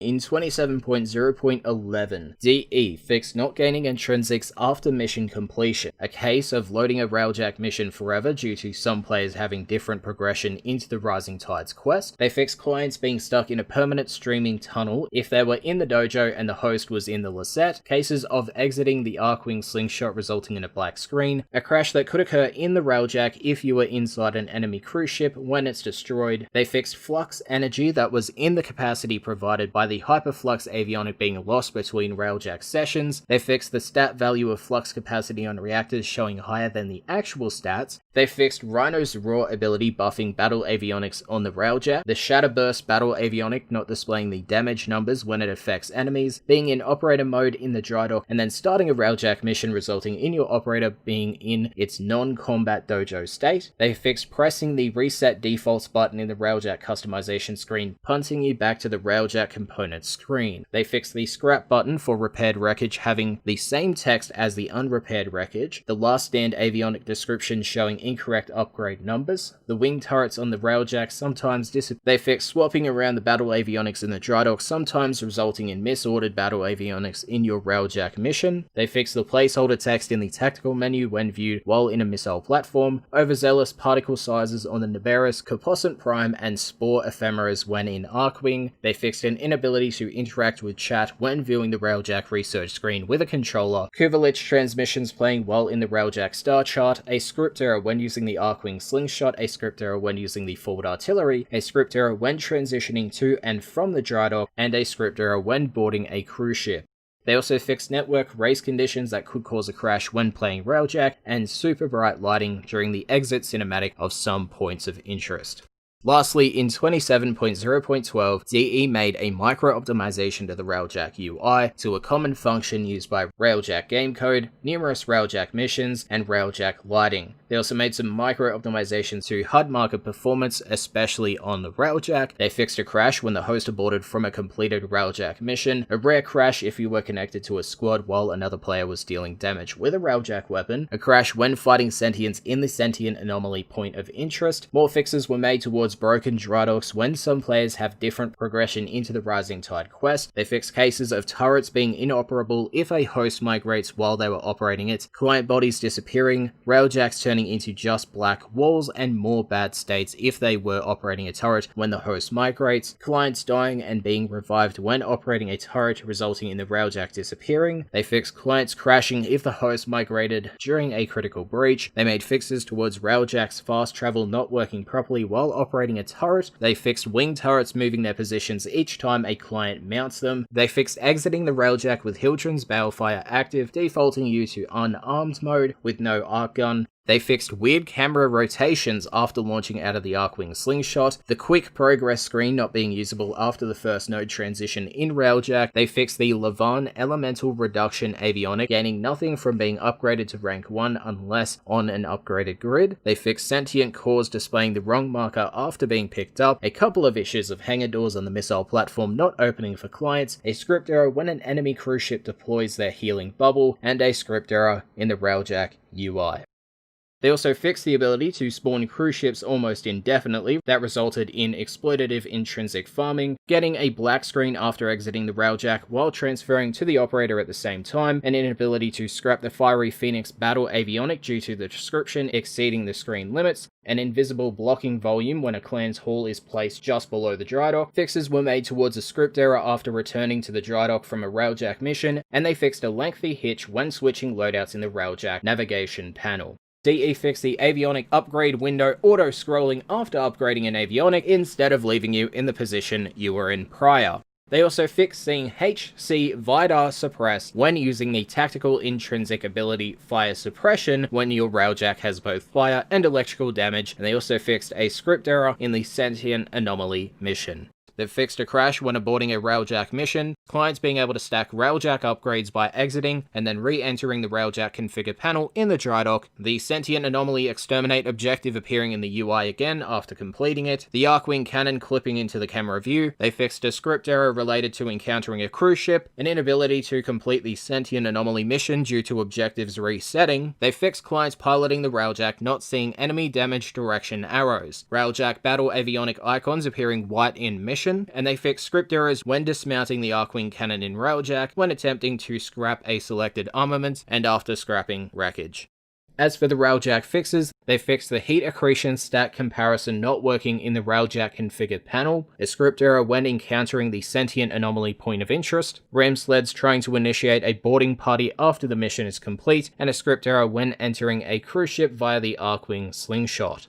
Now for the Railjack fixes with this hotfix, DE fixed Sentient Exterminate objectives randomly starting on points of interest hints, fixed Mark III Vidar reactors missing their component modifiers for Warframe clients that are not in English, and they fixed a script crash that could occur if you joined a Railjack mission at exactly the wrong moment. For Railjack missions, they fixed a case of not receiving your collected items in Railjack missions until you head back to the dry dock. And they also fixed the Orokin Derelict point of interest showing missile platform as the name when you aim at it in a Railjack mission. For Railjack, they removed the mention of the Arcwing catapult maneuver from the engineering intrinsic descriptions. They fixed the heat accretion stat comparison appearing backwards, a script error when a boarding party comes knockin', and a script error when transitioning through the void tunnel. The Reset Defaults and Randomize All buttons in the Railjack cosmetic screen will now reset the camera to the overview when viewing the exterior. DE stated that this also fixes an issue where you were focused on the decal or the name when the position would be wrong after changing the Railjack skin. Now for the Railjack fixes, DE fixed randomizing Railjack glyphs through the Randomize All option, not applying the new glyph until the Railjack configuration menu is exited. They fixed a script error when deactivating the Fiery Phoenix Avionic on hit arcanes triggering when using Railjack weapons, a script error when refreshing the Railjack armament screen after scrapping some wreckage, when moving at the speed of light through a void tunnel, when exiting a cruise ship and going into Arcwing, and they fixed a script error when firing the forward artillery. They also made another fix towards the tactical efficiency, not modifying the flux energy cost of using some battle avionics. They fixed an inability to access the tactical menu while piloting or using side turrets with a controller. Another fix was made towards getting stuck on a black screen when using the Arcwing slingshot into an exploding cruise ship and then trying to leave. They fixed the intrinsic screens not showing the correct button callout for keyboard users when you view the descriptions, and they fixed a script error leading to broken or missing Railjack HUDs when piloting or using turrets after loading into a Railjack mission as a client or following a host migration. For Railjack Fixes, DE fixed fire hazards not causing correct damage to the Railjack, the cruising speed avionic stacking its effect if you equip and then unequip it repeatedly in the loadout screen, sometimes crashing when casting the Void Hole Battle Avionic, a script error when using Valence Fusion in the Railjack configure panel, when initiating a Railjack mission right when someone else is contributing in the dojo, and when upgrading avionics.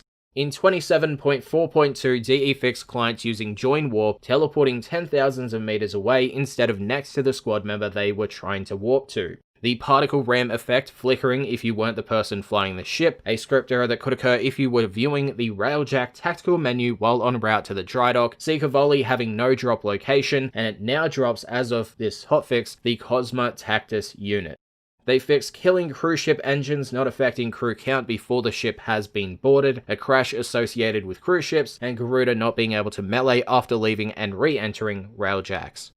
In point 3, they fixed a functionality loss when recalling back to the Railjack while performing a finisher, the cruising speed avionic not applying its 80% increase for Railjack speed when more than 3,000 meters away from enemy ships, and they fixed the base of the Railjack wing turret appearing to float in front of the client player when mounting said wing turret. Lastly, for Railjack Fixes, in point 4 they fixed scrapping unrepaired wreckage displaying that you gained the wrong resources, and that now when scrapping unrepaired wreckage, the UI should only show that you obtained Dirac. They fixed another case of fire malfunctions not damaging the Railjack in higher level missions, radial explosions from weapons such as the Penta not doing damage to cruise ship reactors, the Join Warp feature not bringing your pet companion with you. They fixed again the cruising speed avionic not applying its 80% increase for Railjack speed when more than 3,000 meters away from enemy ships. Fixed using a forging bay as the operator not correctly tracking which forge you were trying to use, causing forgers to appear busy when they really weren't. They fixed weird operator animations when using the forward artillery on the Railjack, and countermeasures and Fiery Phoenix avionic descriptions not matching their updated functionality. For Railjack Fixes, DE fixed an inability to exit the Railjack for a while after returning to the dry dock from a Railjack mission. They fixed some Railjack battle avionics not firing where the reticle is aimed for clients, and they fixed the default Railjack skin not being first in the Railjack skin list. As for the Railjack Fixes, DE fixed the Railjack speed stat showing a higher number than your in-game movement speed. They fixed the Railjack forward artillery not damaging cruise ships past their engines, cruise ships not recovering after becoming disabled by your Railjack guns, the Railjack host being able to use the navigation before the mission is complete, and clients' inability to use navigation at all when launched from the dry dock. They fixed enemy captains spawning in the asteroid base commander point of interest, and commander spawning in the kill the Galleon captain point of interest. The Galvark missile launcher not functioning for clients, Fiery Phoenix not becoming disabled when flux energy reaches 0, a full ranked flow burn not being upgraded further when placed into a max rank grid, battle avionics remaining disabled for clients after the Railjack is repaired from a critical breach, dome charges being consumed when a client enters the forward artillery regardless of actually firing the big fucking gun. They fixed an issue where clients would see the forward artillery reload multiple times while waiting for the host to put dome charges in the weapon, clients not seeing the Shatterburst battle avionic explosion effect, clients not seeing the missile created by Shatterburst or the Void Hole avionic. They fixed being left out in space if you're aboard a cruise ship when it despawns due to mission completion, cases of losing the Railjack Forge UI if you attempted to activate it while sliding, Railjack ammunition and supplies that were spent during a mission not saving at the end of a mission, losing current Railjack skins and colors if a host migration occurred and you were the last remaining player. They also fixed Railjack avionics salvage pickups, sometimes not showing the distance markers. the camera breaking when warping to another player while in the Arcwing slingshot. They fixed the tactical menu chase camera to better reflect the view of the player's camera. They fixed the dry dock creating a blocking volume in a room that is built below it, issues with selecting the Veil or Saturn Proxima nodes when using a controller. They fixed a cooldown bar on Railjack ordnance burst fire weapons emptying and then not starting to fill until after the laser's done firing, instead of when you initially fire. They also fixed the Railjack Tactical Avionics cooldown tooltip information not applying intrinsic cooldown reductions from Tactical Response and Swift Tactic Avionics. They fixed the Void Cloak cooldown timer not updating when viewing in the tactical menu, and they fixed upgraded avionics not showing their proper description and stats, such as being unranked and ranked.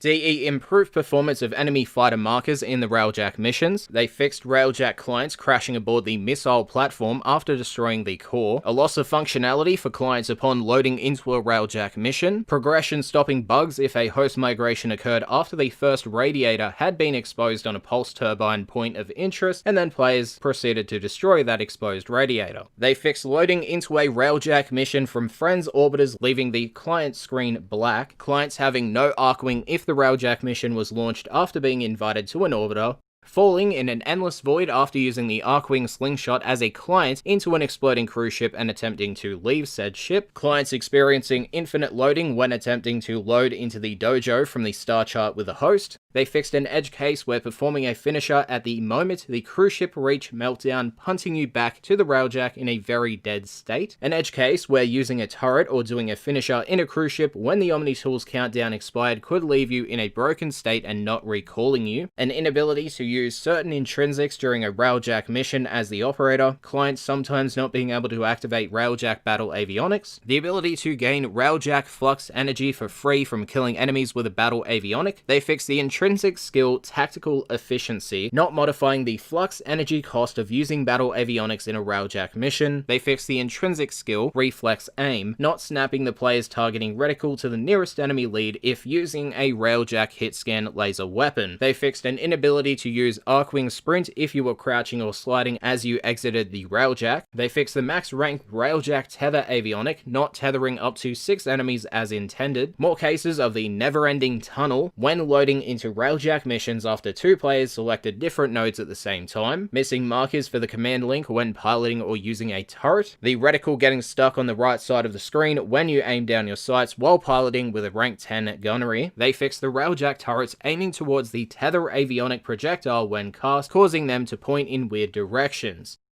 Ram sled boarded enemies remaining frozen in place after casting the tactical avionic intruder stasis even after they had died. Ram sleds not getting affected by status effects, an issue where heat avionics were not being applied correctly. The description for Void Cloak in the tactical menu not displaying the correct cooldown time if the tactical rank is 7 or higher. They fixed being able to close the tactical menu with its hotkey during the recall warp, which caused further attempts to use recall warp to no longer function. Gaining maximum health and shields, power strength, and presumably any other Arcwing specific bonuses while using Titania's Razorwing mode in Railjack. They fixed projectile speeds of certain armaments causing bandwidth issues for clients, getting stuck on the alt camera angle while piloting Railjack, which also fixed the issue of losing the HUD when swapping back to piloting view after being at the alternate angle. They fixed Void Hole appearing offset if activated by a client who is piloting the Railjack, being equipped with your Parazon or completely unarmed if using the Crafting Forge in your Railjack while your Omnitool or scanner is equipped. They fixed several issues when entering the transportation tubes in the Sentient Anomaly, such as automatic weapons continuously firing while traveling in the tube, issues with staying in the tube if attempting to move around in all kinds of directions, operators in Void Mode speed running in the tube, and issues with getting stuck in the pause menu while traveling in the tube.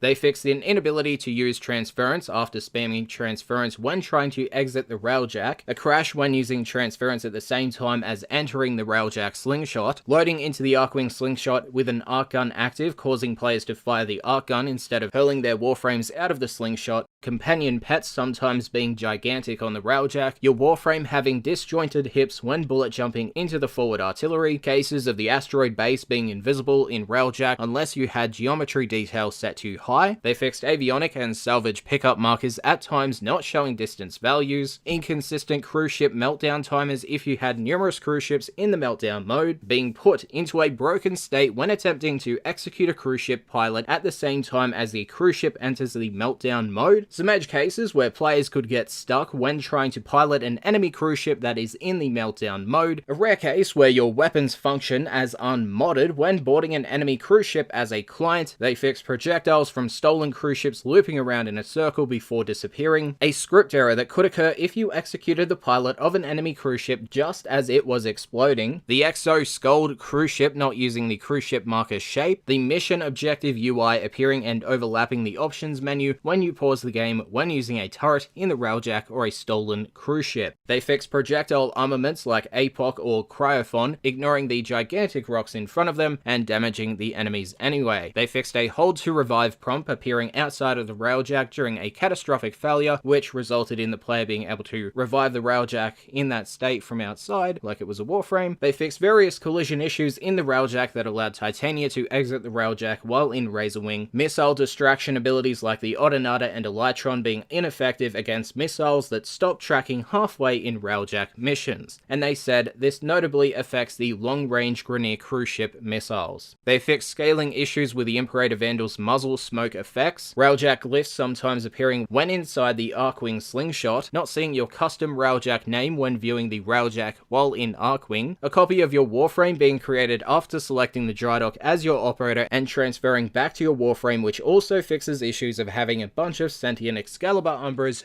running around. More fixes were made towards broken dry docks when some players have different progression into the Rising Tide quest. They made a potential fix towards clients being unable to exit the Railjack once back in the dry dock from a mission, operators taking on the color scheme of the Railjack interior after exiting any of the turrets in the Railjack. They fixed clients not seeing the host Railjack customizations. More fixes were made towards the scrolling back to the top issue when contributing or rushing a Railjack weapon or component. They've stated that now when you contribute or rush, the window will remain where the item is as to not force you to search for it again. They fixed Railjack's configure UI screen overlapping with the trading window when invited and accepting to trade in dojos, which also fixes being unable to accept invites while on the intrinsics menu. They fixed an issue where a select all option was appearing in the Railjack scrap menu but had no functionality. A black shadow replacing one of the wreckage icons when selecting mastery rank tabs in the Railjack configure panel, wreckage having to be deselected and reselected to show available options after you had previously contributed to it. They fixed scrapping equipped reactors causing issues with re-equipping avionics that were auto-unequipped to fit back under capacity, selecting Ask Me Later on the overcapacity wreckage prompt causing a long delay, a missing warning when attempting to trade an already equipped avionic, some cases where the grid in the Railjack configure panel would show less elements than predicted, an inability to use the change loadout button functionality in the Railjack navigation screen when anchored in the dry dock.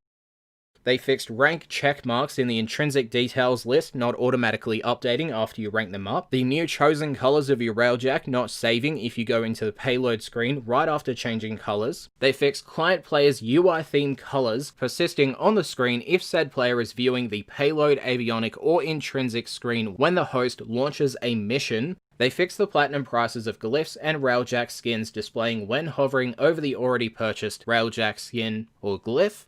They fixed the Railjack customization UI lingering after purchasing and equipping a Railjack skin. They fixed selecting the companion loadout in the Railjack arsenal starting from a black screen and then moving to the companion station in the dojo. They fixed the dry dock docking clamps disappearing at certain angles when viewed from the inside of the top level of the Railjack. They fixed the codex missing descriptions for the Exo Raider Carver, and Exo Raider Eviscerators. They fixed missing localization when loading into the Railjack in the Rising Tide quest request, and it is now properly localized to investigate coordinates on lure. They fixed a script error as well as a case where some of the effects of the forward artillery gun in Railjack lingered forever if you had started and stopped charging it very rapidly. They fixed the banners in the dry dock near the entrances not having your clan emblem. Fixes were made towards point of interest marker inconsistencies. A potential fix was made for a script error that occurred when collecting loot in a Railjack point of interest, a script error with host migrations after exiting Railjack, unlocalized avionics, and a couple of cases of Grenier mines being unlocalized.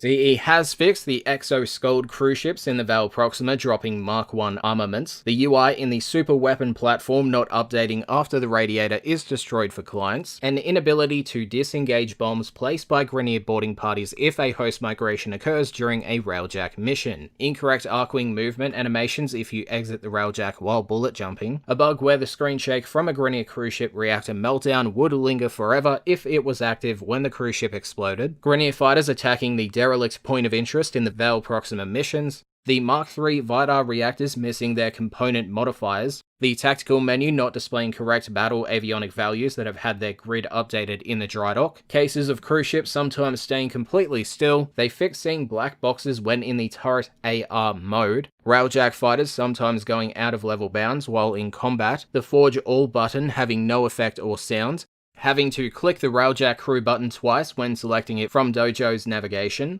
They fixed Railjack name text lingering behind when joining another player's squad and loading into their dry dock, missing looping sounds for ram sleds in the Saturn Proxima and Vale Proxima regions, and lastly for Railjack Fixes, they fixed a script error when casting the Railjack Void Hole ability.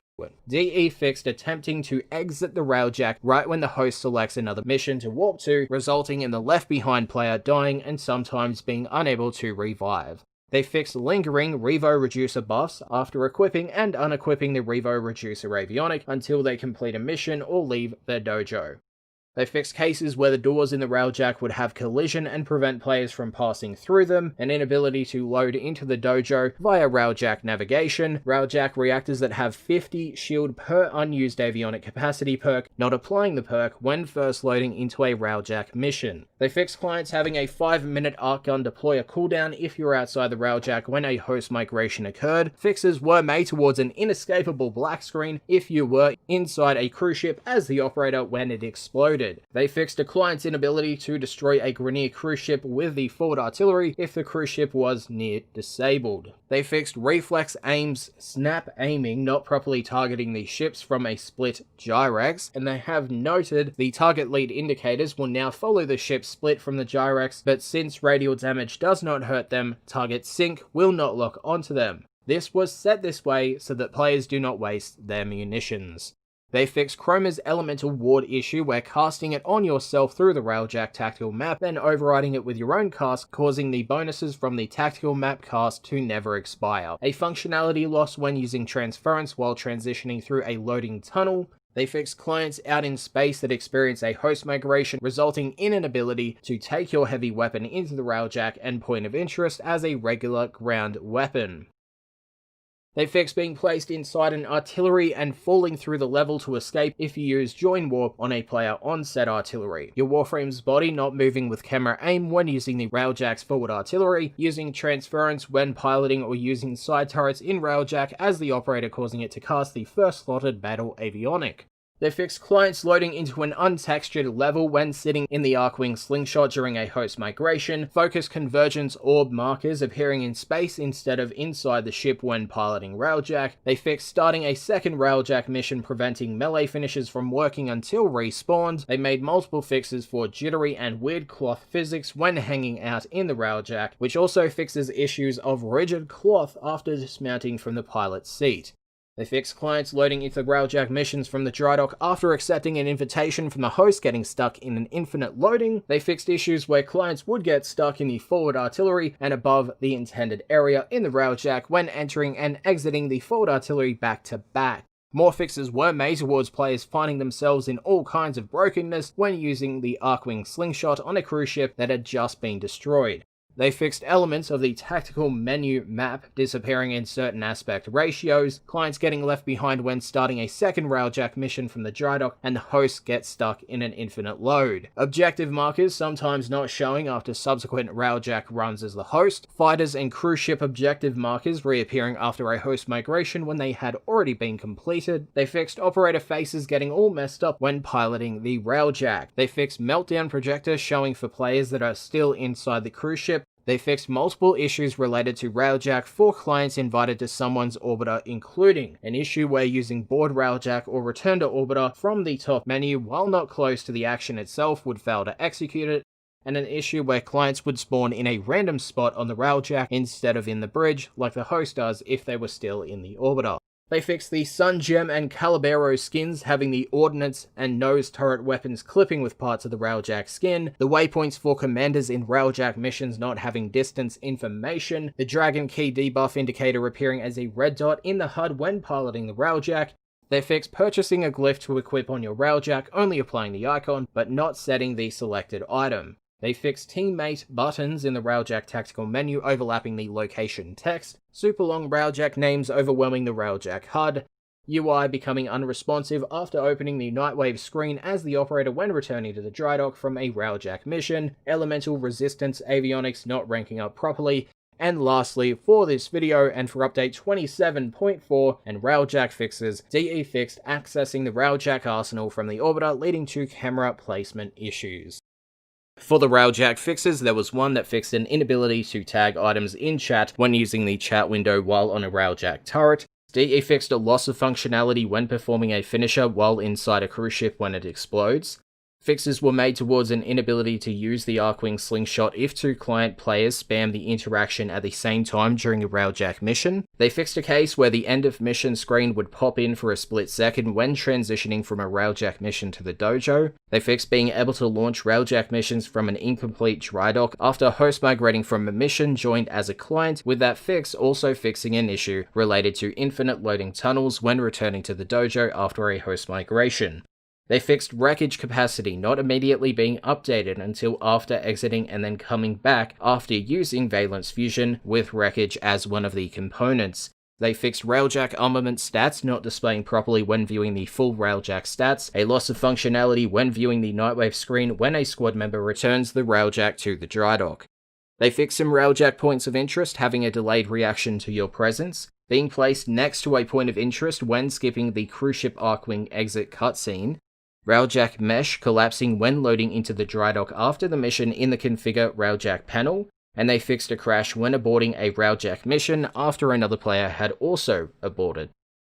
For Railjack Fixes, DE fixed projectile armaments like APOC not gaining the damage bonus from the Hyperstrike avionic. They fixed Valence Fusion failing between tier 2 armaments with a perfect stat roll and a tier 3 armament with a lesser stat roll. They fixed client players being able to start a Railjack mission after being invited to the host orbiter. The kill asteroid base commander point of interest on Saturn spawning Cosma enemies instead of Gaia enemies. Placeholder text appearing while piloting Railjack with the tactical menu open, avionics not stacking in the end of mission screen rewards, and being able to open the orbiter equipment screen when in Railjack.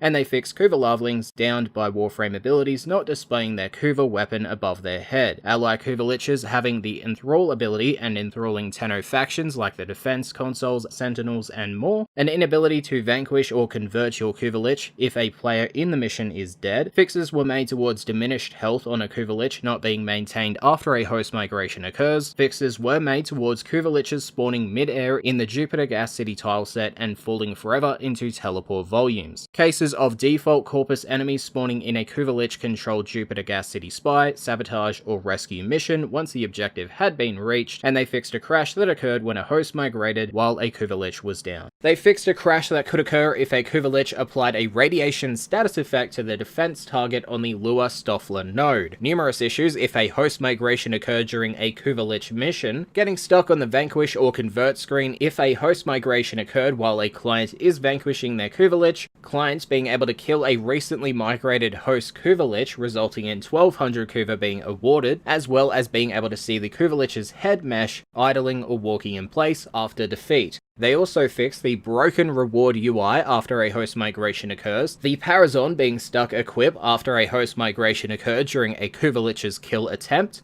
a script error when attempting to kill the Kuva Lich and a squadmate disconnects, duplicates of the Kuva Lich's taxed Rivens not being returned when the Kuva Lich is vanquished or converted, being in a permanent ragdoll state after attempting to stab a Kuva Lich and failing the Requiem guess, and they also fixed the mission map lingering on screen after opening the Kuva Lich screen.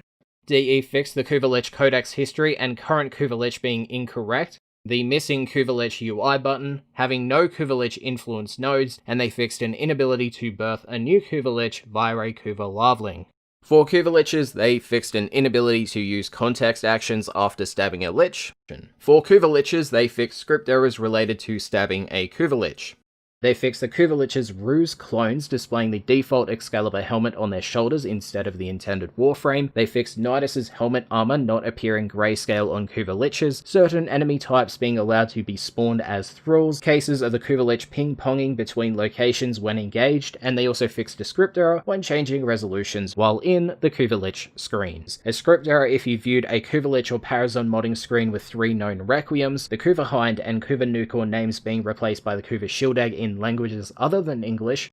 DE fixed clients being unable to use the escape pause menu after Parazon stabbing a Kuva Lich, the Kuva Nukor, Kuva Hind, and Kuva Brahma weapon progression showing as complete in the codex when at rank 30, instead of its true completed rank of 40. They fixed only one Kuva weapon maintaining its innate bonus damage attribute and respective Kuva Lich name when claiming multiple Kuva weapons using the Claim All button in the Foundry. According to DE, this retroactively fixes the Kuva weapons that lost our innate bonus damage by giving them back a random buff. Unfortunately, the Kuva Lich names can't be easily associated with the Kuva weapons, so the fixed weapons will now have the default Kuva name of Kuva Tonkor, Kuva Brahma, or whatever the item is.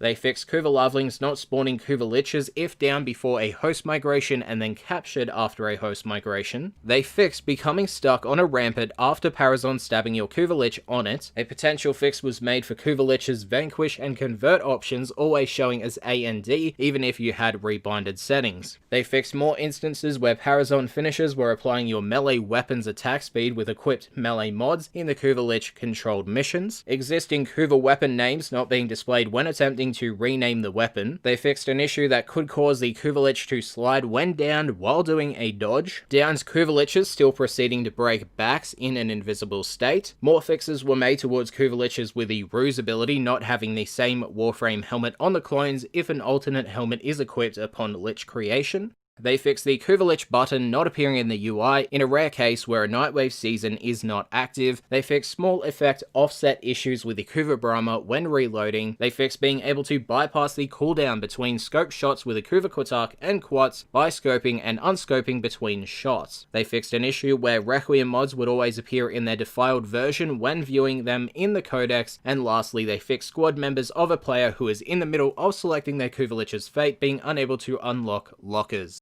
For Kuva Lich fixes, DE fixed the game unpausing in solo missions when the menu was open after viewing the Kuva Lich information page. They fixed the decoy created by the Ruse Kuva Lich ability having a red HUD marker, and this is to avoid confusion of who the real Kuva Lich is, as it no longer has a marker. They also fixed cases where your Kuva Lich Vanquish transmission wouldn't show the correct Kuva Lich name, ally Kuva Lich names and health bars overriding the enemy Kuva Lich UI, the Kuva Brahma's projectiles not getting pulled into mags magnetized and instead bouncing off it and going into the sky. They fixed getting damaged by ally Kuva Liches who cast Plasma Eruption, Requiem Relic Kuva rewards not stating how much Kuva you're actually getting, and they fixed a case of Kuva larvelings not spawning due to having an amp with a specific name. DE fixed a case where a Kuva Lich could appear to change ownership or identity during a mission, possibly resulting in the Parazon check being incorrect and or counting towards a different player's history.